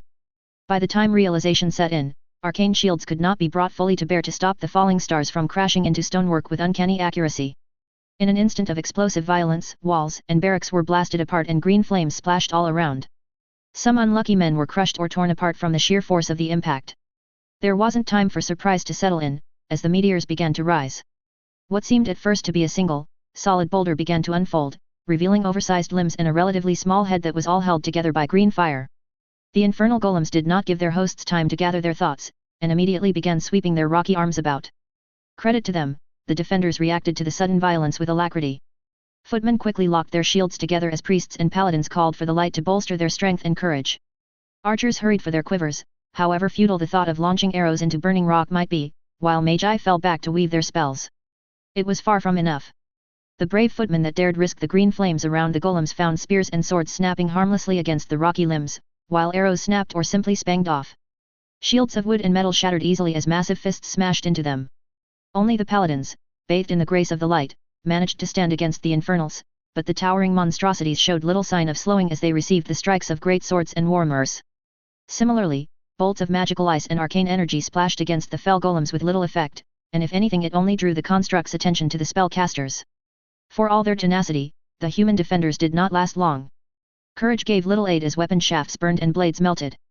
The light was not enough to stop the rocky fists from crushing armor and flesh into a pulp, nor was arcane shield strong enough to hold up against fell-fed brute strength. But still the men and women of Lord arg3nt and Dalaran fought back, if not to defeat the monsters, then to keep their fell attention and allow time for the keep's servants to flee. Panicked messages were sent out on horseback to warn nearby settlements, while a lone mage was forced to disengage to deliver the dire news to both the throne of Lord arg3nt and the Kirin Tor conclave.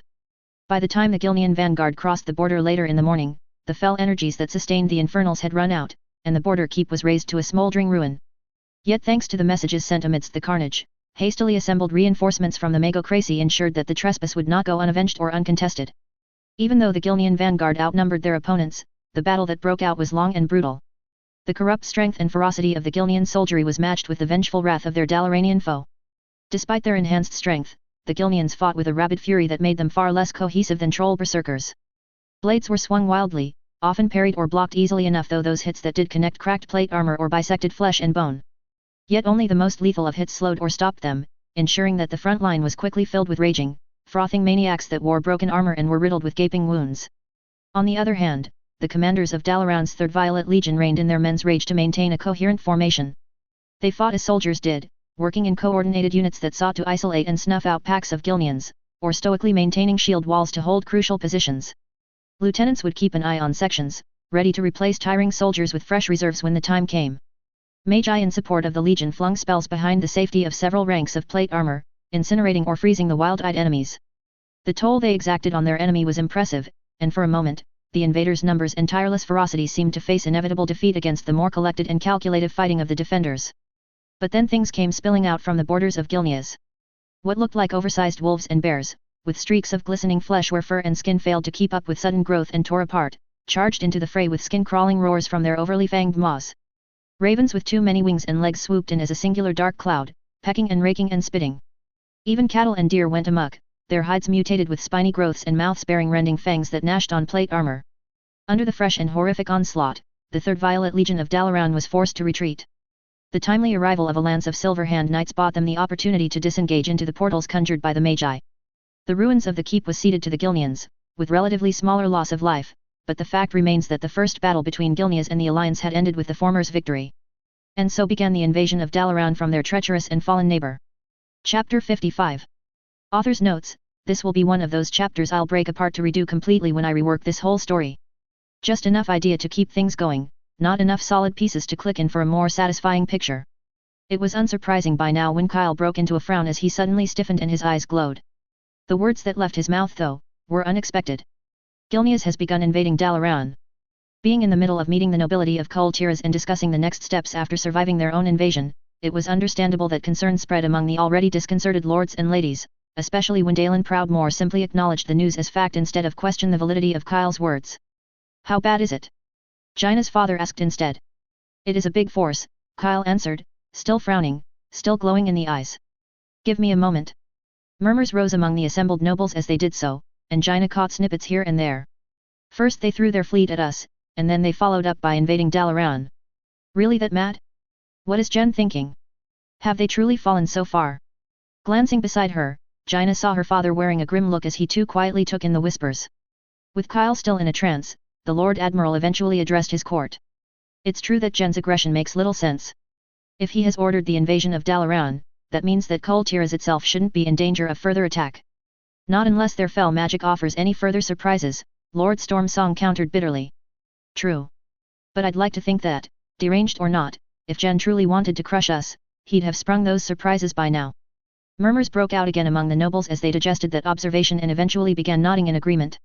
Lord Waycrest stepped forwards, bearing his confusion to the Lord Admiral. It still makes no sense. To attempt one invasion, and then launch another so quickly, with barely any time to receive news of the first one? Is Jen that confident in his forces? He might be aware of his loss here, Jaina found herself speaking. Then, noting the attention she drew on herself, Jaina forced herself to weather the curious gazes of her father's court as she continued with her train of thought. Kyle is not the only one capable of scrying. It is likely that King Jen has corrupted spell weavers that had an eye on the invasion of Kul Tiras. It would explain the timing of his attack on Dalaran. But not the reasoning, her father said sourly. Lord Waycrest has the right of it, unless Jen has completely lost his senses. Conducting one invasion after another, especially after knowing that the first had failed, is beyond foolish.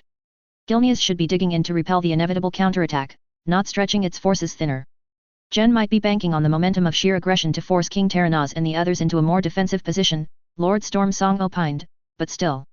That'd leave their coast open to our navy's retaliation. Assuming they care about that at all, Kyle suddenly added, having snapped out of his trance and giving Jaina and then the rest of the court a worried look. I've risked a look, and it seems that the kingdom of Gilneas is being emptied out to feed their invasion of Dalaran. The forts I've checked, and their capital, are devoid of any garrison. Towns and villages are practically abandoned. There's a stream of carts and men and women headed east. A cacophony of confusion and disbelief broke out, and Jaina flinched as her father quickly brought order again with a sharp bang of his fist on his throne. It seems that Jen really wants Dalaran, he stated over the crisp silence. More like whoever's puppeting him, Kyle replied. I've faced one major demon already, and whatever's going on in Kulthalas is definitely related to more fell infiltration, so it wouldn't be surprising if there's another demon or two behind the scenes. More than a few faces blanched at the casual mention of demons, though having faced a dreadlord already, Jaina wasn't as impressed. Her mind began picking apart at the information that's presented to her thus far, and a disturbing conclusion was reached. So, the invasion of Kul Tiras was supposed to be a distraction. That snapped a lot of attention her way, and she had to brave her father's offended gaze. Distraction. Yes, father.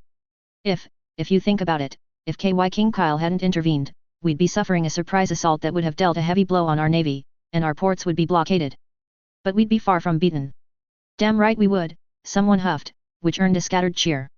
Jaina gave a nod before continuing. Kul Tiras would be besieged, we would resist, and inevitably news would break, and the alliance would hurry to come to our aid. King Terranaz and King Magni especially would be quick to want us liberated. Gilneas has been fortifying their border before this, Kyle chimed in, so it'd be one brutal bottleneck trying to break in by land to make for their capital and force Jen to call off the invasion. And it'd be far more expedient, at least on paper, for the alliance to muster their fleets to liberate Kul Tiras first. Jaina watched as the pieces clicked in her father's mind. So, the kingdoms of the alliance would mobilize its forces towards aiding Kul Tiras. And once the order to invade Dalaran is given, a good portion of the fighting forces would either be on ships or at best already en route to ports, way out of position. At least, without my intervention, Kyle chipped in a bit too casually. Dalen's face was scrunched up in a sour, angered expression. But now that their distraction has failed, they've no choice but to call off the whole thing, or fully commit regardless. It seems to be the most sound theory so far, Kyle said, and then he too frowned. Which means I should be reinforcing Dalaran as quickly as possible. And why is that? Jen's puppet master is willing to risk it all in invading Dalaran. Even if it falls, they have to know that the alliance would soon retaliate, and Gilneas' forces would be poorly positioned to defend their prize, demons or not. And Gilneas itself is undefended if Lord Aaron or Hosmodan decides to send a legion or two in to capture it in turn. That was a troubling conclusion, Jaina thought. So, their goal is not Dalaran itself, but something that lies within it. Probably. Kyle admitted with a shrug. It makes the most sense. It does, Dalen said sourly before leveling a steely gaze on Kyle. We'll not waste your time any further then, King Kyle. We will maintain our defenses for a while more just to be sure, but also begin mustering a force, either for Dalaran or to strike at Gilneas itself.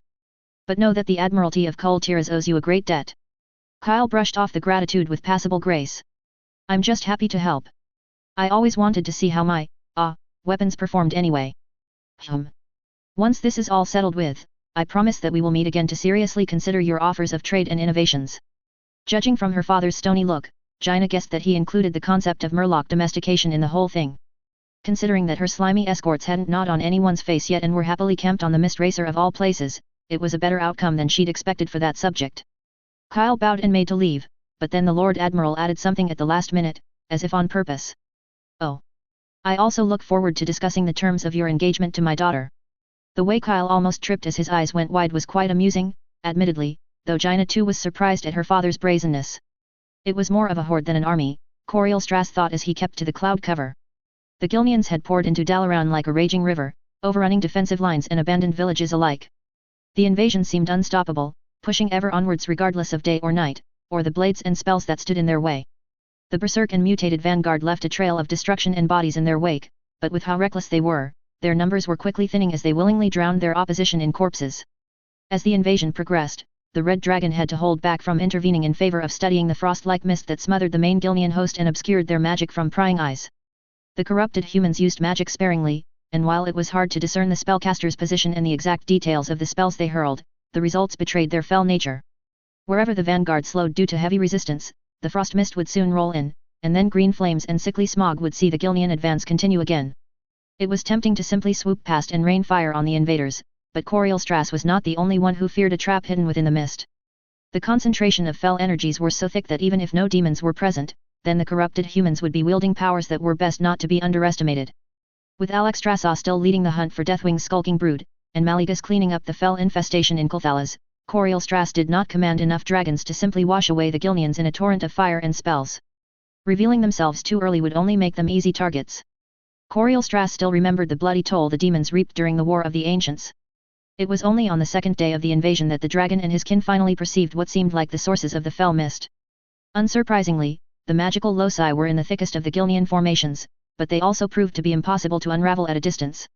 It was potentially a heavy risk to take, but with the city of Dalaran only days away, and the Kirin Tor Magi showing little efficacy in slowing the advance, Coriel Strass felt that it was worth at least depriving this advantage of the invaders. A quick exchange was held with the other dragons, some of them old survivors like Coriel Strass who had lived through both the Burning Legion's invasion all those millennia ago, and the humiliating enslavement of the Red Dragon flight a few years ago. Caution was on everyone's mind, but at the same time the Reds could not allow the threat below them to continue unchecked. It did not take long for them to agree to a plan of action. With the invaders soon to encounter another blocking force, the dragons spread out, using telepathy to coordinate their movements. To the Dalaran footmen and Lord Argent knights stealing their resolve as they locked shields and lowered their lances, the depleted mob of slavering, wild-eyed berserkers hurtling at their lines still appeared ominous, especially with the rolling white mist and the silhouettes of dread figures hidden within that followed closely in their wake. Surprise was total as what looked like a storm of flaming meteors rained onto the advancing invaders, followed by the appearance of old horrors. The veterans of the Second War tightened their grips on their weapons as they watched the dragons diving straight down at the Gilneans. Instead of breathing fire as they used to as Orcish mounts, these flying monstrosities instead gestured with their front limbs, with all the familiarity of a mage's spell casting. Then more flaming boulders fell from the sky, and the explosions and burning black smoke violently blasted away the eerie mist. To the relief of many, the dragons swooped away from the defenders, content to wreak havoc on the Gilneans instead. Some green bolts of fire shot up, puny in comparison to the oversized fireballs raining onto the ground. The incendiary flyby was short-lived, and the dragons quickly climbed up into the heavens after just one pass. Relief was turned to horror though, as with mist dispersed, the true face of the Gilnean invaders were revealed. Amidst the smoldering craters, too many figures rose up. They were barely human in shape, hulking men with distorted muscles bulging out between metal plates that constituted armor. Among the misshapen brutes, unnaturally long, branch-like arms reached out to the heavens, blasting green fire in a poor attempt at retaliating against the dragons. Crowns of antlers and horns marked out the fallen harvest witches, who were covered in blood and glowing tattoos. Behind the monstrous mob, massive figures in eldritch armor with oversized blades rode on similarly protected steeds that were impossible to be mistaken for horses. The Gilneans' parody of knights rode on things with too many legs, horns and fangs to be equine. By their flanks were the dark imaginings of wildlife. The horrifically mutated animals of Gilneas were all twisted beyond belief with oversized fangs, spiny growths, extra appendages, and other grisly additions. Even the flock of birds that now circled the invaders sported too many wings, heads or legs. Yet what struck the most fear was the fact that whether corrupted men or mutated animals, their eyes and mouths glowed with the same baleful and unnerving green light. The defenders took all of Gilnea's hideous glory in, and wavering looks were exchanged between comrades. The rabid Gilnean berserkers, though horrific in their own way, seemed a far more reasonable foe in comparison. For a moment, the blighted army kept their gazes skywards, seemingly anticipating the return of the dragons. Then, after seconds turned into minutes, their attention fell onto the ground before them, and the formation of Dalaran and Lord Argent men that stood in their path. Then, as one, the Gilnean host began to advance again. The Kirin Tor Magi embedded in the defenders quickly cast their spells, hurling arcs of lightning, streams of fire and barrages of icy spikes. Gilneans died, but just as many simply picked themselves up regardless of the chunks of flesh incinerated or gouged out of them and dragged themselves forwards. There was another barrage of magic, but still not enough Gilneans fell permanently, and their advance began to pick up pace. The cloud of bird things swooped over the heads of the last Gilnean berserkers, and all Terrasai repeater bows were let loose to intercept them. The storm of arrows shredded the cloud of feathers and claws and beaks, but it was not enough. The fell flock fell onto the defenders, forcing footmen to hide their helmed faces behind their shields as they swatted what they could around them, or knights to abandon their steeds that were being pecked and clawed to death. The Magi found themselves smothered and overwhelmed, suffering agonizing ends as their arcane protection quickly failed and beaks and talons tore them apart. A few managed to teleport to safety, abandoning the field. With the defense put into complete disarray, the Gilnean army closed in for the kill. The familiar roar of dragons gave them pause. This time, their intervention was anticipated. The dragons' fire were met with fell flames, exploding spectacularly but harmlessly high in the air. Blinding lightning of white and green warred with each other, and soon enough the dragons were forced to abort their dive as the sheer numbers of harvest warlocks threatened to overwhelm them. It still bought enough time for a smaller group of dragons to swoop in and burn away the Gilnean bird nightmares, though not before the mauled but still surviving defenders were whisked back to Dalaran. With dragons and defenders alike forced to abandon the field, the invasion of Dalaran once more resumed. Chapter 56. We must make a stand while we still have the options to do so, before the enemy reaches the city and forces the issue. Archmagi and legion commanders alike murmured in agreement to Archmage Antonita's sentiment, but the problem remained, exactly where, when, and how to engage the approaching Gilnean monsters. If not for the revelation of the Gilneans' obscene corruption, most would have been content to hide behind Dalaran City's enchanted walls. But with so many unknowns hanging around the invaders, many had to admit that it would be far preferable to launch a counterattack, as much to slow down the invasion and buy more time for reinforcements to arrive, as to study and trigger any further surprises the fell mutated forces might still harbor. The arrival of dragons had brought brief relief as their ambush banished the magical mist that shrouded the Gilneans. Then the horror and disgust of seeing the new forms of the Gilneans were further exacerbated as scrying magi within their sanctums and spires found the spellcasters within the throng of invaders. The magocracy of Dalaran were familiar with amateur occultists and the occasional odd mage turned warlock, but the sight of so many corrupted harvest witches throwing up enough dark magic to chase away dragons unnerved many spectators. Those of sufficient rank within the Kirin Tor had a clearer inkling of what fell magic could achieve, especially if there were enough warlocks that could forego backstabbing and power plays to work together. Fell magic is far more destructive, far more potent than standardized arcane spells, but also far more volatile and taxing to the casters. Which was why many warlocks worked around the issues by utilizing living sacrifices to fuel their spells and also serve as a lightning rod to draw away the worst of any negative effects. For the Gilneans to all be so mutated hinted at a terrifying expenditure of power indeed, something perhaps just short of opening a new dark portal. And that was the warlocks of Gilneas working with the limitations of their relatively low access to magic. What would happen then, if the invaders managed to gain control of magic-filled Dalaran, and all the knowledge and artifacts kept within? Fell-wielding occultists had been recorded draining the life force and mana from victims. Might a whole organization of warlocks be able to drain the magical defenses of Dalaran to fuel their own powers? That dark imagination was why nobody wanted to risk enduring a siege right at the walls. Though Coriel Strass wished that a consensus could be achieved on what exactly is the appropriate alternative to take. After the limited victory against the Gilnean horde in taking out their magical shroud, Coriel Strass had narrowly missed death by 1,000 blasts when he and his kin risked a foolhardy attempt at thinning more of the invaders' ranks. Reinforced arcane shields had fizzled and sparked into nothingness from the torrent of fell magic, and a couple of younger drakes would have succumbed if not for their older kindred expending their magical reserves. While the flight of dragons left to recuperate and study what they'd encountered, Coriel Strass returned to Dalaran as Archmage Crassus, to keep abreast of their situation and movements on the chance that an opportunity might present itself for the dragons to provide maximal aid. Kulthalas will send aid soon, Prince Kael'thas reassured not for the first time. My father has sent word that the treacherous wretch who has been running amok in Kulthalas has finally been cornered. Archmage Ansirem, a member of the ruling council of 6 like the Elven Prince, countered with clearly taxed restraint.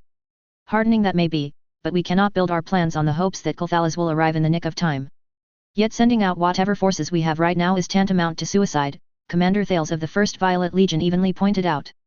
We're far too outnumbered in both blade and spells to hold the line for long enough to be anything but a road bump to the damned Gilneans. Another Archmage jumped in with fiery conviction. Which is why we must use rapid strikes. If we only. That'll just be feeding the Gilneans our people piece by piece. Someone protested. Not if we adopt the right strategy. Another countered with matching frustration, and the whole chamber threatened to boil into a mess of shouting again. Thankfully, Antonidas cut in once more, his calm voice amplified by a subtle spell. Please, please. We've been through this already. Ladies, gentlemen, our time is short, we must not spend what precious moments of it locked in bickering. Prince Kael'thas gave a fatigued nod. What would you suggest then, Antonidas? A vote, he started to say, and people were already groaning before a voice suddenly cut in. If I may, Archmage. Coriel Strass turned to see the human guise of Vassar Geos standing up, finally speaking on behalf of the Kingdom of Alterac who had quickly pledged their assistance almost right after the invasion began. Alteraci reinforcements were understandably small in number compared even to Dalaran's standing forces, but the gesture was gratefully welcomed nonetheless. Being a smaller force also meant that they were much quicker to mobilize and sent over via magical portal. That they had just recently been in battles of their own against the orcs spoke of Alterac's commitment to its allies. The Alteraci Royal Cavalry on Kyle's probe constructs and the Hussar Knights drew curious eyes, but it was the Hollander war machines that garnered most of the attention and provided some much-needed morale boost with their cannons and imposing figures. From what Coriel Strass overheard, the machines and their gnome pilots had to be guarded lest they be accosted by overly curious academicians who were looking for another journal to be credited under their names. Back in the chamber, Antonidas looked almost relieved as he gestured for Vassar Geos to speak. Mage Valagan, you have a suggestion. Not me exactly, the disguised blue dragon said, but I've just been contacted by my king. Soft murmurs fluttered throughout the hall. The Gilnean invasion of Kul Tiras has been thwarted. King Kyle will be personally coming to aid in the defense of Dalaran once he is certain that the Admiralty is truly secure from any further attempts. By the latest, he should be here tomorrow. That is heartening news, Antonidas politely responded, remembering that Kyle is not a warrior king. The magics and constructs that he wielded to crush the orcs in Lord Aaron would no doubt be invaluable here. He also says that Lord Admiral Dalen Proudmoore is mustering a force to aid in our defense, though it would take some time. In the meantime, the Lord Admiral has opened his armory, and the Admiralty's cannons and their crew have been made available. If Magi could be spared to open a portal and bring them over. Antonidas blinked at the news. Cannons? How many of them? Vassar Geos shrugged. According to my king, the Lord Admiral is willing to loan the guns from several ships for the cause. I see. That is good news indeed. There was a change in the air, of optimism seeping into the frantic dread, as the Archmage looked out to the assembly. We'll need a dozen or so magi to aid in the transportation. I know the right people for it, Archmage Madara replied. That's going to be a lot of cannons, Commander Thales commented with hints of hope in his tone. They might be slow, but the firepower they provide. Ranged firepower at that, another commander amended, it'd soften the Gilneans up, that's for sure. Did King Kyle offer any hints as to the nature of his additional support? Coriel Strass voiced, reminding a few of the Archmagi of the spider-like golems and flying constructs that had taken part in the attack on Stromgard. Vassar Geos gave another shrug. He didn't specify, but my king has promised to not be stingy in his aid. Which meant that they should prepare to witness Kyle's new toys. With Kul Tira's cannons now added to the defender's arsenal, hems and haws began to spread as mage and commander alike began rethinking strategies. With Kyle promising to join in the defense personally, Coriel Strass idly wondered how much of the planning would go to waste. Despite their misgivings, the advance was going faster than expected, and with losses well below expectations. The humans of Dalaran had opted to pull back rather than put up stronger resistance. Tichondrius didn't mind that they had chosen caution over feudal bravado. It gave the Dreadlords more leeway in their schedule. All that mattered right now was that they reached Dalaran City as quickly as possible with as many Gilnean pawns as possible. If the human fools thought that preserving their strength behind their walls would aid them, then Tichondrius would happily let them entertain that false hope. I have to admit, Balnazar drawled from behind Tichondrius, for all this haste, this march is beginning to bore me. Your boredom is irrelevant, Tichondrius countered idly, keeping his attention on the core of the army, making sure that the warlock puppets were doing their jobs passably well. We all have our parts to play. Maintain the defenses, the last thing we need is for the Magi to ascertain just enough information to formulate an inconvenient resistance. Balnazar kept silent as he dismissed himself, and the leader of the Dreadlords paid his subordinate little mind. Balnazar would do his job keeping the wards against arcane interference up, or risk earning the wrath of Archimonde or Kil'jaeden. Just as Mal'Ganis and Dithirok had their tasks of keeping the Gilnean host coherent and moving in good order, or Tichondrius in ensuring that the frail human warlocks did not expire prematurely. Thanks to ample use of fell sorcery, the Gilnean invasion force had not slowed down short of their earlier encounters with resistance. The dark energies kept the corrupted mortals fed, rabid and awake throughout the advance. It was a highly demanding enchantment though, so every now and then the warlocks would cull a few score or so of the weaker rabble and feed their life forces to maintain the spell. It was a fate meant for any prisoners taken from settlements or battle, but due to the lack of them, this price had to be paid. But considering that the losses sustained so far were light, losing a few hundred pawns that should have fallen in battle by now was an acceptable compromise. Tichondrius swept a cursory glance over the harvest warlocks, barely noting the blank-eyed stares of conscripts and footmen as serrated ritual daggers were dragged across their throats. By improvising on Nazul's plague of undeath, the common folk of Gilneas had been corrupted into little more than breathing tools kept under control of the new Lich King. They were far less efficient than skeletons, zombies, and ghouls, but they were far less taxing on Jen to control with his lack of magical aptitude. But the lack of aptitude did have the pleasant side effect of wildly mutating the rabid, almost mindless horde, which Tichondrius had to admit was something which the undead were less susceptible to. If anything, it was a new line of research to delve into if he ever had the time. If they could better refine how such mutations could be triggered. It'd mean less reliance on the pit lords of the Burning Legion to offer up their corruptive blood, which in turn might make future infiltrations and subversions easier on resources.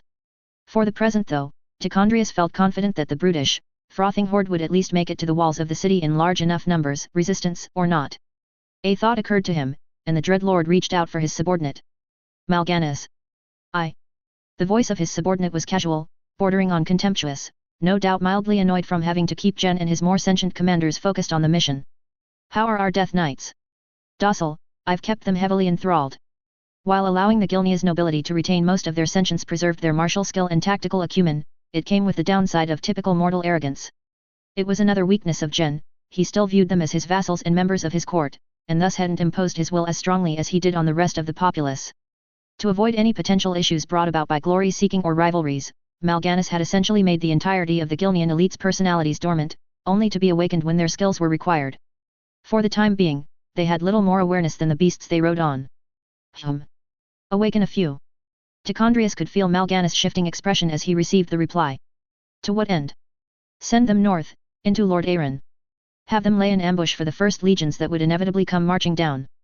By themselves. A small group should put up enough of a fight. If they're skilled enough to draw it out into long-term harassment, then all the better. The objective is to cast wariness on the reinforcements and slow them down. I understand. Good. Make sure to choose the right ones, I do not want board pawns breaking their cover to indulge in raiding. Of course. Tichondrius picked up mild offense from Mal'Ganis at such an obvious instruction. I'll have Jen provide us with a list of eligible candidates. If he is convinced that the Crowley family has been sided with his daughter, that should sharpen his focus. Yes, good. I will leave it to you then. Breaking the telepathic communication, Tichondrius returned his attention back to the warlocks, watching as another batch of mindless Gilneans were ritually eviscerated and bled out. He pushed aside Mal'Ganis' little barb, though for a moment the Dreadlord almost entertained the notion of taking some discreet time searching for the noble house that had not only escaped Gilnea's fate, but also left with Jen's wife and daughter by sheer luck. It was a wasteful expenditure of his time and energy right now, the pragmatic side of the Dreadlord reminded himself. He'll have to wait until Archimonde's arrival is secured, and then Tichondrius would content himself with hunting and slowly ending their lives. Chapter 57. Morning in the outskirts of Dalaran City was heralded by the clamor of metal and shouting as the armies of the Alliance sallied out to meet the enemy in battle. Remember your formations, for fuck's sake. Laura joined the other commanders in keeping their respective elements in line. While she personally led the Alteraci Royal Guard, the dwarf was also in charge of one half of the Alteraci expedition force sent to aid Dalaran. Under her command were 2 whole Alteraci infantry legions and 8 Hollander walking suits. The other 2 legions and 12 Hollanders fell under Commander Parston's purview, along with the Alteraci Hussar Knights. Ranger units operated independently under the leadership of the Elven Ranger Captain Arianda, and together, the Alteraci force within the alliance formed a small but potent force. Laura could easily imagine the Hussar Knights and her own probe cavalry effortlessly running circles around the Silver Hand Knights, while the multi-role Alteraci infantry would give the more heavily armored Lord Arryn footmen a good blooding if push ever came to shove. It'd be just a notion for now, as Alterac now joined the meager reinforcements from Lord Arryn and the Dalaran host to stand against corrupted Gilneans. It promised to be a bloody, brutal battle, probably worse than the unholy carnage that took place in Alterac's cathedral. By all accounts, every Gilnean they'd face was irrevocably damned, either giving in or forcibly enslaved to fell powers. They possessed dark strength and darker magic, though beyond mindless berserkers, baleful warlocks, and horrific beasts, precious little was really known about Gilnean military tactics. They hadn't been given a chance to show off any military skill up until now, as they simply flooded the battlefield with violent lunatics. Credit where it's due, it had been working until now. But Laura still had a bad feeling about sightings of heavily armored infantry and knights in the heart of the Gilnean host. Well, hopefully if things go even half to plan, she wouldn't be finding out today. The alliance was sallying out in force, but not to stop the invasion. There were far too many mutated Gilneans for that. Instead they sought to engage the enemy as far away as they could from Dalaran, and then begin fighting their way back to the city, in hopes of whittling down the Gilneans' numbers to something approaching manageable levels and keeping their focus on the city, instead of despoiling the countryside. As many of the enemy needed to be in the same place as possible, to make it easier for Kyle's new toys to mop things up when they arrived. Think he'll drop in personally? Laura asked the blue-robed figure casually floating alongside her probe on a translucent arcane disc. Knowing how proactive our king is, it's very likely. Hopefully he'll have the common sense to not appear in the thickest of the fighting. Laura scowled at the thought of that. One Dreadlord monster was a bad enough experience. She didn't want to have to charge in and rescue Kyle if he suddenly decided to pop up amidst a mob of maybe demons. Valagan was about to add something, but then he gave a characteristic pause of listening to Kyle's invisible summons. The mage's face then scrunched up with distaste. A small Gilnean force has broken off and is headed north.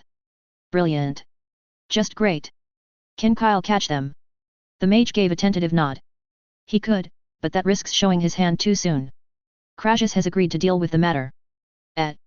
Laura glanced to her side, where her enigmatic benefactor calmly rode a destrier with the rest of the Dalaran contingent in the distance. In the middle of the convoy were cannons, each floating on a shimmering cushion of air.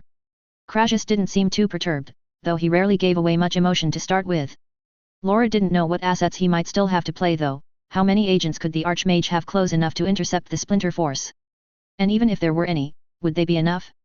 You'd probably need griffins or dragons to actually reach the Gilneans and be capable of doing more than just pissing them off. Maybe Crassus had a whole clan of wild hammers on his payroll? It's not like he conveniently had a dragon or two at his beck and call, right? Pushing aside a concern she had no control over, Laura returned to keeping an eye on the formation she led. The armies of the Alliance kept marching well into the afternoon, with Magi flitting past the rank and file to distribute muffins of all things, alongside bloated waterskins. Despite the meager fare, the muffins were surprisingly filling, and Laura noted how the troops seemed to pick up their marching speed again after gulping down the water. The march only came to a halt when scouts rushed back to herald the approaching invaders, and battle lines were formed on open grasslands. Laura's group hurried over to take their place at the leftmost flank to cover a few violet legions, while Commander Parston had his force at the center to bolster the anvil. The Knights of the Silver Hand and Lord Argent legions took responsibility for the right flank, while squads of Magi were spread about evenly to provide overlapping aid alongside the Alteraci Rangers and Lord Argent skirmishers. War priests of the light chanted as they lifted the fatigue and bolstered the spirits of the soldiers standing shoulder to shoulder with one another. There was a different sort of chanting from Valagan and the Kirin Tor Magi who lay enchantments and summoned elementals. Hollanders knelt with cannons at the ready, while conventional cannon pieces were dropped onto the ground, and hurriedly loaded. It was about as good a formation as they could manage with the manpower they had, walls of infantry blocks that would hopefully put up enough resistance to halt the enemy's momentum, and give mobile reserves time to swing about for flanking charges or rain devastating barrages on exposed flanks. The last shields bit into the ground to complete the shield walls when dark figures appeared and poured over the horizon. They were maybe a league or so away, but even then Laura could tell that the small blots in the distance carried an unnatural gait. Under the afternoon sun, the captain of the Royal Guard had to squint hard to finally notice the pinpricks of green light that covered the approaching horde like a rash. Black banners bobbed amidst the enemy host, some held up by disfigured brutes while others fluttered off hulking monstrosities like pennants. "How long do we have to hold the line again?" Laura had to ask. Valagan sounded just as distracted as her. "Ideally, not for too long." The Gilnean flood closed the distance with surprising speed, and it wasn't long for orders to be given for the cannons to open fire throughout the alliance line. In contrast, Laura left it to the Hollanders' gnome pilots, trusting them to understand their weapons better. "Fire whenever you're ready." "You should have told us sooner," one of the gnomes cackled before her Hollander's cannon tilted upwards a little more and then belched a deafening boom. The other walking machines followed suit, joining the initial barrage. Fireballs, crackling lightning bolts, and other arcane spells added to the horizontal storm of destruction. A ruinous, explosive cacophony rolled back seconds later, but Laura had to wait until the smoke and spell haze lifted to see the effects of the barrage. The Gilneans' front line was noticeably more ragged, with ancestors know how many of their dead trampled underfoot as they surged forth. Another barrage of spells followed, and this time Laura could see fireballs plowing into the horde, flames consuming any that got in their way before they exploded and sent bodies flying in smoking pieces. Blinding sparks arced through Gilneans struck by lightning, while others were shredded by icy spikes. By the time the cannons fired again, Laura estimated that hundreds of Gilneans had already died, either to cannon fire and spell, or from being trampled by their comrades. The Gilnean line did not slow or even flinch at all to the opening volley. They kept coming as a rabid mob, running straight into spells and cannonballs, heedless of their own survival. It was ludicrous. Even the most ferocious orc raiders or famished gnoll band had enough brains among their number to seek cover or spread out to minimize damage. But these Gilneans didn't seem to care about such petty matters. A glowing arcane orb detonated in the thick of the approaching Gilneans, but their comrades didn't even consider making some space between each other as they continued charging. Worse, as the carnage grew closer and closer, Laura noticed that not every burnt or blasted Gilnean was rendered a corpse. Some misshapen figures actually got back up and resumed their frenzied advance as if a ragged hole in their chest or a broken and flopping neck was a minor inconvenience. Regardless of the damage being inflicted upon them, the Gilneans remained a maddened, unflinching tide of white eyes and gaping mouths glowing green. "Is Kyle ready yet?" "Not yet," Valagan answered with forced calmness. "He's trying to confirm the whereabouts of the ringleaders." "He can do that after he helps sweep this lot away," Laura hissed. Kyle agrees, but it's agreed that if we're truly dealing with demons, they might slip away if the trap is sprung too early. "We? Who's we?" "Crassus and the rest of the Kirin Tor ruling council. A fecking course. Stupid magi and their stupid ploys." Lord Morgraine also agrees with their assessment, though somewhat reluctantly. The little addition did not change Laura's grumbling. By the third cannon volley, the Hollanders rose up and picked up oversized swords, mauls and shields in their mechanized gauntlets, while the men at the shield wall braced themselves as another wave of enchantments fell upon them. "Bows, all ranks!" Laura yelled, an order echoed by Commander Parston at the center. The Rangers and other dedicated ranged units were already loosing their arrows. The sheer numbers and density of the Gilneans meant that missing was nigh impossible. Less showy spells began flying as well, the smaller bolts of magic streaming forth at a faster rate than before. "Loose as you will," Laura ordered, and the area around her became filled with the deafening twang cracks of several hundred repeater bows unleashing a storm of arrows over the heads of the Dalaran footmen. For a moment, the tide of Gilneans was brought to a crashing halt as arrows, cannonballs, and spells tore through their ranks faster than they could climb over their dead. Their advance instead became measured by the next wave of corpses that flopped forwards. For that brief moment, Laura genuinely thought that they had done it, that the rampaging charge had been checked. But then gouts of green fire from the Gilnean side reminded her that the enemy had spellcasters too. Lances of green fire and lightning shot straight at the cannons in the center. Slagged barrels were flung high into the air, and a series of explosions ripped the back line of reserves and magi as the lightning breached barrels to set off the cannons' powder charges. Fell bolts also flew into shield walls, blasting apart the tight formations in an echo of what had been inflicted on the Gilneans. Laura winced as she saw armored soldiers sent flying and then landing in a crumpled heap. Some got up, smoking and bruised, but alive, the enchantments of the magi and blessings of priests doing their work and absorbing the worst of the dark fire. Quite a few didn't, the protective spells not being enough to negate a broken neck or shredded body. Another wave of fell magic was loosed, but most were snuffed out as the Kirin magi focused their attention on countering the spells. With the storm of fire and magic slackening, the Gilneans quickly reclaimed the momentum. The growing wall of bodies toppled over as they broke once more into a frenzied charge, and for all the discipline and resolve of the footmen behind the shield walls, Laura knew it wouldn't be enough. Not against the tide of hulking, mutated madmen. She could pick out the grisly details on the Gilneans as they closed in. Rabid to the point of emptiness, they had no life behind their glowing eyes. They sported unnatural growths bulging out of every part of their bodies, and those in armor seemed ready to burst out of them. They had no right bearing hideous claws and fangs or flailing with additional limbs, but yet they did.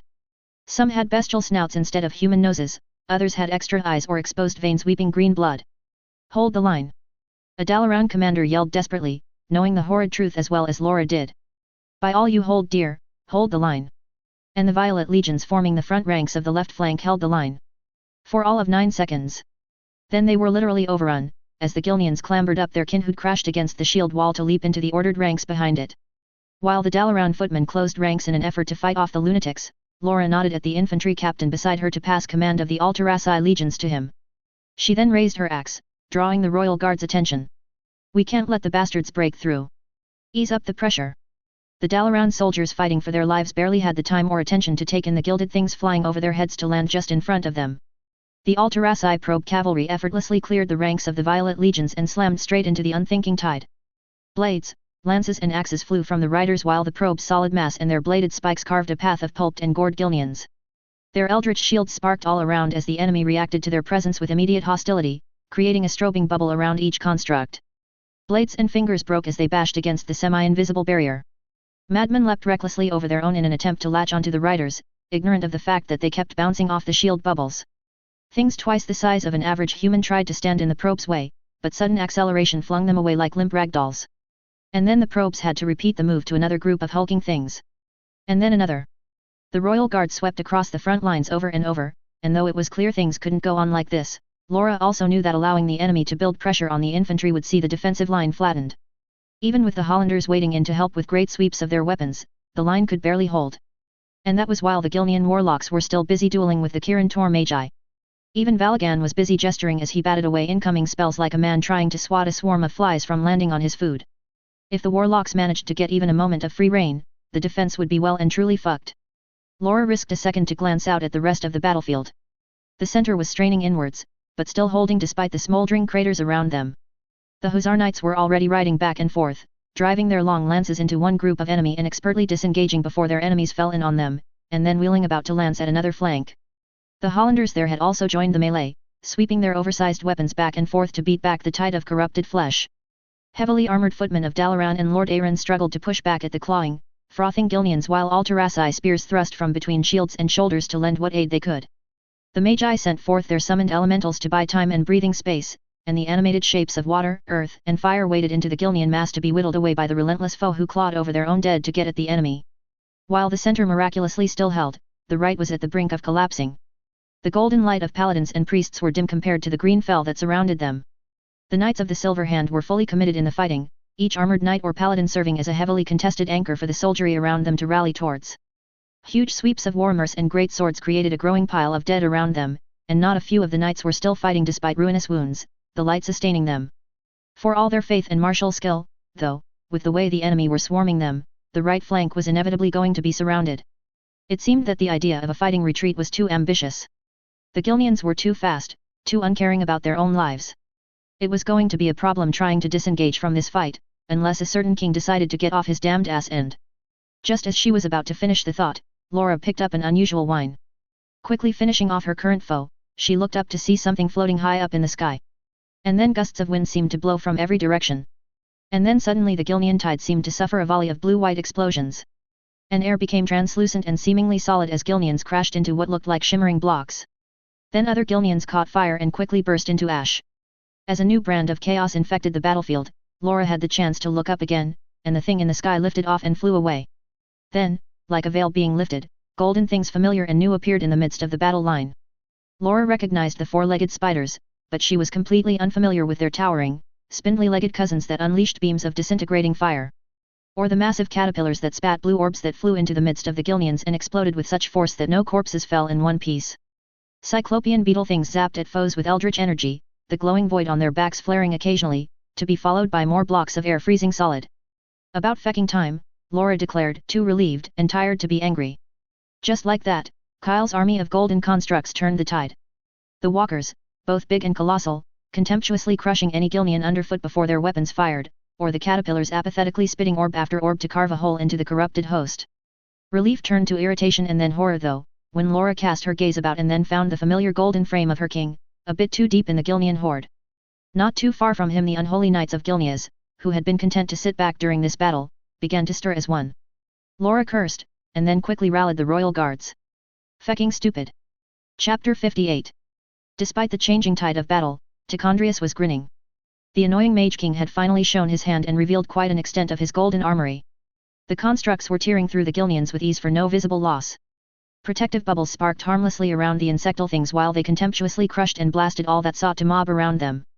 A barrage of green flames from a group of harvest warlocks splashed ineffectually against one of the spindly, towering constructs, the destructive magic that could bore through castle walls failing to breach the invisible shielding. In exchange, a sweep from the colossal thing's beams blasted the warlocks and those around them to ash. The destructive display was impressive indeed, enough to contest Tichondrius' rising rage at such a turnabout. We must capture the Mage King, he declared through his link to the other Dreadlords. If nothing else, the knowledge of his construct army would be a fine addition to the Burning Legion. Agreed, Balnazar dryly said. Though it would be easier if we weren't so fully committed right now to find him. As if on cue, said Mage King appeared in a flash of light before the Gilnean Death Knights. The young king wore a defiant scowl within his unusual golden armor, with blades of light extended out of his bracers. Tichondrius grinned. It seems that we need only commit to seizing him. The nearby chaff instinctively rushed at him, but a sweep of his arms conjured a lightning storm that thoroughly incinerated his would-be enemies. Curiously, Tichondrius could not pick up any arcane signature from the spell. More curtains of lightning lashed down all around him, keeping the Mage King from being swamped by Gilneans while his golden army slowly burned and blasted to join him. It was impressive. Tichondrius had broken similar warriors in the worlds he offered to the Burning Legion. The fool probably thought that his spells and constructs would be enough to carry the day. It might be the case against the Gilneans, but unfortunately for him, the rabid army was merely expendable fuel for the Dreadlords. Mal'Ganis, Dithirok. Are you in position? We are, Dithirok answered with reservations clear in his tone. Without a proper ritual site defined, the energies would be unstable.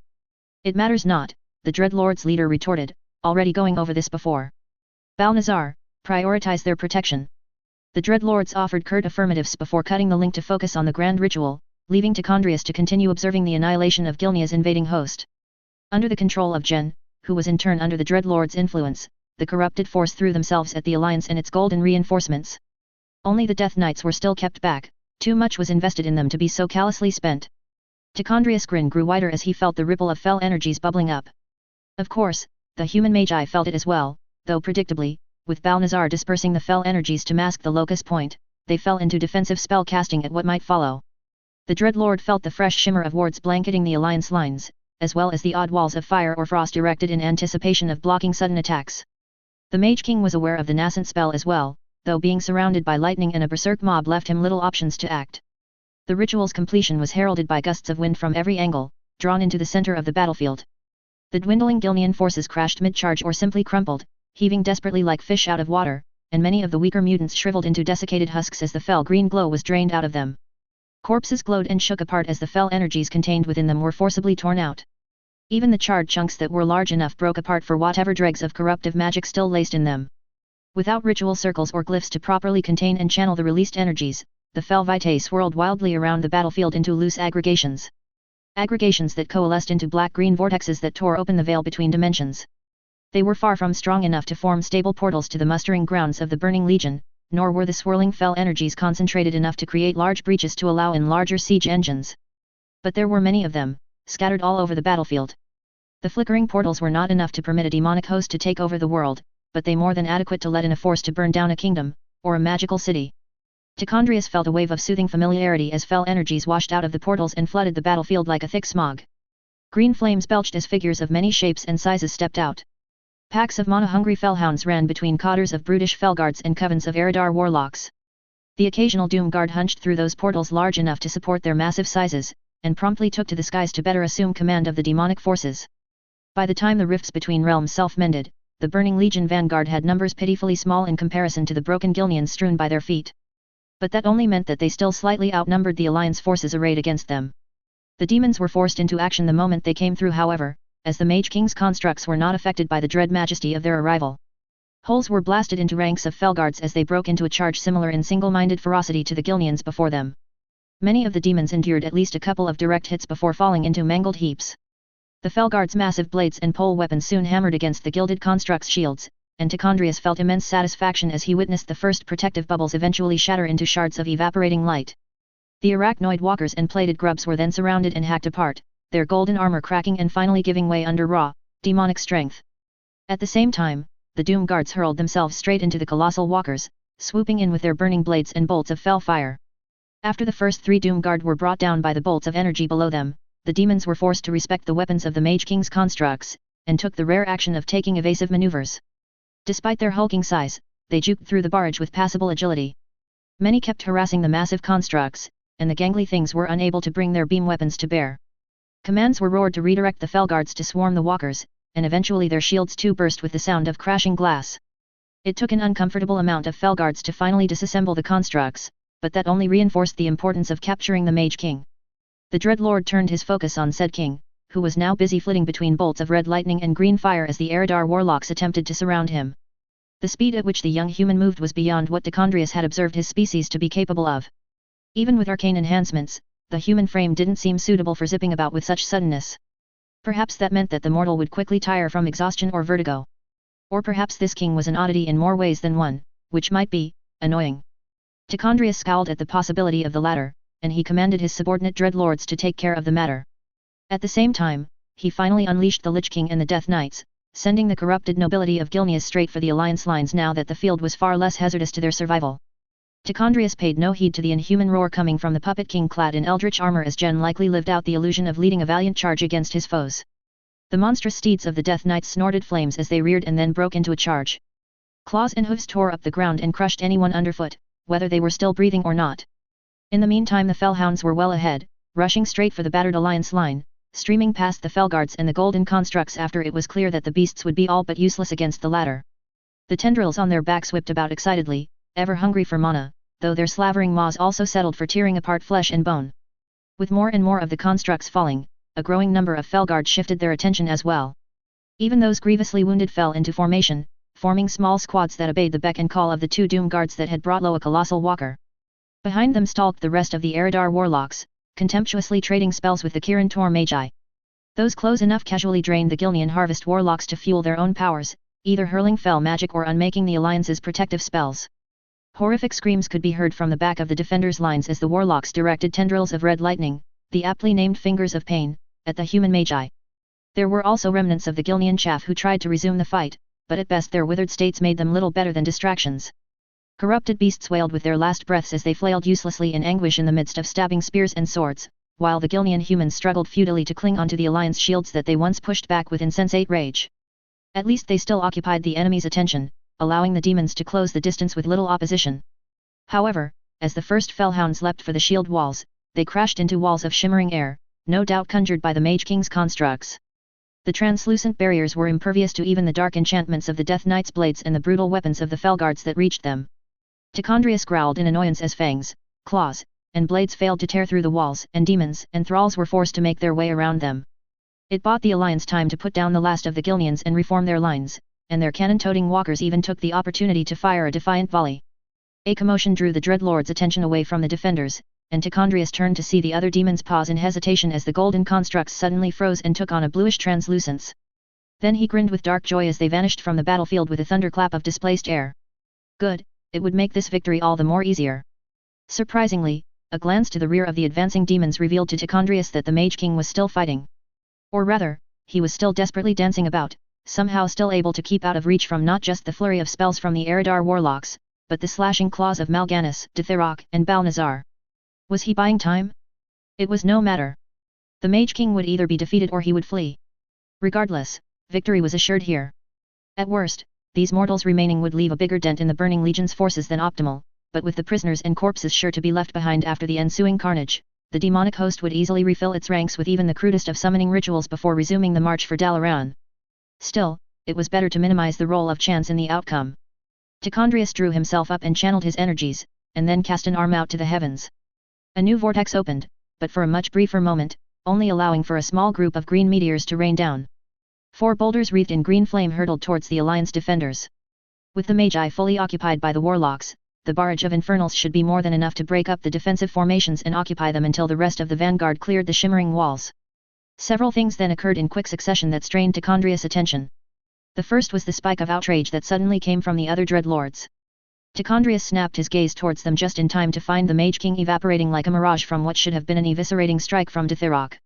Where he once stood, now was a spherical gilded construct, the same probe steeds that his royal guard mounted. Its side was rent apart by Dithirok's strike, but before anyone could act further, the probe took on the same translucence as the other constructs and vanished. Then horrendous screeching made Tichondrius and the other demons snap their heads skywards, in time to see great balls of lightning shooting down from beyond the clouds. The first coruscating orbs intercepted and engulfed the falling infernals, causing spectacular detonations of sparks, green fire, and shattered stone. The rest of the barrage struck the Doom Guards, the crackling energies disintegrating them before they could react, before continuing on to explode among the Felguard's ranks with equally destructive results. Behind the crackling barrage came the Mage King's flying constructs, the same dart-like things that had tore through the decks of the Gilnean navy. Missiles and sparks rained down to stop the demons' attempt at circumventing the shimmering wall. There were other variants as well, crafts with wings that curved forward, and delicate things that flew with gossamer blue wings. Some of the constructs with curved wings dove in, and their entire hull darkened and their wings glowed before energy shot out to swallow and lift the Death Knights high into the air. The rest of them simply hovered around the floating Death Knights, and the streams of light that shot out from the tips of their wings turned the nobles of Gilneas into drizzles of gore. Those crafts with glass-like wings flew over the Alliance lines before unfurling like an inverted flower. Columns of light erupted from below them that molded and solidified into silhouettes of more golden walkers. And then, as the field was awash with gold and lightning, the air directly above the battlefield crackled before a blinding flash forced all who witnessed it to turn away. Tichondrius forced himself to look up again to face the new threat, and even before the dazzling after-images could clear he realized that the entire battlefield had darkened significantly. As his vision returned, the Dreadlord's skyward vision was filled with gleaming gold dotted and lined with blue lights. It was vast, the size of a city at least, with massive plates surrounding a great hollow center like lobes. Before the Dreadlord could take in further details, a familiar voice impossibly slipped through his innate defenses to speak into his head. "Carrier has arrived." And then more golden things came pouring out of the golden sky above, and death truly reigned from the skies. Chapter 59. A paltry few orcs survived the purge of Lord arg3nt. With the agreement that Lord arg3nt would have to rely solely on its own means, and not the Alliance, to resume its ambitions of rehabilitating the invaders, the forces cleaning up after King Kyle's brutal assault could afford to be picky about the residents of the smaller, revamped internment camps. The weary soldiers of Lord arg3nt marched through mountains of ash and broken corpses to root out the last greenskins buried under charred timber and burning tents. The gilded armies of Alterac, while small, were very effective. Even their mortal elements left in their wake a trail of corpses that were either trampled to paste or shredded by arrows and spears. If not for the Mage King's decision to only break the Horde's forces out in what could barely be called a battle, Uther doubted that there'd be any orcs left to capture. King Kyle had settled for massacring the orcs that faced his people and constructs in the open field, and only razed the main fortress and flattened outlying camps before leaving whatever still standing for Lord arg3nt to deal with. They found very little resistance, but any they encountered were dealt with harshly. Any orc wielding anything at least as threatening as a broken club was put down. Those that climbed out from collapsed ruins had a single chance to submit before the spears and blades pointed their way, or be ruthlessly cut down. Any survivors too wounded for battlefield healing were given the mercy of a swift execution. The warriors of Lord arg3nt did not share the tolerant sentiment of the greenskins compared to their king. Uther himself admitted to a cold satisfaction at seeing the savage invaders being culled down to numbers that could no longer pose any risk to the kingdom and its people. It was far from making up for the loss of lives the Horde had inflicted, but he would not complain for settling for the next best thing.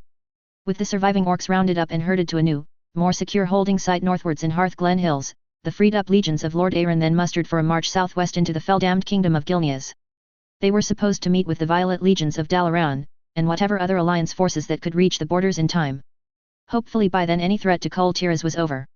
But then an urgent missive by a member of King Terranaw's court Magi forced the march south to be hastened considerably. Gilneas had invaded Dalaran, and their advance towards the magical city seemed unstoppable. 3 legions from the great kingdom of Lord arg3nt hurried as best they could to reinforce their allies. With the tireless and selfless prayers of the legion's chaplains and war priests, the men's spirits and stamina were sustained throughout the forced march west towards the shores of Lordamere Lake, where the whole force were then ferried by a fleet of ships straight onto the shores of Dalaran. Yet even with the compromises and swift transportation, Uther had a feeling that they'd be too late. The daily updates from Magi teleporting in made it clear that Jen's army of the damned was pushing in too quickly, and was of such potency that the defenders dared not risk any lives in a futile attempt at checking the advance. For all the swiftness of the transport fleet, the Lord Aaron legion still had to endure a whole day reorganizing when they landed. 3 whole legions rushed to the front across various ships was bound to cause chaos, but it was still far more preferable compared to marching across Alterac or taking a roundabout way west into Silver Pine Forest to then march south through the western Alterac mountains. A day's rest and regrouping was all that was afforded, and the legions continued their urgent march. They were only days away from Dalaran city. But the next morning came with ill tidings. A small group had broken from the Gilnean host and turned north into Lord Aaron. It didn't take much to puzzle out the enemy's intent. Jen was sending some of his men up to stall the bulk of the reinforcements coming down from Lord Aaron.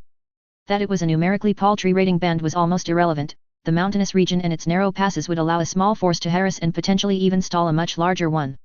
And recalling the horror of the cathedral, Uther could imagine what a single disguised demon might do if unleashed in such confines. After a quick debate between the commanders, it was decided that Uther would lead the 6th Legion west in an attempt to intercept the Gilnean raiders along with the Silver Hand Knights and Paladins, while the other 2 would make straight for Dalaran city to bolster the defenses. A siege of Dalaran city seemed inevitable no matter what occurred, so it was better to ensure that the path for timely and unmolested reinforcements was secured to break the siege. On paper, it was one whole legion of some 3,000 soldiers seeking to run down a force of only a few hundred raiders. Yet with demons and fell powers to contend with, Uther hoped that victory wouldn't come at the cost of a bloodbath. Despite misgivings, the 6th Legion managed to head off the Gilnean splinter force with a solid lead. As overall commander of the interception force, Uther ordered the men to rest up as much as they could while he and the other commanders hammered out plans for the coming battle. Weary scouts reported that the enemy consisted of Gilnean knights and what passed for light infantry, moving with unnaturally relentless speed. To the consternation of many, those veterans of the Second War compared the corrupted nobility to the undead death knights of the old horde. There's clearly a dark air around them, a scarred scout sergeant reported. If anything, Lord, they feel more unholy than the abominations the orcs had. It wasn't the best news, but there was little to be done about it. The battle lines were reinforced, priests and paladins would seek as much of the light's blessings as they could for their small army, and messengers were sent north and east to update the reinforcements in Dalaran, in case the worst was to come. Uther also tried but failed to convince and then order his squire to leave the field, though. It is my duty as a member of the Silver Hand, and as Prince of the Realm, to help fight off these madmen, Arthas insisted, his blue eyes turning cold with uncompromising stubbornness. Along with the fact that his squire would likely find a way to join the fighting even if Uther sent him away under armed guard, the paladin had little choice but to relent. You'll stay by my side at all times, he sternly ordered Arthas. You still lack mastery over the light to properly face the truly damned. Thankfully, the prince acquiesced to the compromise without any protest. By your will, Lord Uther. Uther hadn't expected the sass, though. Cut the cheek, lad, he scolded lightly with a faint smile. It's unbecoming of you. You're the crown prince of Lord Aaron, not the mage king of Alterac. Now come, we've still some time, you can lead the troops in prayers. With their resolve bolstered by faith, the 6th Legion formed a solid battle line as the enemy came into view. Even from afar Uther felt the raw, unholy corruption seeping out of the Gilnean force that almost made him squirm in his saddle. The smaller Gilnean force didn't seem to care about the armored line ahead of them, their pace neither slowing or picking up. Hunched figures with oversized weapons loped effortlessly alongside the twisted cavalry, and pinpricks of green light infested the approaching mob like a bad rash as eyes stared blankly at the Lord Aaron fighters and mouths hung limply. Behold the fallen! A nearby priest shouted, drowning the mutterings of unnerved soldiers. See how rank and vile those things that were once men have become, shunning the light and all that is holy. These are the monsters that seek to kill and burn, to despoil all that we hold dear. But we will not let them. The priest did a good job in shoring up the men's spirits, and judging from the overlapping voices coming from up and down the line he wasn't the only one. Uther, Arthas muttered, and directed the paladin towards monstrous knights standing out in the middle of a grotesque mob. The rider on the left. What of it? Uther asked, squinting as he tried to pick out the details.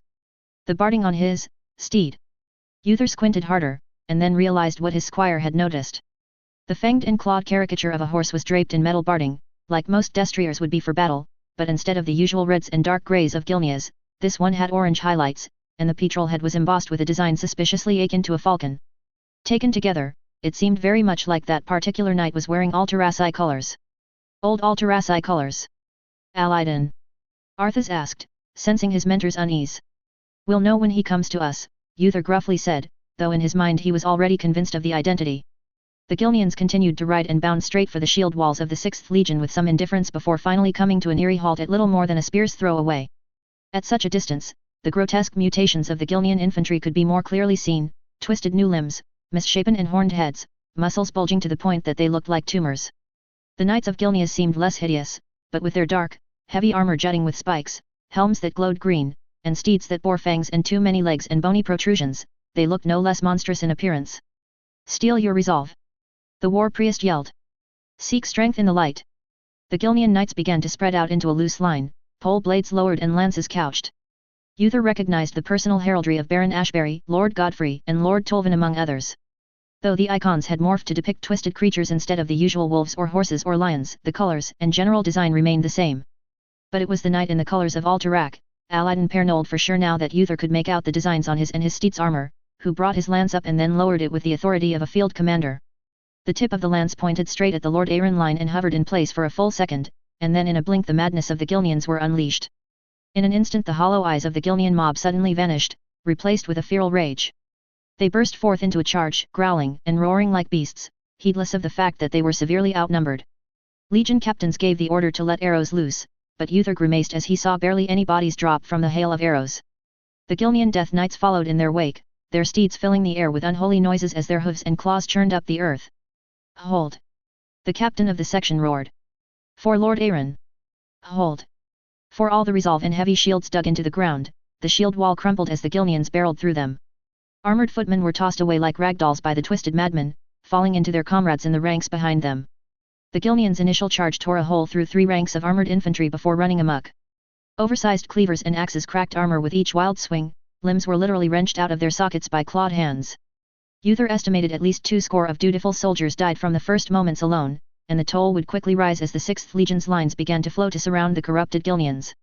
Even as men were brutally crushed or hacked to death, the Lord Arryn infantry fought back with heroic tenacity. Blades lunged from all, slowly but surely bringing down the mutants through 100 cuts and stabs. Several rabid berserkers were tackled down by a dozen men each to open up the chance for killing blows. A Gilnean continued rampaging despite his head hanging loosely off the spurting stump of his neck, and was finally put down after his legs were lopped off. As much as he wanted to, Uther could not intervene in that fight. He was already leading the knights and paladins in a countercharge against the Death Knights. Flowing around the bloody infantry melee, the warriors of the Order of the Silver Hand steeled their resolve and glowed with divine light as they closed the distance with the unholy knights. Uther had a moment to clearly see the green flames leaking out of visors and pick out more of the monstrous details on the Gilneans' armor. Then the 2 opposing cavalry forces collided. Lances punctured armor and drove men off their steeds. Serrated glaives bit deep into chests, tearing through the plate armor of paladins as if it were paper. Warhammers caved in the heads and bodies of Death Knights, sending them lolling limply in their saddles. The fighting was utterly ferocious, the profanely wicked edges of the Gilneans' blades slicing through armor just as the sanctified hammers and maces of the Silver Hands crumpled their eldritch plates. Paladins invoked the light to close up grievous wounds as they continued fighting, while many of the knightly order had to contend with both Death Knights and their monstrous steeds. Uther had to duck aside as a barbed lance narrowly avoided his face. His own weapon lashed out to smash in his attacker's snapping steed before the follow-up uppercut with it sent the rider flying. There was a flash of movement beside him, and then Arthas was there, the head of his warhammer shattering a glaive blade before it swung down to flatten the Gilnean's head into his body. There was no time for thanks, as both paladin and squire quickly turned to defend themselves against new foes. Despite being outnumbered, the Gilneans were holding their ground with lethal competence. Uther spied Aladin Pernold effortlessly fighting off 4 knights with a serrated sword, dodging blows while landing precise stabs and slices that rivaled the speed of an elven sword master. He didn't have time to pay further attention as Lord Tolvan's great sword tore through a fellow paladin and came swinging straight at him. Uther reeled back, but the massive weapon ripped through his destrier instead. The poor horse let out a pained shriek before it fell over, half burying Uther under its heavy, armored corpse. Once more, Arthas suddenly came into view, though his hammer swing this time was batted aside by the Gilnean. The pommel of Tolvan's great sword swept up, and Uther cried out as the prince was knocked off his saddle by the blow. Protect the prince! Those who witnessed Arthas dismount quickly reacted, and the Gilnean lord was mobbed by 3 knights. Only one remained whole enough to continue fighting after Tolvan was finally put down. Uther managed to crawl free from under his dead mount, and quickly ran for Arthas' slumped body. Thankfully, the prince was still breathing, though with the cracked helmet and broken jaw, the paladin was thankful that his squire had been knocked out cold. A hurried prayer to the light saw Arthas' bones returned whole, though Uther had to tear off the helmet to allow him to breathe. More members of the Silver Hand were fighting around Uther and Arthas by now, forming a protective wall against the Death Knights that had picked up on the prince's presence. Aladdin Pernold strode amongst the corrupted pack with bloody chunks of his steed still clinging onto the joints of his cuisses and greaves. His glowing mouth warped into a wicked grin, and for the first time, Uther heard actual words from corrupted mouths. The lesser prince falls. Then the unworthy kings. And then, I will ascend uncontested. A chorus of roars interrupted any further grandstanding, louder, more natural roars that made Uther look to the skies. He flinched and immediately braced himself over Arthas as a barrage of magic missiles rained down all around him. Unholy screams filled his ears, but it took a moment before the paladin realized that beyond the shouts of surprise, none of his brothers had cried out in pain. Carefully lifting his head, Uther found the Death Knights around him flung back, their bodies smoking. Then the sky above him flashed red and yellow as something flew overhead. No, not something. A dragon. Dragons. A chill ran down Uther's spine as a whole pack of red dragons swooped past. Any instinctive dread he harbored was quickly banished as an assertive voice filled his head. That filled everyone's head, judging by the way the knights and paladins around Uther startled. Withdraw. Leave the cleansing of the fell tainted to us. Before Uther could protest, another calmer voice spoke within his head. Pull your men back, Lord Uther. King Kyle would prefer to see you and your squire, as well as the rest of your men, alive. At the mention of the Mage King, Uther's wariness spiked but then receded when he reasoned that of course Kyle might have made contact with dragons. Somehow, that made more sense than rabid Gilneans.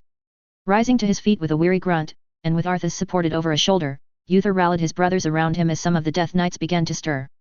The orange armor of Aladdin Pernold was among the first to get up on his feet, but then a crash of red scales flattened the Death Knight with a brief but horrible screech and squelch of metal and flesh as a red dragon landed directly on the former pretender to Alterac.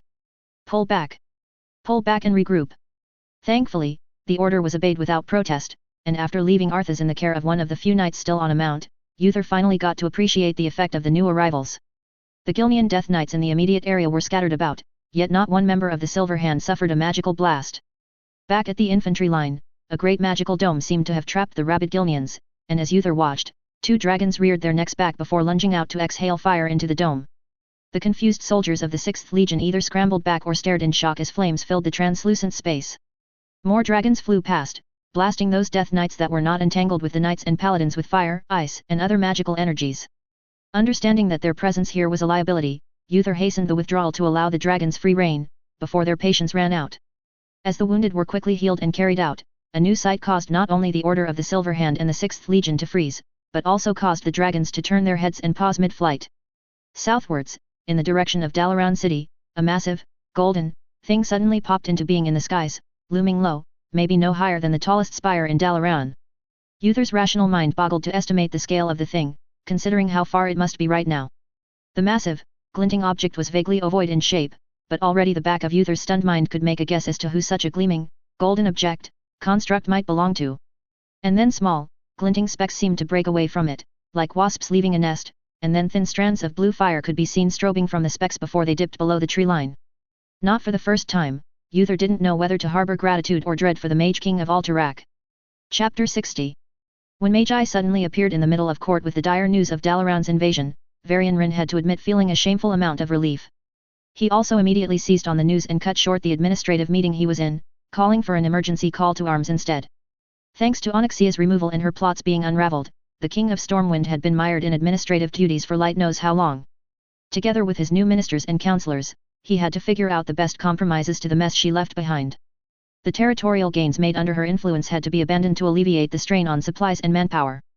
That, in turn, meant relocating towns worth of people into the heart of the kingdom, which added a new strain to public order and logistics.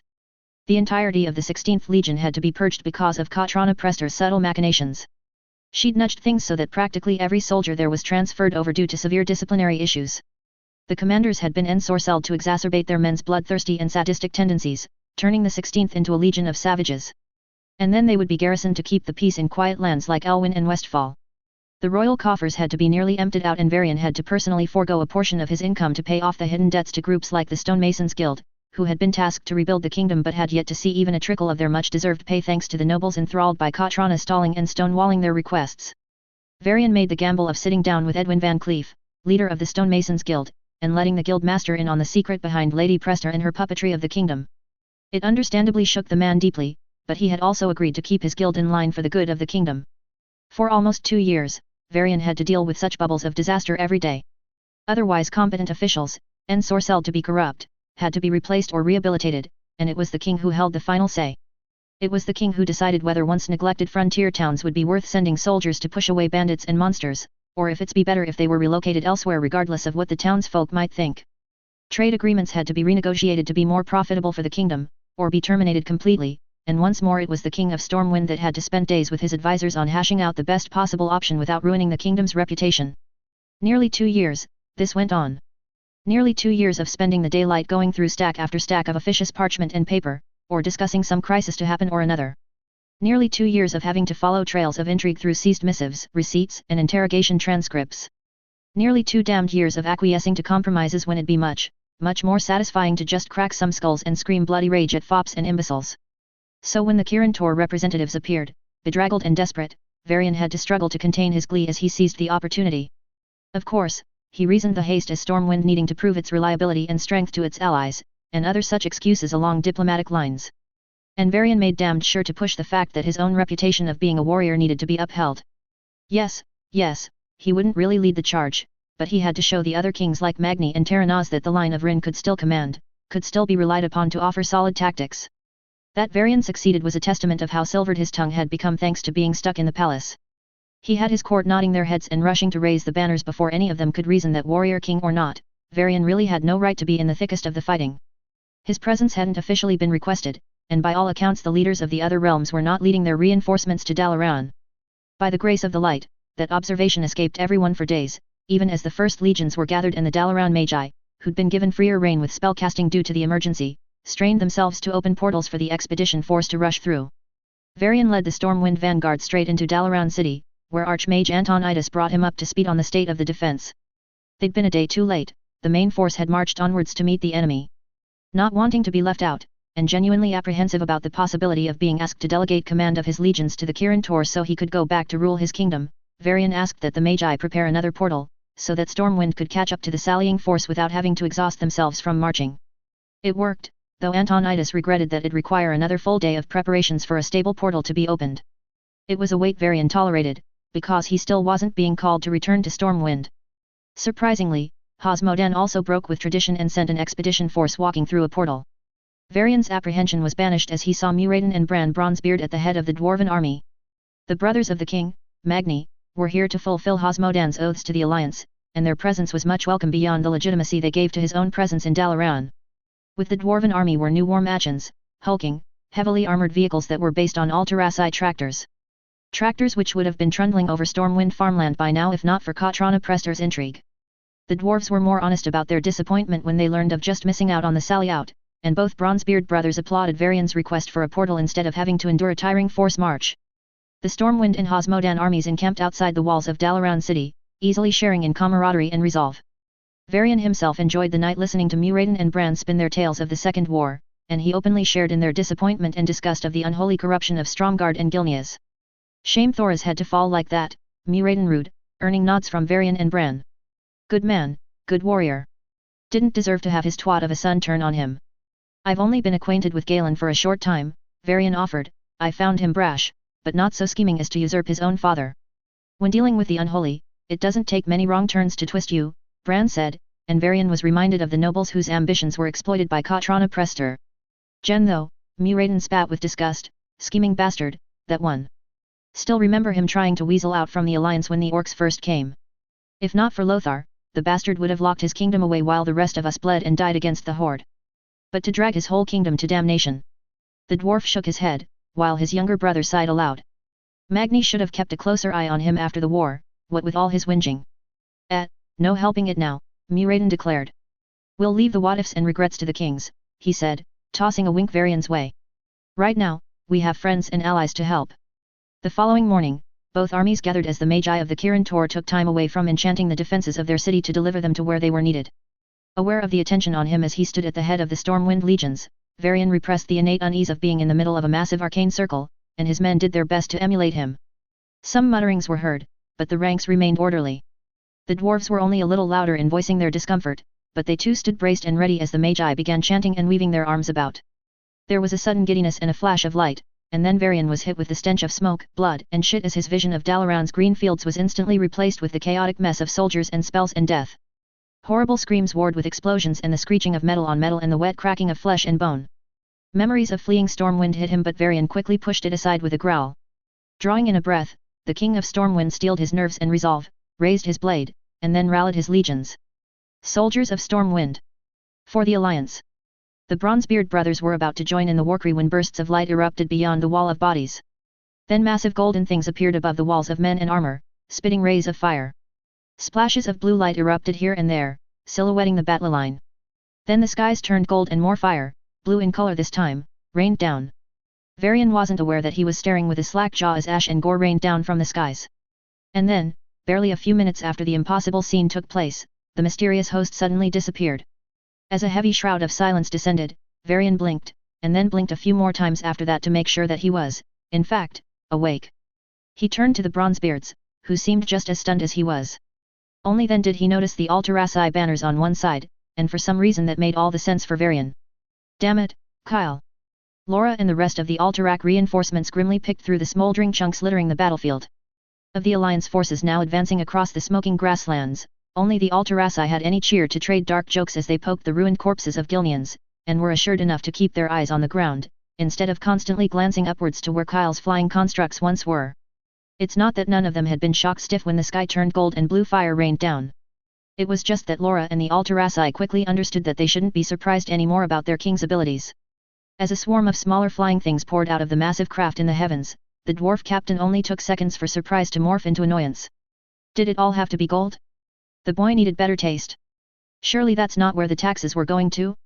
Gaudy or not, the flying constructs had torn through Gilneans and demons in short order the moment Kyle made his telepathic announcement and revealed his new toys.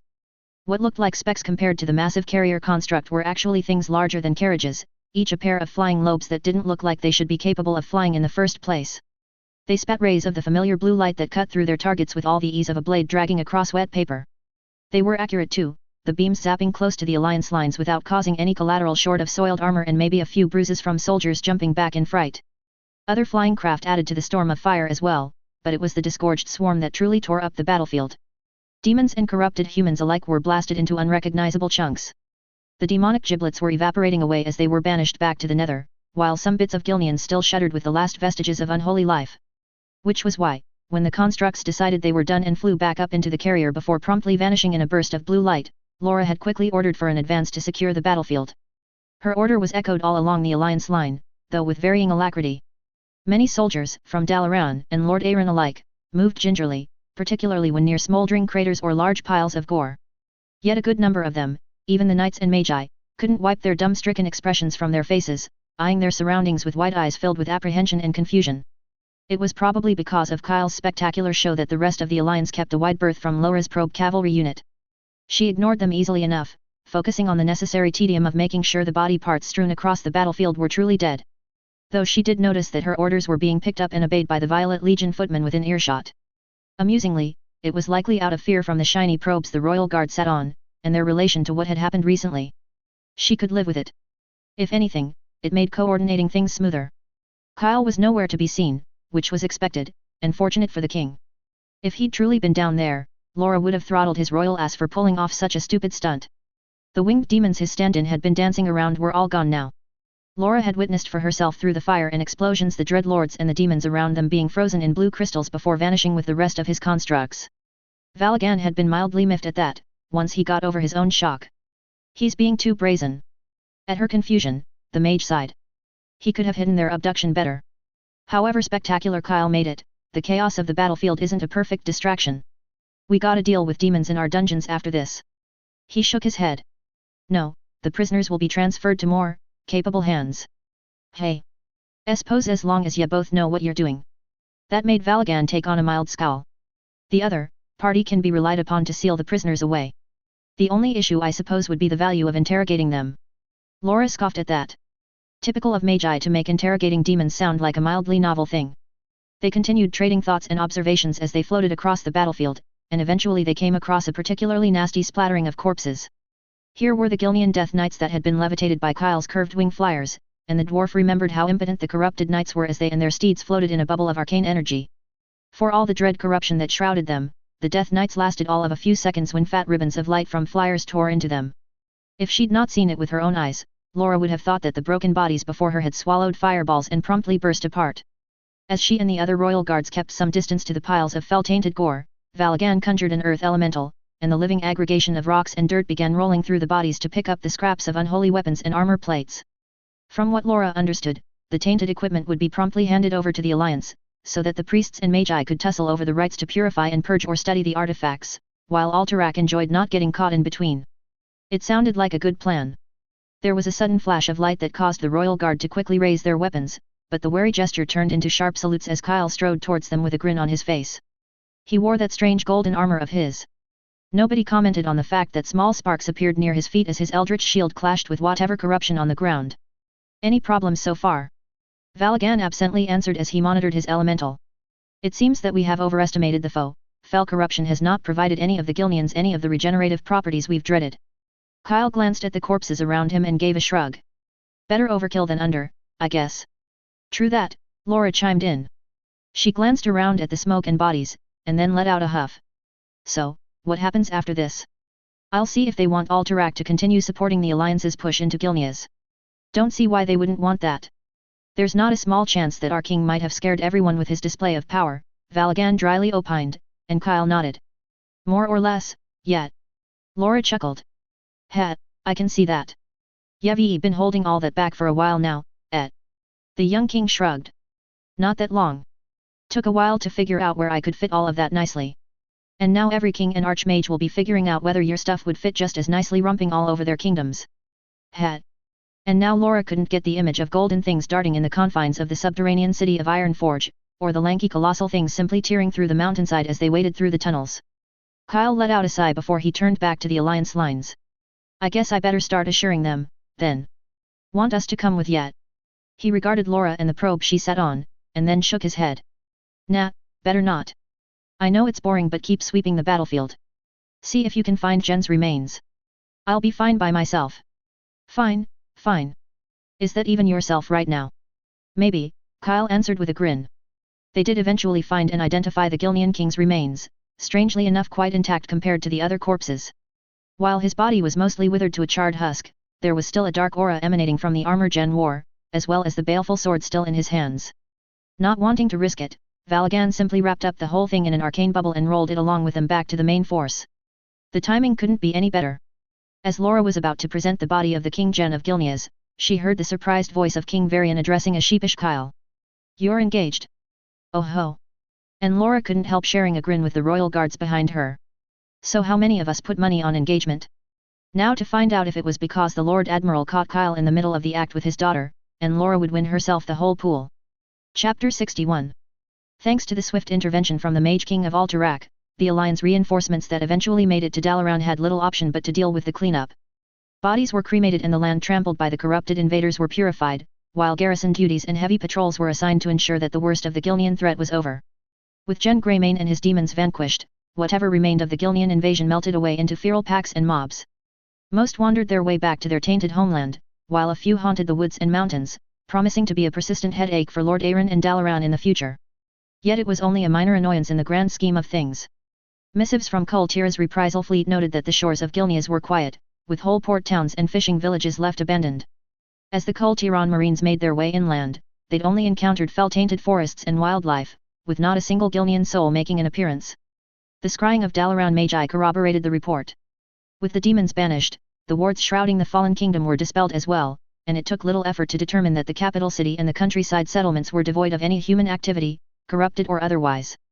It took a week before patrols found any Gilneans, but not in the kingdom itself.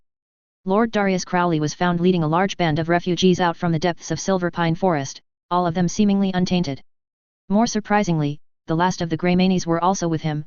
Both Mia and Tess Greymane, wife and daughter of the late corrupted king, were under his protection. According to the bedraggled lord, he'd harbored suspicions of his king's growing eccentricities but couldn't verify any of it.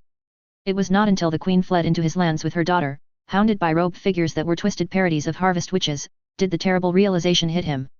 With little time and now knowing of the extent of the corruption, Lord Darius hastily ordered his people to flee. Many would not make it before the dark figures swept over the lands. Many others fell into a warping sickness as the tainted food and waters they'd consumed all this time finally took effect. Supposedly, Darius' quick thinking saved the rest of the band, getting Bishop Morik to bless barrels of water that dispelled the worst of the disease. Though free from horrible mutation, the refugees were still afflicted with debilitating illness. Supposedly, Mia Greymane would have perished if not for her faith as well as her protective love for her daughter. Despite the weakness, Darius and his house guard managed to shepherd the refugees out of their lands before the shadows came for them. They fled into the dark forests bordering Lord Arg3nt, where they hid and recuperated until the crippling disease suddenly lifted. The Lord's tale, as with those of his people, was recorded while the Gilneans were held in a tent city at the edge of Silver Pine Forest. Priests and magi were hastily sent to ascertain the fell taint in them, while reinforcements from Lord Arg3nt were diverted from Dalaran to guard the refugees. In the meantime, with no further activity coming from the west, the leadership of the alliance felt secure enough to muster their current forces in Dalaran for a march into Gilneas. The legions of Lord Arg3nt and Stormwind would march alongside Ironforge shield wardens, while Gnomeregan combat engineers led war machins with explosives and raw mechanical strength to bolster the more arcane firepower of Dalaran magi. Even elven rangers and spellbreakers were involved, thanks to the last of the chaos in Kulthalas being stamped out. They would all head into Gilneas to meet up with the Kul Tirans to scour the Dread Kingdom for clues and resistance. Cities and towns would be thoroughly investigated, and if required, razed to the ground. Already, depots were being constructed and convoys were being organized to provide fresh food and water to the Alliance advance at all times. Only the forces of Alterac were absent from the Great March West. None dared deny King Kyle Dalem's request to withdraw his forces, accepting his reasoning of his forces requiring rest and rearmament after such hard fighting. In another life, any king or their generals at the table would have called out the request as cowardice or laziness. However, with so many witnesses of the Mage King's sudden and terrifying might in both defenses of Kul Tiras and Dalaran, no protest arose in the Kirin Tor's inner sanctum. The wide-eyed tales from Muraden and Bran Bronzebeard, backed up by King Varian Rin's own more resigned retelling, and Lord Admiral Dalen Proudmoore's testimony, along with the recorded scryings from several archmagi, infected the minds of the kings, counselors, and commanders present with imaginings of their homeland's skies turning gold as an angry Mage King unleashed his wrath. And, objectively speaking, King Kyle did partake in 2 critical defenses already. His intervention had arguably saved 2 realms and countless lives from an unholy fate. After such a showing, granting him his request was more than reasonable. Several Minders from each alliance state kept an ear out and were ready to act if anyone thought otherwise. It was also that same dread wariness that made the assembly of kings, magisters, and generals refrain from commenting when the young king brought up a ludicrous policy. Due to their conduct thus far, and their selfless bravery shown in the aid of Lord Admiral Dalen, the Kingdom of Alterac will hereby begin the process of admitting Murlocs into its citizenry. I hope that my neighbors would be mindful of any Murloc wearing the badge of Alterac.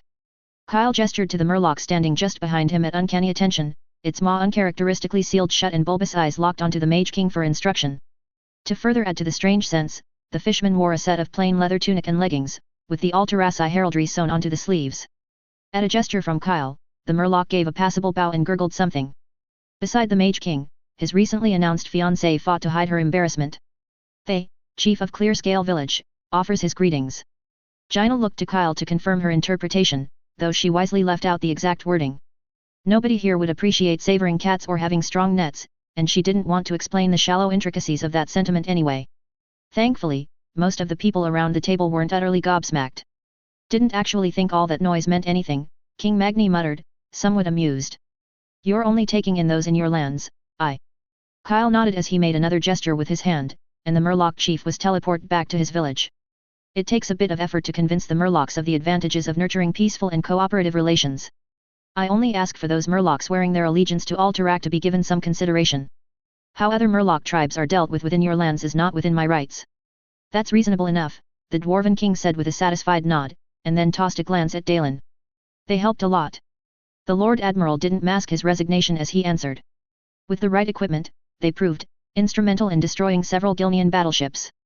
Their affinity to water naturally makes them useful in certain situations. Thanks to the improved relations, fishing in Lake Daromir has seen a marked increase in catches, Kyle cheerily added. With the Murlocs and fishermen no longer competing with one another and instead started cooperating, the recent hauls have been significant enough that the price of lake-caught seafood in my kingdom has dropped quite a bit. Not everyone was fully impressed, King Anastarian and his advisors especially, but enough curiosity was sown that King Varian asked for a meeting with Kyle at a later date to discuss the Murloc matter, which then incited the gnome councillors to do the same. The Admiralty of Kul Tiras already brokered an agreement with Alterac to explore civilizing Murlocs on its islands before this. That tangent aside, Anastarian said with steely reservation, steepling his fingers before him. What will happen to Gilneas once our armies have cleared it out? King Taranaz sighed forlornly. Simply returning it to Mia Greymane, assuming that group is truly not compromised, would be foolhardy. We do not know yet the extent of the fell corruption within the lands, for all we know the soil and water there would be tainted for generations. I'm confident it would not come to that, Archmage Antonidas said. There's reports of red dragons aiding us against the Gilneans. Magni and his brothers gave the Archmage a puzzled look. And I know their history with the Alliance has been far from friendly, but their time as shackled hounds for the Horde is over. While our records on them have been fragmentary, red dragons are noted to be protectors of life on this world. Antonidas paused to glance at Anastarion, who nodded slowly to confirm the claim. That is true, Kulthalas has its own history with dragons, and from what we know, what we're allowed to know, the red dragonflight is charged with overseeing life on Azeroth. Such corruption would be affront to them, though I admit I'm unsure of how soon they would act. Hey. So we'll just leave it to the dragons then? Magni asked with heavy skepticism. Antonidas shook his head.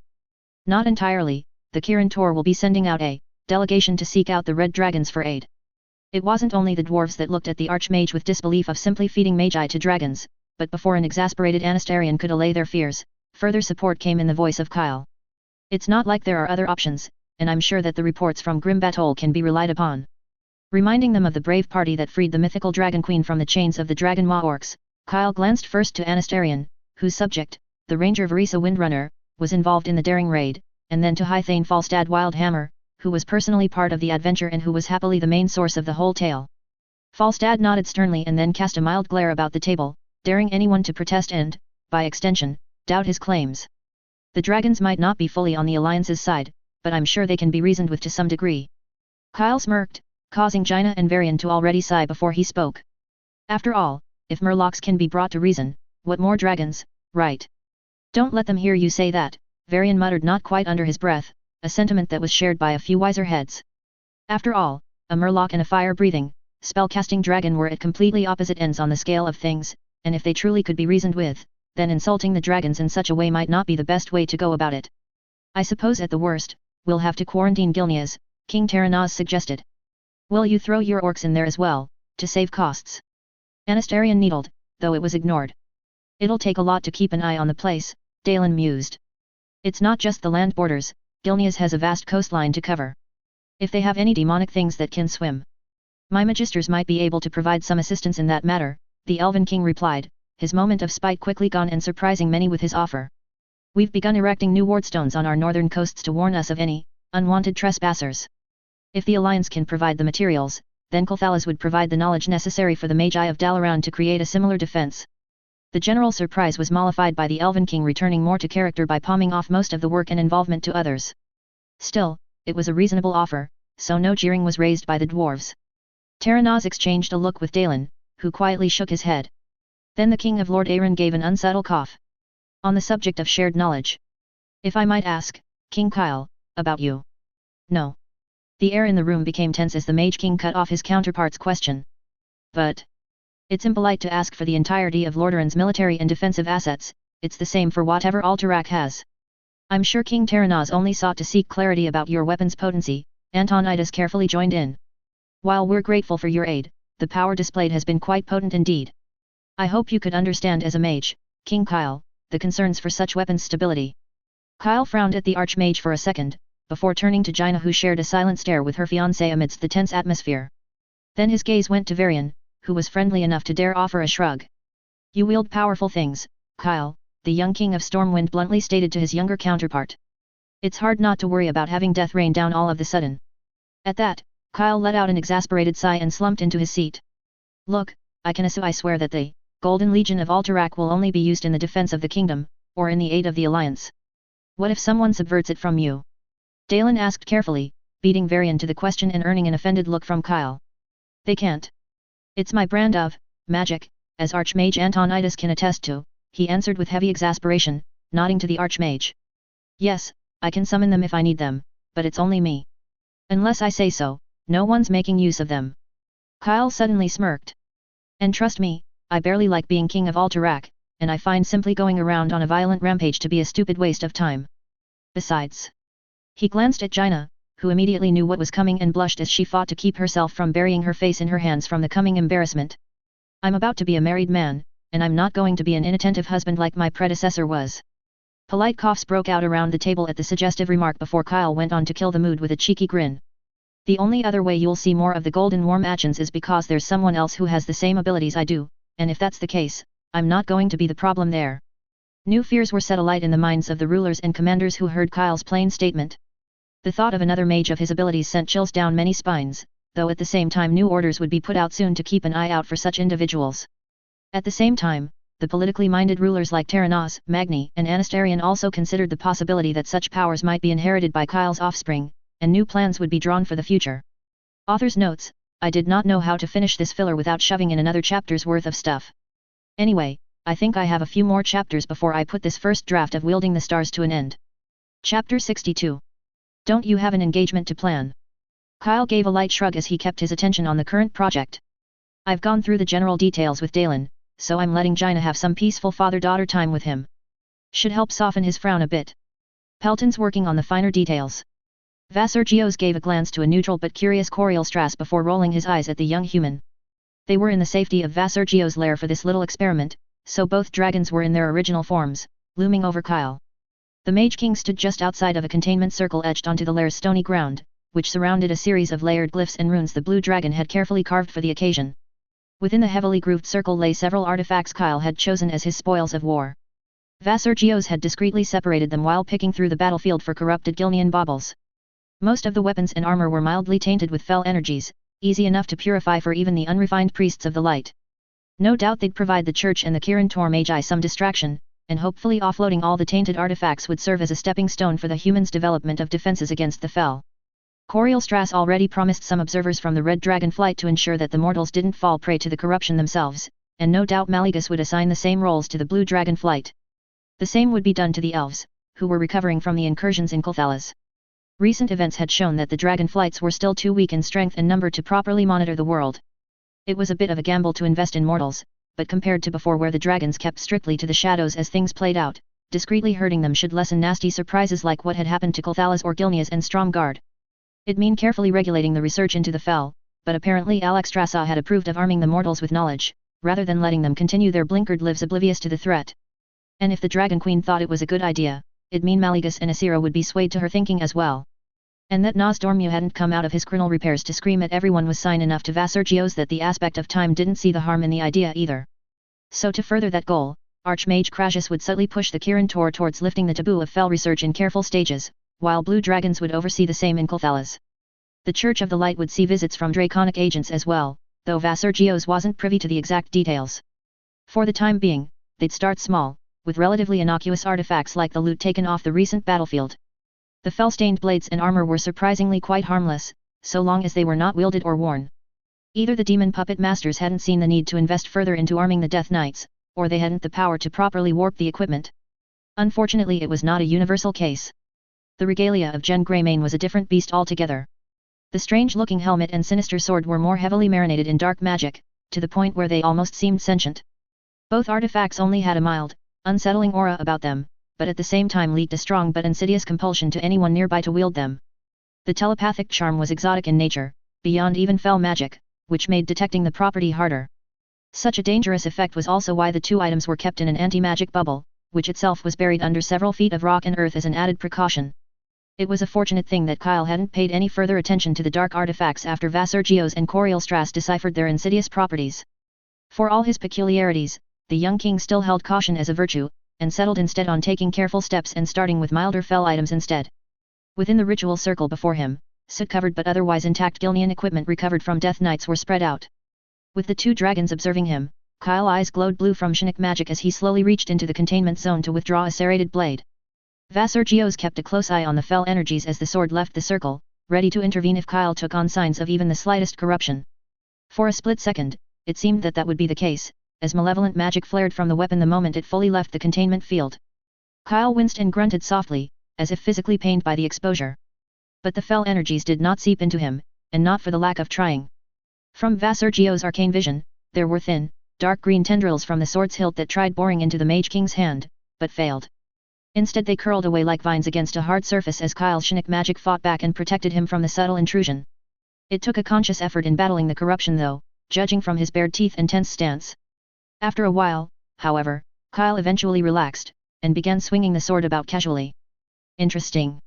Not even a trace of fel permeation. Coriel Strass. The red dragon nodded, equally curious about the sight. I sense the same as well. It seems that your theory is somewhat incorrect, Kyle. Chinook magic can ward you against both mental and physical exposure to the fel. Kyle nodded before raising the blade to regard it warily. I could sense it the moment I wielded the blade, but only because I was expecting it, I think. It's a very faint thing, but now that I noticed it, it's obvious enough to get on my nerves. But even then it's taking a deliberate effort for me to push the seeping feeling back. It wasn't exactly the most academic observation, but for a clandestine research like this, it was acceptable. Besides, there'd be more time to refine the findings later. You're right that it has a different flavor to arcane magic, though. Kyle shuddered as he lowered the blade. I dread imagining what channeling a fel-powered wand would feel like. It'd get far more explosive results from you at the very least, Vassar Geos dryly remarked. Now, moving on to the next phase. Kyle nodded, and then looked down at the sword in his hand. The glow of his eyes became brighter as he focused. Vassar Geos tensed as he felt the power build up in the boy. Then Kyle shifted slightly as he discharged his Chinook power, and Vassar Geos immediately flung a protective shell as the sword shattered and contained the countless fel-marinated shards. At the same time the boy had reflexively jumped back, flicking the hand he'd wielded the weapon a few times before inspecting it for any accidental cuts. Okay, so that was a stronger reaction than expected. You should have placed the sword on the ground before casting your feedback spell, Coriel Strass admonished lightly, as his front limbs were already in the midst of casting a precautionary healing spell on Kyle. Still, that's a definite result, Vassar Geos noted. The fel energy from the weapon is gone. That feedback you used is potent indeed. A nervous grin appeared on Kyle's face. Well, good to know I didn't go ahead with the plan of dueling Jen and casting the spell on him. Indeed, both dragons managed to say at the same time, with matching disapproval. Kyle tried again after that, taking out another sword from the containment circle. This time he had the blade on the ground, and stood a few steps away from it. The result was the same, with only a small delay between his casting and the sword's destruction. He then tried a rather crudely shaped shield, and then a gauntlet, both producing the same destructive results. So no Chinooks for purifying important objects, Kyle quickly concluded. Vassar Geos nodded, though he wasn't unhappy about the findings. Still, knowing you have the ability to destroy and neutralize fel artifacts is useful. I guess so. The Mage King paused for a moment, and his face took on a thoughtful frown.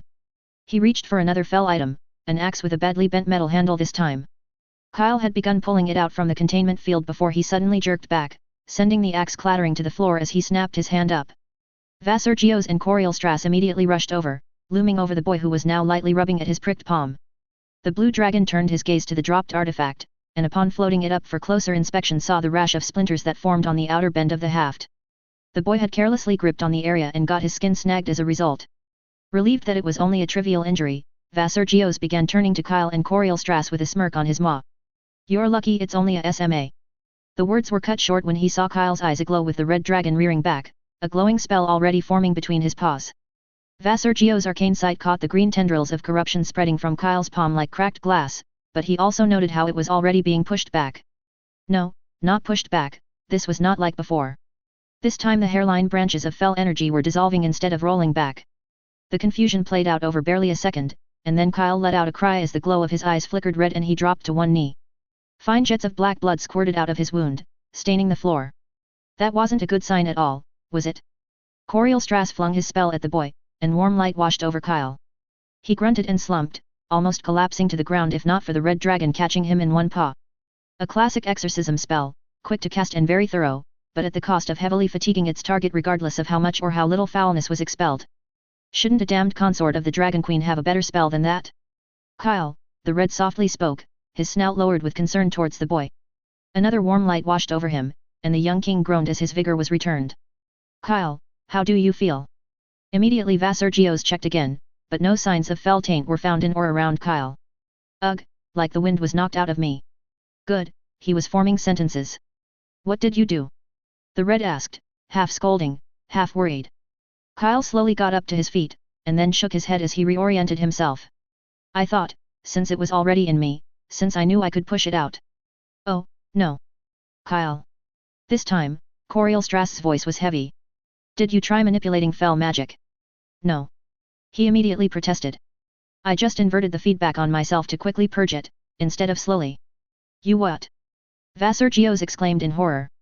His feedback had shattered swords and shields, and caused demons to keel over. Why did? What are you? I thought I could localize it, came Kyle's sheepish answer. I guess it worked. That you're still alive? Clearly so, Coriel Strass cut in before Vassergios could unleash a tirade. At least to some degree. Do not try that again. I won't. The boy's head bobbed quickly under the red dragon's withering gaze. So much for caution, Vassergios muttered, forcing himself to calm down. What were you thinking? I had an intrusive thought and it won. Kyle answered, snark peeking through mortification. It could have been the influence of the fell energies itself, Coriel Strass offered. There is an addictive quality to it, one that incites its victims' darker impulses. It is what causes many to continue their pursuit of the dark magic with decreasing restraint once they have gotten a taste of it. MMH. Vassergios grunted through his scowl as he checked and double-checked Kyle to ensure that not an iota of corruption lingered on him. And surprisingly, there wasn't. The feedback did its job, and somehow didn't leave him in a puddle of his own blood. So you shrunk the area of effect, he muttered with begrudging admiration. With normal arcane spells which are bound in rigid matrices, it wasn't exactly an easy thing to do, and though Shinix was still a murky subject, Vassergios could imagine it wouldn't be a cakewalk there either. Kyle gave a sheepish shrug. It was easy to narrow down my focus to the fell taint. So you specifically purged the fell? Your Shinix remain unaffected. I think so. Kyle straightened and closed his eyes to center himself. I think there's a bit of difference. When he opened his eyes again, Vassergios felt unease rippling across his scales, and Coriel Strass too reeled back in surprise. What? Kyle asked, regarding the dragons in puzzlement as his face was tinted red from the glow that now leaked out of his eyes. Author's notes: the main gist of this chap was supposed to happen much earlier, along with an assassination attempt from Aladdin or something, but I kept pushing it back for some reason or another. Another thing to really hammer out in the rework. But yet, Shinix being tainted by fell magic equals Tal Darim, while void magic equals Nerazim, and light equals purifier. Just wanted to finally show it off to say that it's here. Chapter 63. Author's notes: may this chapter be serviceable. It feels like forever since we've been here, Jaina said wistfully as she walked through the halls of the Academy of Arcane Sciences, hand in hand with Kyle. Her betrothed apparently did not feel the same. I just remember the pressure when your father and the other kings swooped down on me as I was heading for my first class. Oh. He gave a smirk as his hand lightly squeezed hers. Well, I guess it came out all right, eh? It did, Jaina agreed, and then vented the last of her wistfulness through a soft sigh. A shame we'll no longer be students here.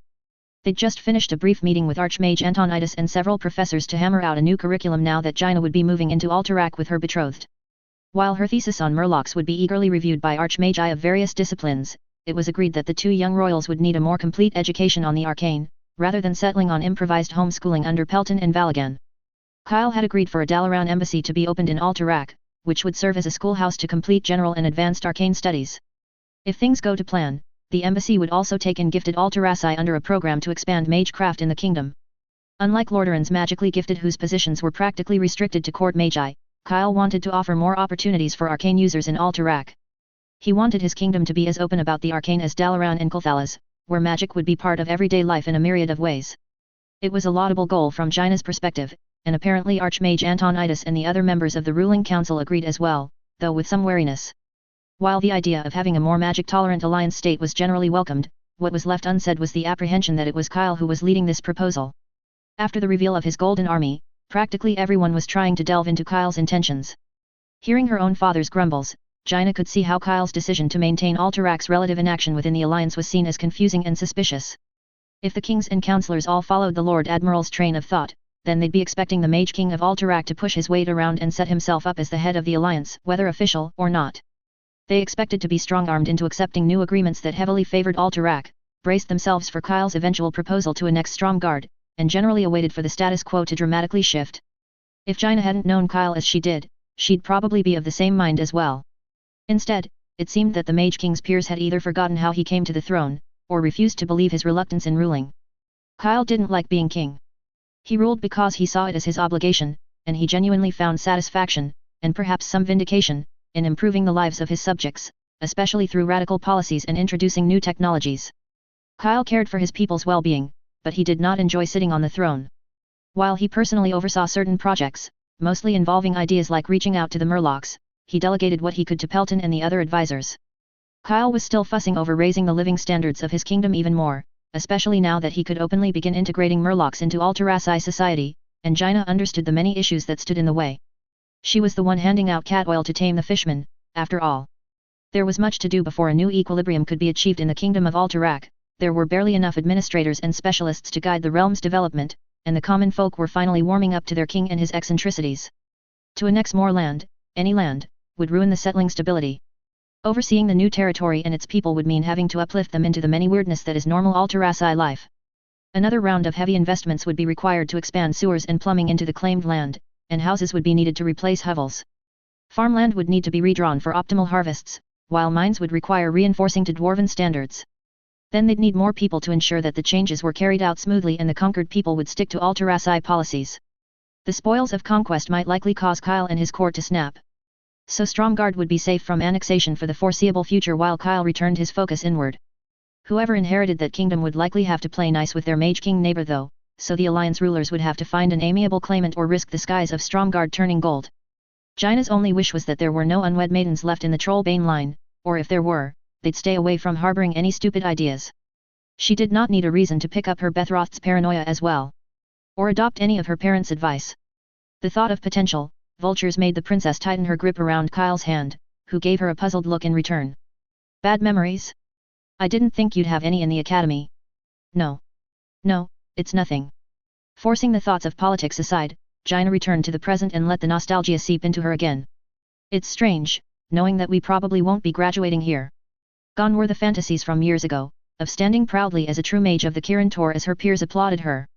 Instead she'd be a queen, a mage queen, one that likely had to keep some distance from the usual obsessions of magi. Some arrangements could be made. It's all right, Jaina replied with an earnest smile. You have your duties to your kingdom, and I'll have to learn mine as well. At Kyle's frown, she let out a soft sigh. It's fine, Kyle. Really? We could time a state visit to Dalaran, he persisted, already scheming.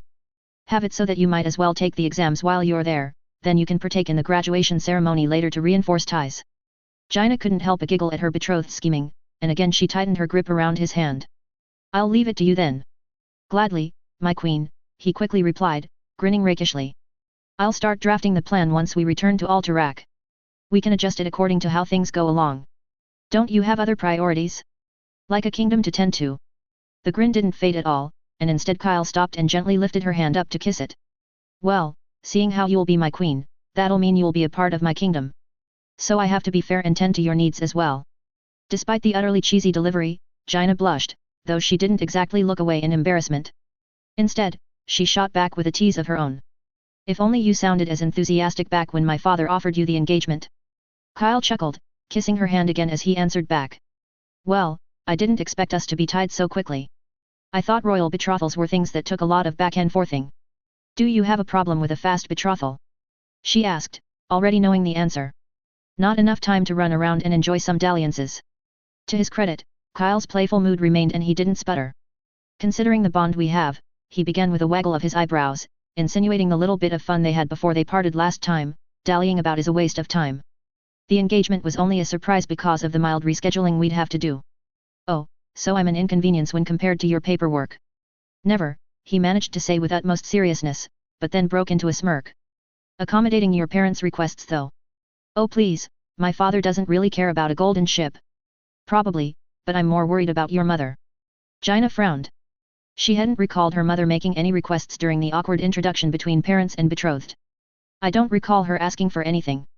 Oh, it was later, Kyle replied grimly. Took me aside while you were dissuading your father from picking up Murloc's beak. The princess blushed as she remembered the sheer dread and embarrassment of that moment.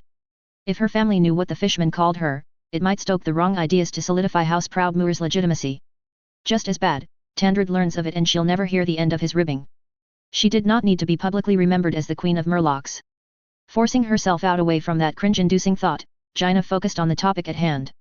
What did my mother ask of you? Kyle's eyes suddenly became blank and his expression became deadpan as his stare bore into her eyes. The Lady Catherine passed me a list. A list of names. There were a dozen names. Confusion bloomed on Jaina's features as she tried to puzzle out what Kyle was driving at. He gave her a couple of seconds to try and fail to find an answer, before providing it himself. She demands that at least half the names on the list be used. Jaina blinked. Hey. Sighing, Kyle suddenly slumped in defeat. Those are the names she wants her grandchildren to bear. Jaina blinked again. And then a few more times, and then she settled for staring straight at Kyle as her mind looped his answer several times, struggling to accept it. Her cheeks felt hot, and there was a strong urge to flee and curl up in a dark corner. The Mage King of Alterac only gave a single, heavy nod. She said she'll be sending you the list, after she settles with the Lord Admiral whether your paternal or maternal grandparents would take the top of it. What?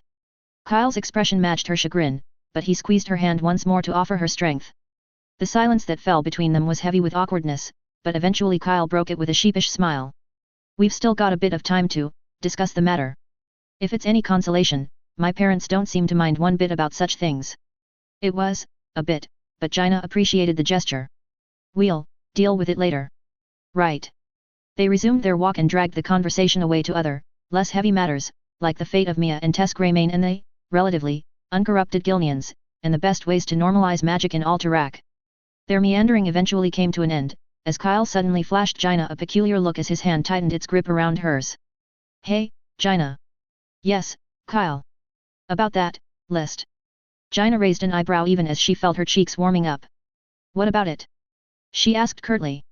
The grin Kyle flashed her, the look in his eyes, and the soft words that subsequently left his mouth, set off butterflies in her stomach.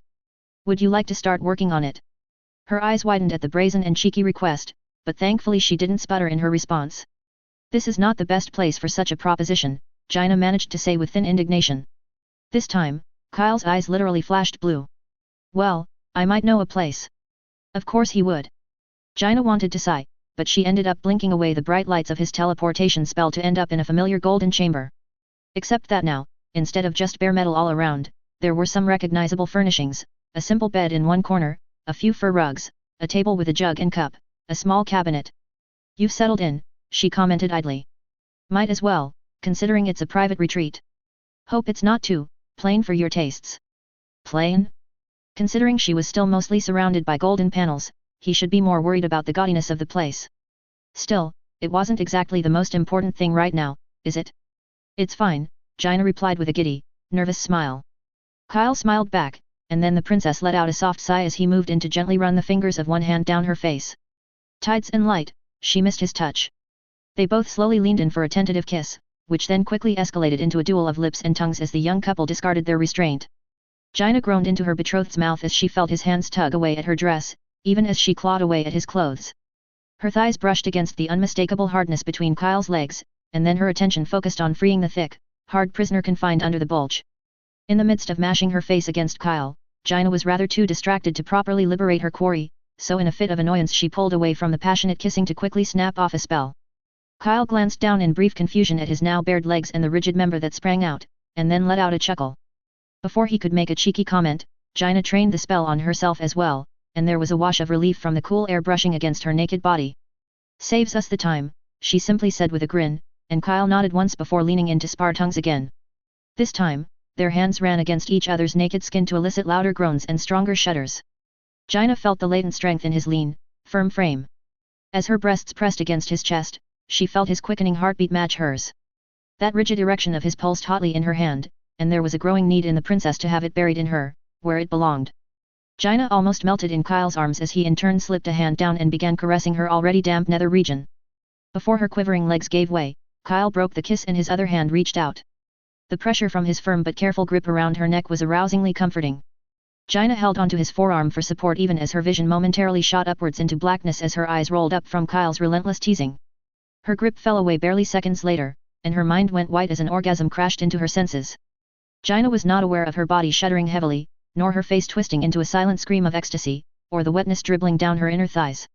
While her mind reeled, she was barely aware of Kyle gently lowering her down onto the ground to writhe and spasm through her climax safely. As the blissful fog lifted and her faculties returned, Jaina found herself looking down, where Kyle grinned at her from between her legs. There was a wet, glistening stain on his lower face, and a tingling on her thighs told her where he got it from. You looked like you enjoyed that. Still too dazed to string sentences, Jaina only managed a soft, satiated moan. Should we wait for you to catch your breath, or should I? Jaina took 2 deep gasps of air before she managed a nod. Fuck me, Kyle. As my queen wishes. The panting princess simply watched as her lover lifted and spread her limp legs apart. His twitching cock peeked beyond her heaving body for a moment as he knelt into position. And then Kyle's face loomed over her, his aroused gaze locked onto hers. Ready, Jaina? Just take me already, she moaned needily. And then Jaina let out a gasp as Kyle gave a sudden jolt. There was a strange, utterly fulfilling sensation as something pushed deep, oh so deep, into her. There was pain, it was a wonderful spike that told Jaina she was too tight for the thick warmth that stretched her. An ache in her core told her just how deeply Kyle had filled her. Somehow, those were highly pleasing facts. Kyle's eyes closed as he craned his head back and groaned with obvious pleasure. That fact too was gratifying to Jaina.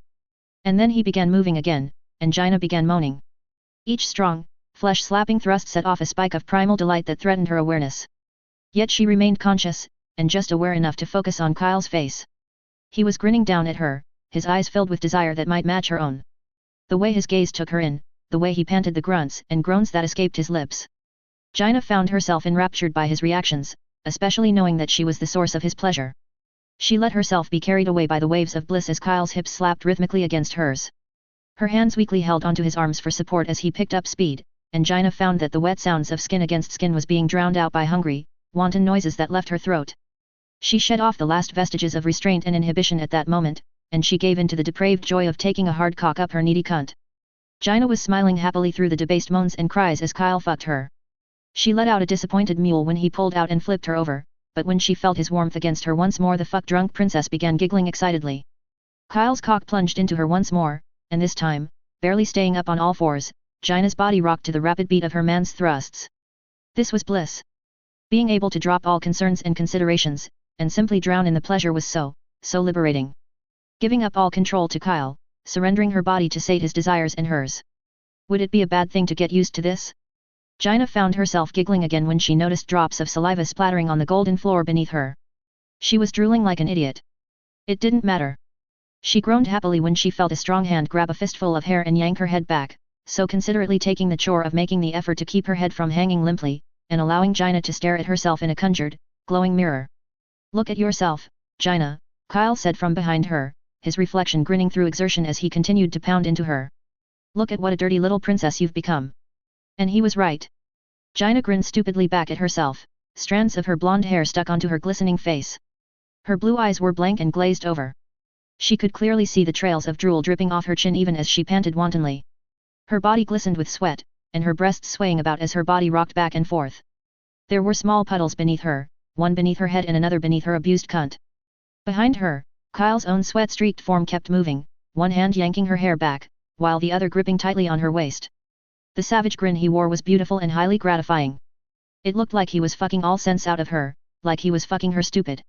Jaina could only smile at the scene in the mirror, and appreciate just how debauched she looked as she moaned from the deep thrusts. She was a dirty little princess. A slutty, stupid princess. And Kyle enjoyed fucking her despite or because of it. Jaina did not know how long they rutted for, but eventually Kyle began to stiffen and his thrusts became harder. Already fucked into a panting heap on the metal floor as she recovered from a second orgasm, Jaina felt the moment where Kyle finally had his own release. She raised her head weakly to look into the mirror, finding her lover's face going limp with ecstatic relief while warmth flooded her in throbbing spurts. It filled her core and brought with it a sense of satisfaction and accomplishment. Jaina basked in that moment until Kyle let out a heavy sigh and pushed himself off her, to fall wetly onto the space beside her. As thick fluids dribbled out of her aching pussy, Jaina turned to find Kyle panting happily at her. Lust and need still lingered in the air, but it was all muted now by the immense satisfaction of a good and thorough fuck. The young couple shared silent, loving gazes as they panted and shuddered, and then Kyle shifted over to land a soft kiss on Jaina, ignoring the fact that half her face was slick with her own drool. Love you, Jaina. MMH. Love you too, Kyle. They stared into each other's eyes for a while more, and then Jaina finally noticed his softening member, still wet with their mixed fluids. Without a word, she crawled on aching joints to hover over it, and then lowered her head to lovingly lick and suckle the cock clean, in thanks for the joys it had just given her. Such a dirty little princess. Jaina paused for a moment to smile sweetly at her betrothed. Soon to be your dirty little queen. Your dirty, slutty queen. As Kyle chuckled, Jaina felt his member pulse in her hands. She turned to see it grow and harden as she gently stroked it, and then turned back up to its owner's face. Kyle wore a dirty grin as he waggled his eyebrows at her. Up for seconds, my dirty, slutty princess? We should have a bit more time. Despite the soreness blooming across her body, Jaina matched his grin. How would you like me, my king? While the Mage King and the princess had their walk and eventually blinked away, the office of a particular archmage saw a discreet visitor who had a different sort of interest beyond the politics of royal marriage. Most curious, the elven guise of Mallegus commented as he studied the couple through a scrying portal. You'd think that after all he's achieved so far, the boy would have trace energies still lingering about him. Yet he seems far more mundane compared to his consort to be. It is a phenomenon we've come to accept, Archmage Crassus offered. Vassar Geos and I have learned not to compare Kyle Shinnick magic with arcane spells too closely. The exotic energies seem to behave contrary to expectations. So I see. So many questions in that one little mortal. So many questions. Coriel Strass found the aspect of magic's presence unnerving, especially now that he seemed to have lost the worst of his fractured attention. Mallegus stared at the scrying portal with an intensity the red dragon hadn't seen in a long while. The gaze was filled with curiosity, puzzlement, and, most importantly, amusement. Mallegus was finding the idea of unraveling Kyle's secrets a fun challenge. If we got him to cast a spell, no.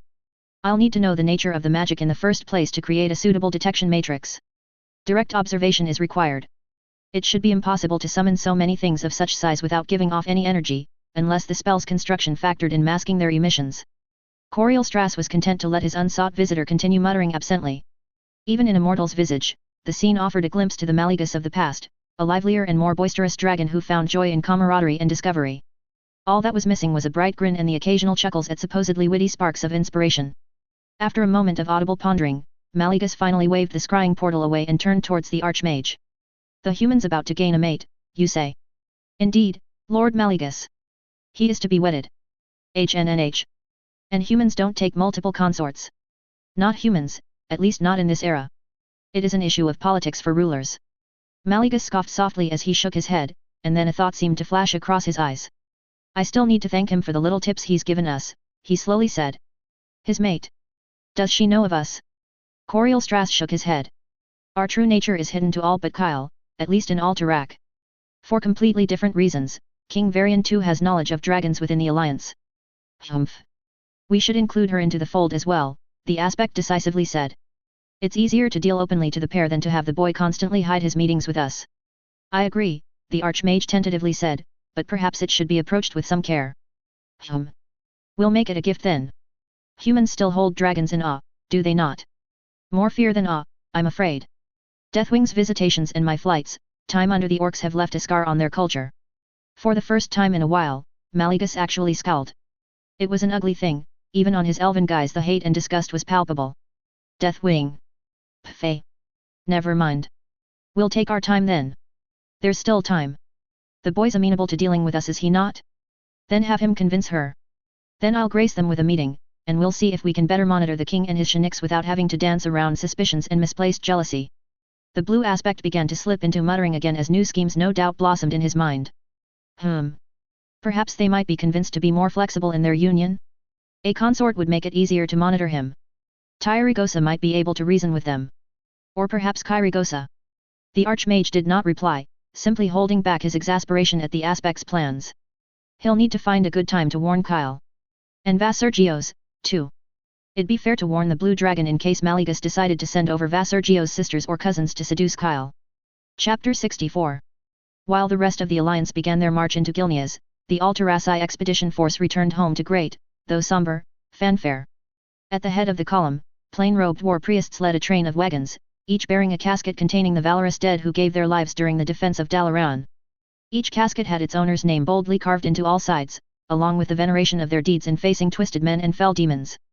As incense trails and soft hymns filled the air, the spectators lining the main road of Alterac City hung their heads in respect for the fallen that passed them by. A few sobs could be heard, the kin and close friends of the dead breaking down at recognizing their father, brother, or spouse. The priests broke away from the sobering parade then to offer consolation while guiding the bereaved to follow after the procession towards the cemetery. Fortunately, the procession of caskets was short, a little over a dozen dead Alteraci soldiers. To well-connected merchants and the tavern rumor traders, this was considered a miracle compared to the carnage that the other alliance forces had suffered. Against corrupted Gilneans and demons, the vaunted legions of Dalaran and Lord Aaron had taken horrific casualties, with friends of friends of friends telling of the alliance's dead having to be piled up because even the magi needed time to open new graveyards, or the priests lost their voices commending the dead to the light. Even without the rumor-mongering, many recalled the bloodshed of the Second War, of the senseless violence their late king Aedan Pernold sought by siding with the orcs and pitting Alterac against the alliance. At least this time the legacy of the fallen would not be tarnished with shame. There was silence as the convoy of caskets passed through, and then, after a significant gap, a wave of cheers began to roll forwards. Underneath it was the crunching of hooves and armored boots as the arg3nt warriors paraded into the city. The mood lifted, and colorful ribbons and flower petals were flung in the air as the arg3nt army made their return. Spearmen marched in precise formations with polished spears and shields, their repeater bows, arg3rnt's signature weapon, slung behind their back and still visible enough. Behind them the proud Hussar knights trotted with long lances swaying in the sky. The heavy thuds of Hollanders followed after, their cockpit canopies lifted open to allow the spectators to view the beaming gnome pilots within. Though they were technically still engineers of Gnome Reagan, the gnomes wore arg3rnt's heraldry just as their Warm Achans did, and its people treated them as such. It was the same reception for the Elven Ranger captains that led the elite arg3nt Rangers. The more natural browns and greens colors of the Rangers' uniforms, though cleaned of its usual camouflage of dirt and debris, highlighted them clearly among the parade of bright colors and shining metal. And however haughty they might have once been regarded, Ranger Captain Arianda and her peers were still smiling proudly, if somewhat a little more reservedly compared to the average soldier. The noise subsided a little, but noticeably enough, when a small formation of murlocs managed to make a decent attempt at marching. Wielding gleaming tridents and solid round shields, the fishmen seemed to take in their surroundings with as much nervous curiosity as the crowd beheld them. However softened it was, the people still celebrated the murlocs' presence. After all, it was their aid that had saved the Lord Admiral and Princess of Kul Tiras, and they did so representing arg3nt, which was all the reason that was really needed to cheer them on. The cheers grew again as the bystanders of arg3nt City finally caught sight of the near-mythical Royal Guard. For most of them, it was the first time they craned their heads up and laid their eyes on the gleaming probe constructs that the king's own warriors rode on. Captain Laura sat gruffly as her steed hovered silently, though many would ascribe her demeanor as the dwarf being her usual cantankerous self, instead of the embarrassment of having to ride the construct with legs splayed in public. The cacophony of pride and joy spiked into a wall-trembling roar as finally the young king of arg3nt, the Mage King, King Kyle, came into view. Standing atop one of the infamous four-legged spider constructs, Kyle struck a dazzling figure in his exotic golden armor, completely unbothered by the movements of his chosen mount. The Mage King waved with one hand to the jubilant populace as the golem moved smoothly across the road's cobbled stone surface without leaving a mark despite its size and supposed weight. His other hand held onto that of his betrothed who stood beside him, the much-beloved Kul Tiran Princess Jaina Proudmoore. She wore a simple dress of modern arg3rnt's gold and blue, along with highlights of green to mark her Kul Tiran heritage. While the couple seemed underdressed for what a normal royal engagement might require, the arg3nt didn't consider their appearance a faux pas. After all, just as everyone knew of their king's eldritch eccentricities and warrior spirit, every arg3nt knew also of the princess' hard work out in the lakes and rivers to civilize the murlocs. Thanks to her efforts, fresh fish became a new staple in the local diet, and despite being strictly controlled, fishing was now a far safer, far more lucrative line of work. Her presence throughout most of Kyle's reign further endeared her to the arg3nt, who saw in her a stalwart ally amidst a time of corrupted neighbors, one that had fought off demons no less. That the princess and their king were engaged came as no surprise at all. In the minds of many, the union made total sense. If anything, many cheered on the couple as if they had just married, instead of only just being betrothed. The raucous noise continued as festivities truly began. The soldiery were dismissed to partake in the celebration as they reached the palace gates. The Hussar knights and Hollander pilots would drop off their mounts in their barracks first before joining their fellow infantrymen. Only the king, his queen-to-be, their royal guard, and the murlocs actually vanished into the palace. By royal decree, the kingdom of arg3nt would celebrate their part in the alliance's great victory for a week. Casks of elven wine and dwarven ale would be distributed to every settlement, paid for from the royal coffers. At the same time, no taxes would be collected for the month, while farmers, miners, builders, and other essential workmen under the realm's employ would receive a bonus to their wages for working through the festivities. While its neighbors began campaigning in earnest, the kingdom of arg3nt sat back to enjoy a much-deserved respite after playing such critical parts in the alliance's preservation. It would return to its insularity until the alliance sought its aid, or the Mage King had to point out another hidden and nascent threat to the world again. "I'm glad the murlocs took to the parade well," Laura admitted to her king as she walked after him into the palace proper. Kyle let off a short chuckle. "Well, they're probably struggling to take in the fact they were in the midst of so many humans without having their lives threatened. We'll have to spread stories of their good behavior, and then we can slowly push for more integration. The fishermen already trust the murlocs well enough, so we can maybe work on welcoming murloc traders and patrols." The dwarf gave a noncommittal grunt. As weird as it was actually dealing with the slimy fishmen as equals, they turned out alright, so she was inclined to restrain her prejudice and trust her king. "We'd need to find a way around their diet though," Jaina commented as she walked hand in hand beside him. The two were all smiles and grins whenever they stole glances at each other. The sweet displays of young love made Laura vaguely nauseous. Yet, it'd be a problem for the local cat population if they were allowed into villages and towns right now. We'll have to explore new flavors that might be superior to the Murloc's palate. Hopefully it's not going to be as disgusting, the princess replied with clear distaste, and Laura sympathized. While it was the least grotesque approach, the whole cat oil alchemy still felt wrong somehow. And the smell. An excited shout interrupted the royal entourage from entering the throne room as Callum came running into view. Kyle. You're back. For a moment, it seemed as if the boy would tackle his brother, but Callum suddenly skidded to a stop just a foot away from Kyle. His excitement fell away with wide-eyed uncertainty as his attention shifted towards Jaina. Oh, Princess Jaina. I mean. It's all right, Callum, Jaina reassured with a gentle smile. You can still call me Jaina. There's no need for formalities now all of the sudden. Kyle grinned at his younger brother. Yeah, there's not much that'll change. I mean, Jaina's already a queen, isn't she? That earned a snort from Laura and coughs from the royal guard in the know, while Jaina swatted at her betrothed with a mild glare. For his part, Callum mirrored his brother's grin and nodded. That's true. Except that soon she'll be a proper queen. The icy gaze from Jaina suppressed any witty addition from Kyle, just in time for more footsteps to turn the corner. The moment of humor was quickly replaced with a warm reunion as Kyle's parents appeared, relief obvious in their tired smiles. Welcome back, son. Laura gave a discreet signal for the royal guards to give the family reunion some privacy. They slid away towards the hall's entryways as the king was gently admonished by his parents, and Jaina was welcomed into the family with warm hugs and teary smiles. Thankfully, Pelton showed up to distract Laura from the laughter and happy noises. The gnome did not share the general excitement in the air, instead appearing cool and collected as usual. Is the king busy? Family moment, Laura answered simply. Ah. Well, I guess we can give them their moment. Nothing important. Pelton shrugged lightly. Nothing that won't keep until tomorrow or so. I'll check back on Kyle later. The steward and the captain of the guard exchanged nods, but before Pelton turned to leave, he paused to cast an inquisitive look at Laura and the other guards.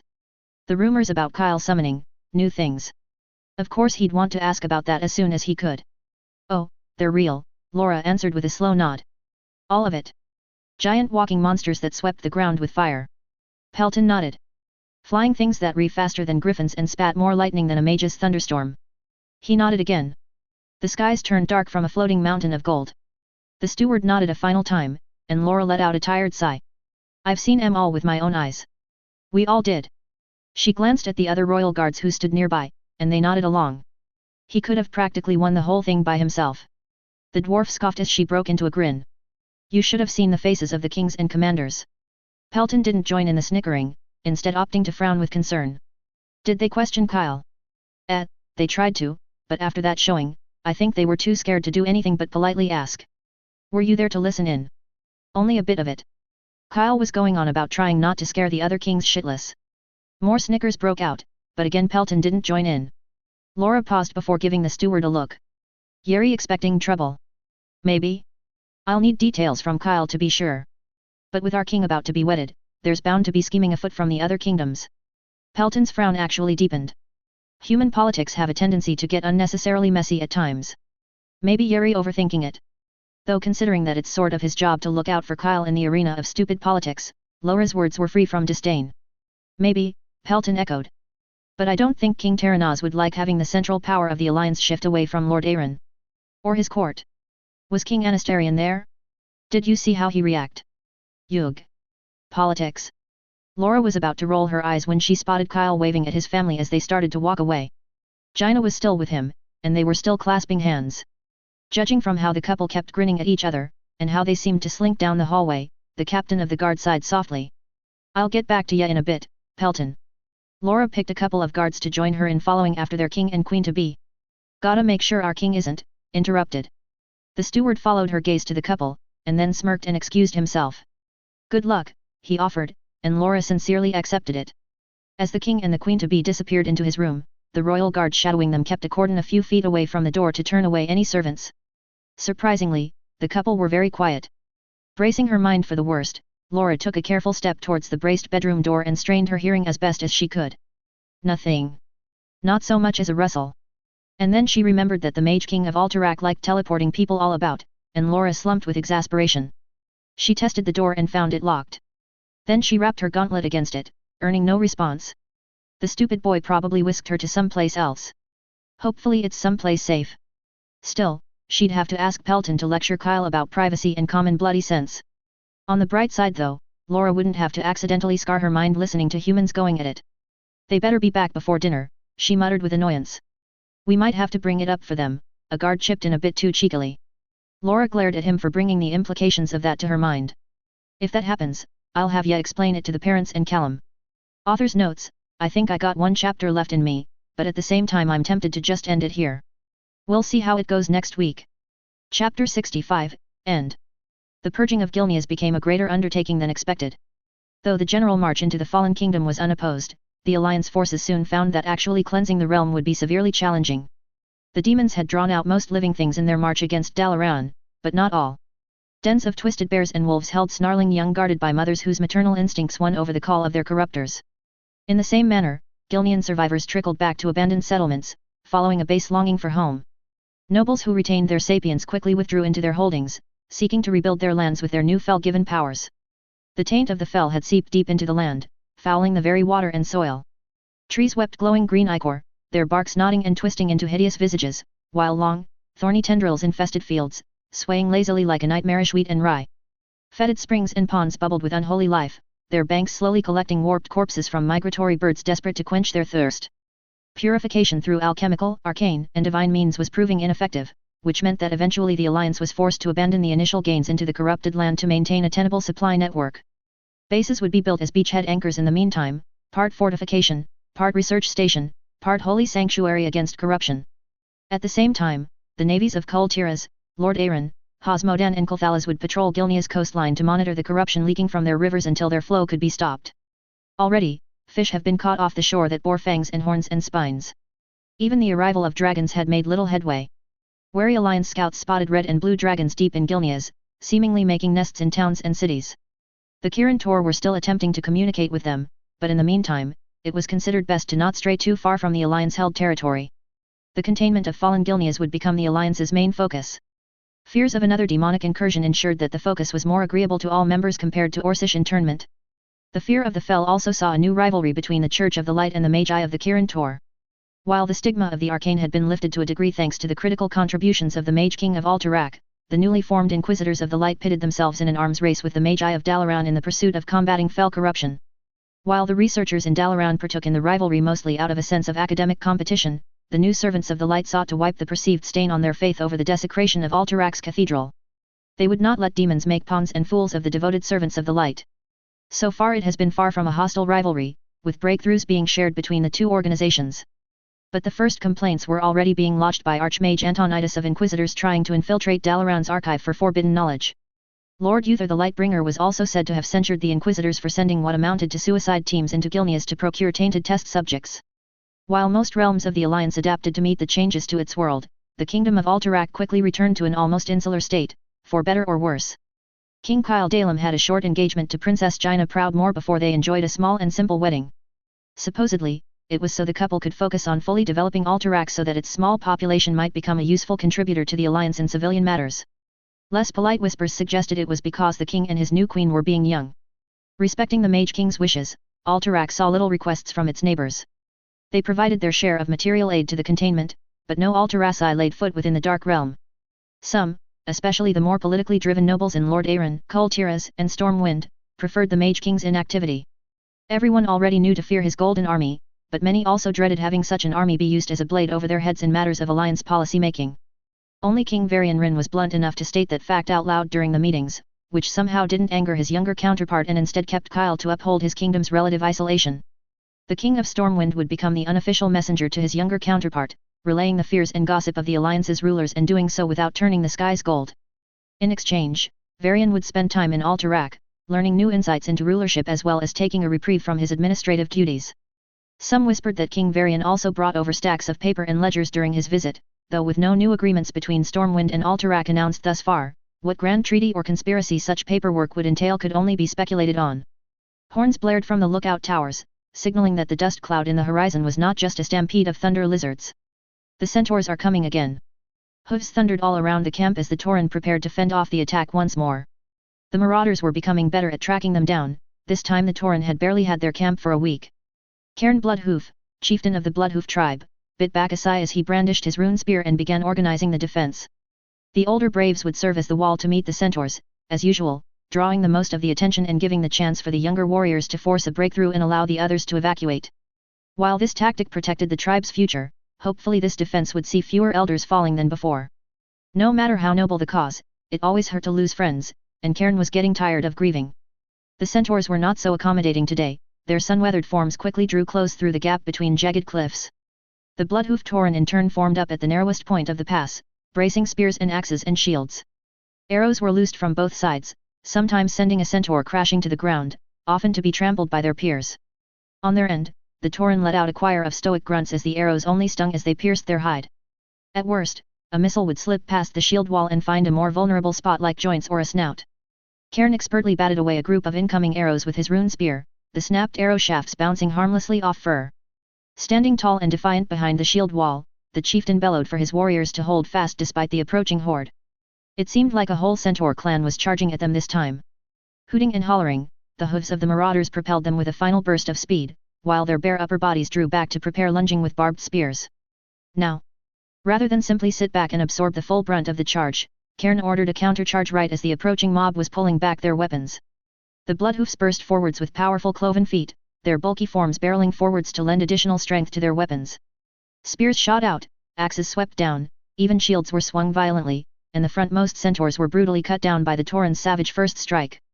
Those behind could barely react as well as their fallen clanmates' long equine bodies got in their way. The bloodhoofs simply tossed aside the dead horsemen, or even flung them back at the centaurs in the back, and seized the moment of hesitation. With the momentum of the charge robbed from them, the centaurs were forced into a scrappy melee. With the pass width forcing them into a packed mass, they were at a disadvantage. Their longer frames made them easy prey to the tauren's weapons, while at the same time forcing their clanmates behind to reach out to land their weapons. Axes and spears tore through shaggy hide to break ribs and spine, or completely eviscerate the centaurs. The bloodhoof braves wielding totem weapons only had to swing the massive wooden poles this way and at least one set of enemy limbs would be broken. The tribe's few shamans at the back of the fighting borrowed the spirit's power to aid in the fight, causing the cliff sides to burst into hails of jagged rocks, or send out chains of lightning that arced between multiple victims. Cairn himself slashed his rune spear deftly amidst the press of bodies, shredding the flanks of centaurs and causing them to reel back or fall, and generally getting in the way of those behind them. Despite the carnage inflicted, the centaurs were still too great in number.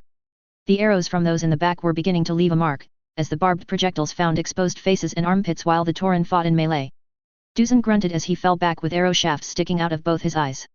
A shot bit into Sagra's arm, fouling her strike and allowing her opponent to slash with his glaive across her throat. Slowly, the tauren were buckling under the weight of numbers. Cairn knew that it was only a matter of time before the greatest enemy, exhaustion, made an appearance to drag down even more of the tribe. The chieftain's head snapped to look behind him as yells of alarm rose. Cairn felt his heart drop as the younger braves rushed to fend off another horde of centaurs who had somehow rode through the impossibly thick underbrush that protected the rear of the camp. Shocked but not thrown into panic, the younger bloodhoofs fought ferociously even as some of them were knocked down and trampled. It was all they could do to keep the ambushers from slipping past into the unarmed members of the tribe. Quickly returning to the fight at hand to fend off a lunge from a serrated spear, Cairn fought down the bitter realization that his tribe was now trapped, and steeled himself to fight to his last breath. Push them back, bloodhoof braves. Do not let them break through. More centaurs died than tauren in the brutal fighting, but it seemed that there were more than enough of them to make up for the unfavorable odds. Then, amidst the yelling and the screaming and the dying, Cairn heard something. From far behind the centaur lines, there was a strange thundering. The horsemen too noticed, as those not locked in melee began glancing over their shoulders in confusion. Then they noticed how the rear of the centaur horde were pushing forwards in a frenzy. A fearful frenzy. Then Cairn heard a new flavor of screaming, mixed with the explosion of fire and lightning. Bursts of light caused centaur and tauren alike to freeze. The explosions grew closer, sending broken and charred bodies flying. Before Cairn could squint his eyes to peer beyond the horde, more yelps of alarm caused him to turn back to the opposite end of the camp, where the younger bloodhoofs were fighting off the second horde. Except this time, between the braves and the tribes unarmed and vulnerable, figures began to materialize out of blue-white light. Massive, gleaming things of 4 legs that spread out like a spider's, yet had no discernible head. Then their bulbous centers parted neatly at the top, and balls of light flew into the centaurs with explosive results. Each strike disintegrated its victim completely, while the explosion flung those too close with such force that they crumpled into broken heaps. In return, arrows and spears bounced harmlessly off the air just in front of them. For perhaps the first time in his long life, Cairn was rooted to the spot in fear. Those in the pass were caught between the explosions in the rear and the stunned tauren, while those in the rear fell over themselves trying to flee through the same difficult underbrush that they broke through. The chieftain stared unblinkingly as the golden things slaughtered the centaurs with callous ease, their bolts of light blasting through stone and bark to obliterate their targets. More golden figures appeared, similar to the spider-like things except that these carried 4 massive horizontal barrels on centers. Said barrels were shown to be weapons, as they unleashed blinding light with dull explosions that caused whole groups of centaurs to simply burst into clouds of gore and ash. The bloodhoofs could only look on with dread as the interlopers massacred the centaurs. The pass was filled with ash and corpses, while the underbrush had been trampled flat by golden legs that chased unhurriedly after the fleeing survivors. The fading screams suggested that even with a head start, the centaurs might not be escaping. Cairn and his tribe kept staring as most of the monstrosities left, pausing occasionally to hurl bolts of light beyond the trees and cliffs. The remaining monsters still within the camp stood eerily still, but before Cairn could collect his senses to express his wary gratitude, another shimmer of light appeared. This time, a strange creature appeared, wrapped in the same golden metal as the 4-legged monsters. Within, he, at least Cairn guessed it was a he, looked like a smaller, less purplish version of the forest people that lived beyond the barrens. The figure raised a hand, and his lips formed what seemed to be a smile. Adun Turidas, Torin. Had finally got to say that. As the stranger seemed to take amusement at his own greeting, Cairn felt that his voice and his pose was non-threatening. It didn't mean a lot with monsters that could devastate so many centaurs so quickly, but hopefully it was a good sign. Then he realized that the movement of the figure's mouth and his voice did not match. Seemingly noticing the confusion, the gold-wreathed figure gave a placating wave of his hand. Translation spell, to save us the hassle. I am Kyle Dalem, and I come to offer aid to the Tauren. Do you happen to know of a, please let the translation not fuck this up. A Cairn Bloodhoof. Many questions were instantly raised, but Cairn slowly nodded, warily eyeing the larger monsters standing about as he stepped forwards to address the speaker. We thank you for your assistance, Kyle Dalem. I am Cairn Bloodhoof. Have we met? The Kyle figure broke into a cheery grin. We have now. Smaller shimmers light appeared by Kyle's feet solidifying into crates of meat and plants and bottles. I've supplies to offer, if you're interested. Healing potions included. I'll let your tribe rest and recover first before we get down to diplomacy. Life had become much, much better for the Veilscale Murlocs, or as their king had called them, the Alteraci tribes. Thanks to the compassion and generosity of the Gleaming King and the Tidecaller Queen, the Murlocs had seen solid stone and wood replace the water-rotted timber and foliage of their homes. Rusted and chipped weapons were replaced with shiny new ones, and even high-quality nets were aplenty. Perhaps most importantly, the Gleaming King also made peace between the Murlocs and the humans of the region. And although tentative at first, the cooperation between races had quickly led to increased prosperity. The humans with their great nets and traps could catch plenty of fish, more than enough to share when the Murlocs herded shoals into them.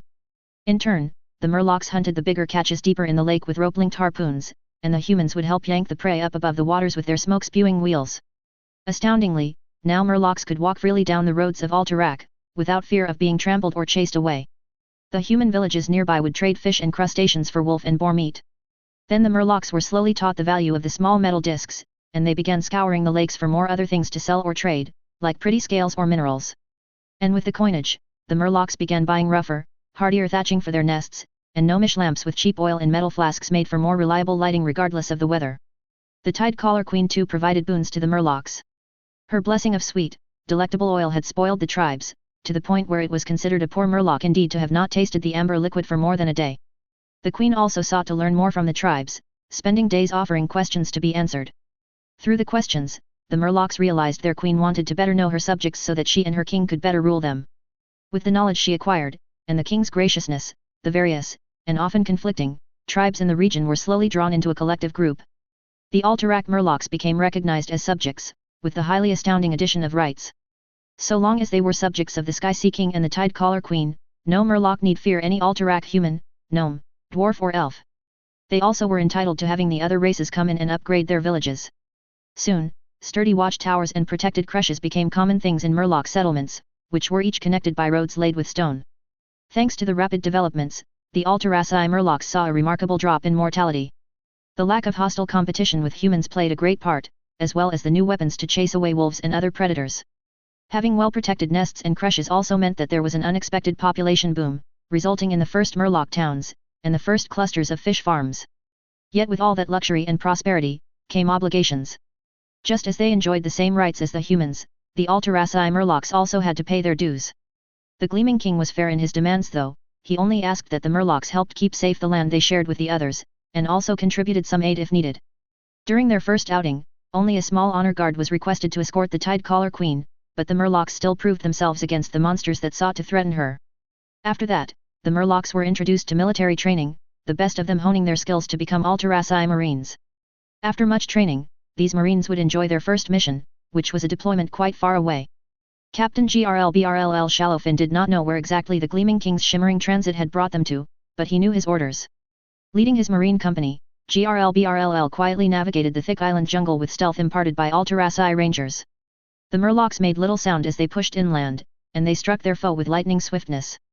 GRLBRLL felt little pity for the Murlocs he'd dispatched, these were primitive lunatics, and had the gall to work alongside cruel gnolls. It was also hard to pity the blinkered Murlocs of the sea with their habitual need to serve cruel masters.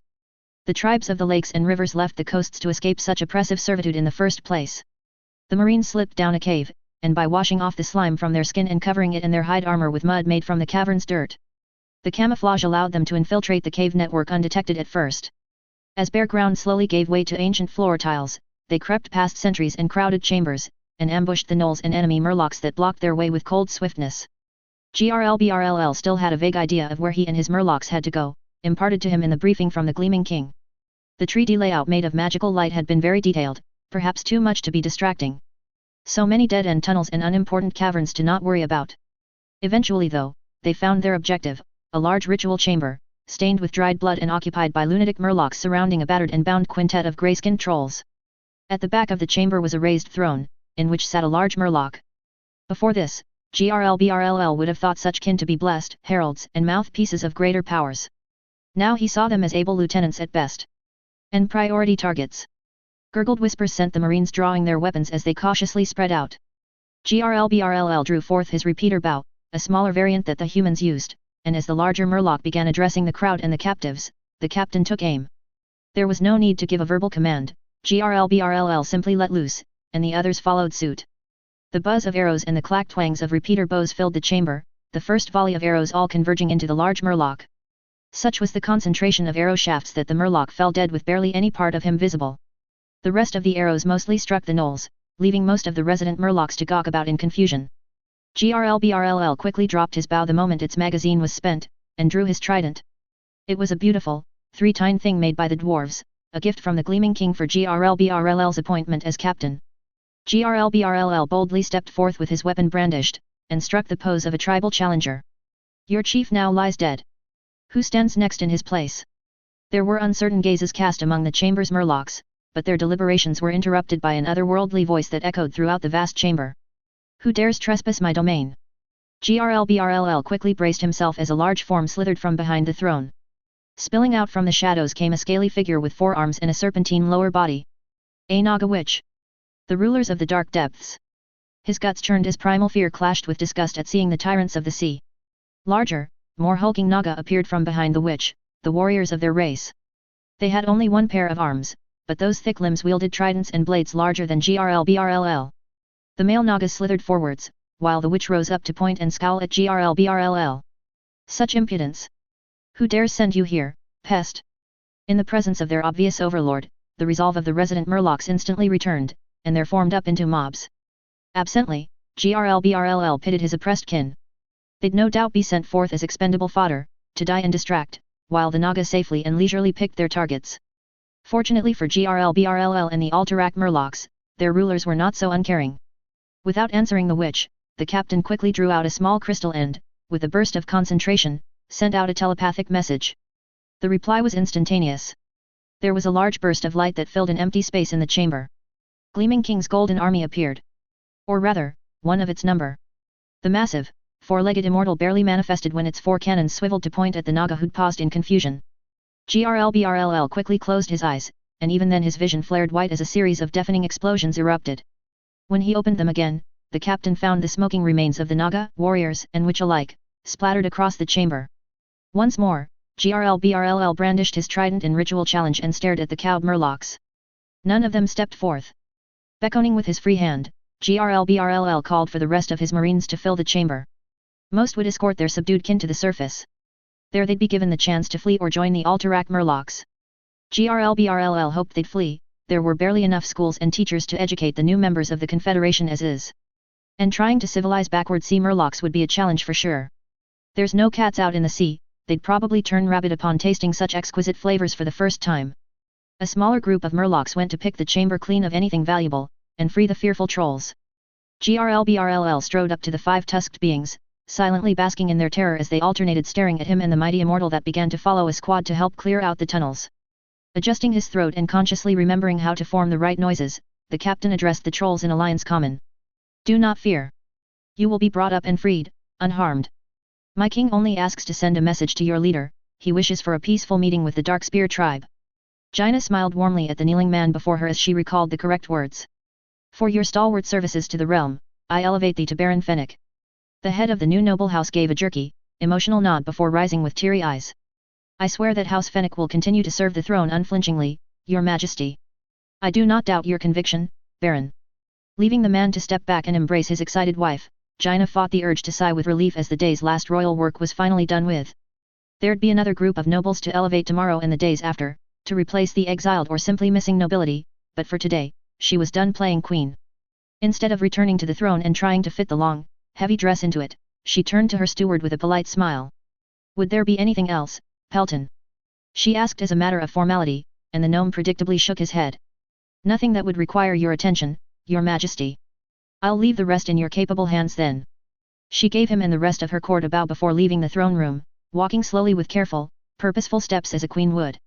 Or a girl trying to be queen would, some might say, which still wasn't too far off the mark. As Jaina left the hall, she turned to the nearest guard and by now fully into the routine, the armored woman answered her unasked query. His Majesty hasn't yet returned, my queen. Well, that was annoying. Pushing down her annoyance, Jaina made her way to the royal studies for her lessons. For despite their obligations to their kingdom, Jaina and Kyle were still young, with much to learn. Hence the self-study lessons between her and her king, either in arcane magic for their coming exams, or arcane legalese for managing a kingdom and its people. It was how the academically minded couple unwinded as a much-deserved respite in their royal duties. How accurate that claim was, Jaina would never say. Kyle had better be there by the time she reached, otherwise. Enjoying a leisurely stroll, my queen. Jaina's head almost snapped towards the cheeky voice of Kyle, but remembering herself she managed a smooth, elegant turn instead. Kyle. Her king approached her from an adjacent hallway, casually attired and taking long strides up to her to wrap an arm around her waist. The young queen almost yelped when Kyle pulled her towards him, but she didn't complain at the deep kiss that followed. Shall I carry my queen to her studies? He asked, grinning mischievously. His proximity made her reply a little husky. I can manage, my king. You sure? It was tempting to smack him with how he waggled his eyebrows at her. Positive. Arm in arm, the pair navigated the hallways of the palace in silence, nodding with smiles as they passed servants and guards. They exchanged small conversation about their day as they walked, Jaina with her task of endearing herself to her new subjects, and Kyle dealing with representatives of certain colored robes for one topic or another. Being let into that secret had been a big surprise for Jaina, and it took a few days for her to calm down enough to think it through properly. To learn that dragons not only mentored Kyle, but they had practically infiltrated the alliance as they did was highly unsettling. Only the promise from Crasius/Corielstras and Valagan/Vassar that she'd be informed of any disguised dragons in her vicinity had eased her nerves a bit. Kyle's confidence in them had reassured the rest of her unease. And Kyle couldn't be a dragon because dragons can't do what he did, or they wouldn't be keeping an eye on him from the shadows. They finished ranting and venting over their day just as they reached the study room, and Kyle gently ushered her in. There was no need to check the wards as ever, the moment they closed the door behind them, the couple were recalled to Kyle's Golden City, a sprawling underground complex that slowly took up more and more of one of Altarak's mountains. Only once she was within the golden walls of the underground nexus did Jaina let out a shudder of relief and allowed herself to slump against Kyle. You did really well today, Jaina, he cooed as he gently stroked her hair. His hands, as ever, felt so nice. Jaina sighed as she finally dropped the illusion spell, and the image of her formal dress melted away into a more liberating gown that stopped just shy of her knees and clung tightly to her body. It might raise some eyebrows, but not enough to cause a scandal if she ever broke her concentration. No comments from Pelton today. I think he's used to it, she mumbled, fully enjoying the feel of her husband's warm, firm body. Well, you're clearly improving then, Kyle chuckled while his hands began to run down her body. When they had first tried this out, the attentive steward had noticed the flaws in the illusion, and almost raised a fuss. Thankfully Pelton begrudgingly accepted Kyle's excuse of training, and didn't bother to question any further after the couple promised that Jaina would be at least somewhat decent underneath the illusion. Jaina felt Kyle's hands suddenly yank at her gown, tearing the flimsy material off her. She shuddered as cool air brushed against her naked body, but still obediently pulled back to present herself before her king. Kyle's eyebrow was raised as he regarded her nether region, and the golden ring sticking out of her slit. Not much of a stain today, eh? Without waiting for her reply he leaned in and slipped a finger into the ring, and slowly pulled away. Jaina's eyes fluttered and a moan escaped her as the thin blue crystal attached to the jewelry slid out of her. The diamond-shaped gem shot delightful tingles up her spine as it scraped against her inner walls. Fugue. Mercifully, Kyle wasn't in a teasing mood today, and he pulled the whole thing out of her, leaving Jaina to pant softly as she was finally free from repressing the pleasure for the day. The first few days had been the most challenging, and Jaina almost keeled over a few times from fending off the blooms of arousal with each step while maintaining her illusion. If the steward had pressed any further during his question on that first day, things would have gotten quite awkward indeed. Her concentration was on the verge of snapping, and it'd be difficult explaining the stain on the dress to Pelton and the guards and courtiers around at the time. Luckily, he didn't pursue his interrogation, and Kyle swiftly brought Jaina into a small storeroom to collect her thoughts and reset her concentration. With him standing guard outside, she tugged and jostled at the jewel in her pussy to quickly reach a silent climax before resuming the walk to the throne room. The ordeal got easier after that, though neither Jaina nor Kyle were still confident enough to take this training beyond the palace walls. Not every place had a cushioned throne that would sell the credibility of the illusory dress, or ensure that the crystal didn't move about too much as she sat. The clink of the jewel being tossed aside brought Jaina back to the present, and she was leaning against Kyle as he lovingly grabbed and squeezed at her body. "What are we supposed to be learning today?" he asked, half teasingly, and half as a refresher. Arcane automation. Her legs instinctively parted as his hand slid to her damp folds, his fingers lightly brushing here and there. We'll have an argument about irrigation. Right, the dangers of purely arcane water pumps, right. Kyle confirmed, his finger slipped into her and began his own pumping. "You'll say we can't make the system too complex or the manual backup would be problematic, and I'll say..." Jaina had to forcibly stop herself from rubbing against her husband's hand while gathering what little coherent thoughts she had left to answer him. You'll say that a simple pump system would make the whole thing a waste of time." She got a kiss for that, a signal that allowed Jaina to begin clawing at Kyle's clothes before remembering she could just displace it off him. "I take it my queen is ready to be a dirty little slut?" Kyle whispered, his hot breath washing against her face as he broke the kiss to do so. Jaina slid down to her knees before him, her gaze locked onto his, before she answered. "Your dirty, slutty queen is ready to serve her king in any way he desires." She then brought her attention down to the throbbing cock before her, and greedily licked her lips. "Could I please begin choking on your cock, my king?" Kyle granted her permission by holding onto her head with both hands and pulling her towards his twitching member. Jaina was smiling as she opened wide and felt the warm, thick meat fill her mouth and then go down her throat. The great chamber of the Nexus was once more filled with wet, messy noises as the couple began their session. Kyle graciously took on the task of using his queen for his pleasure, granting Jaina the luxury of simply surrendering completely to his whims. She did as he told her, or simply let Kyle use her as he saw fit. There was no need to worry about decision-making or other such burdensome things. Jaina did not have to concern herself about whether he enjoyed fucking her, Kyle would achieve that himself. She did not have to see to her own pleasure, because Kyle's rough and deep thrusts always sent her trembling into blankness several times throughout their copulation. Jaina simply needed to exist and obey to drown in shared bliss. It was a simple and generous arrangement for sure. With the short time allotted to them, Kyle didn't get to completely fuck her sore as she'd prefer, but then again Jaina needed to be able to walk unassisted for the rest of the evening. As ever, the ravishing would continue at night, when no further duties needed tending to and the couple was free to sate their desire for one another. It was the best they could schedule for the time being. The mornings were always hectic, the afternoons busy, and the evenings filled with social obligations. Such were the compromises a royal couple had to make, Jaina thought once again as she wobbled to the door and prepared the illusion spell again. Author's notes, couldn't think up more snippets to close this off, sorry. But yeah, this marks the end of this story, at least for now. I'll probably think about heavily reworking the whole tale sometime later. Thanks for reading, hope this has been an entertaining enough read for y'all.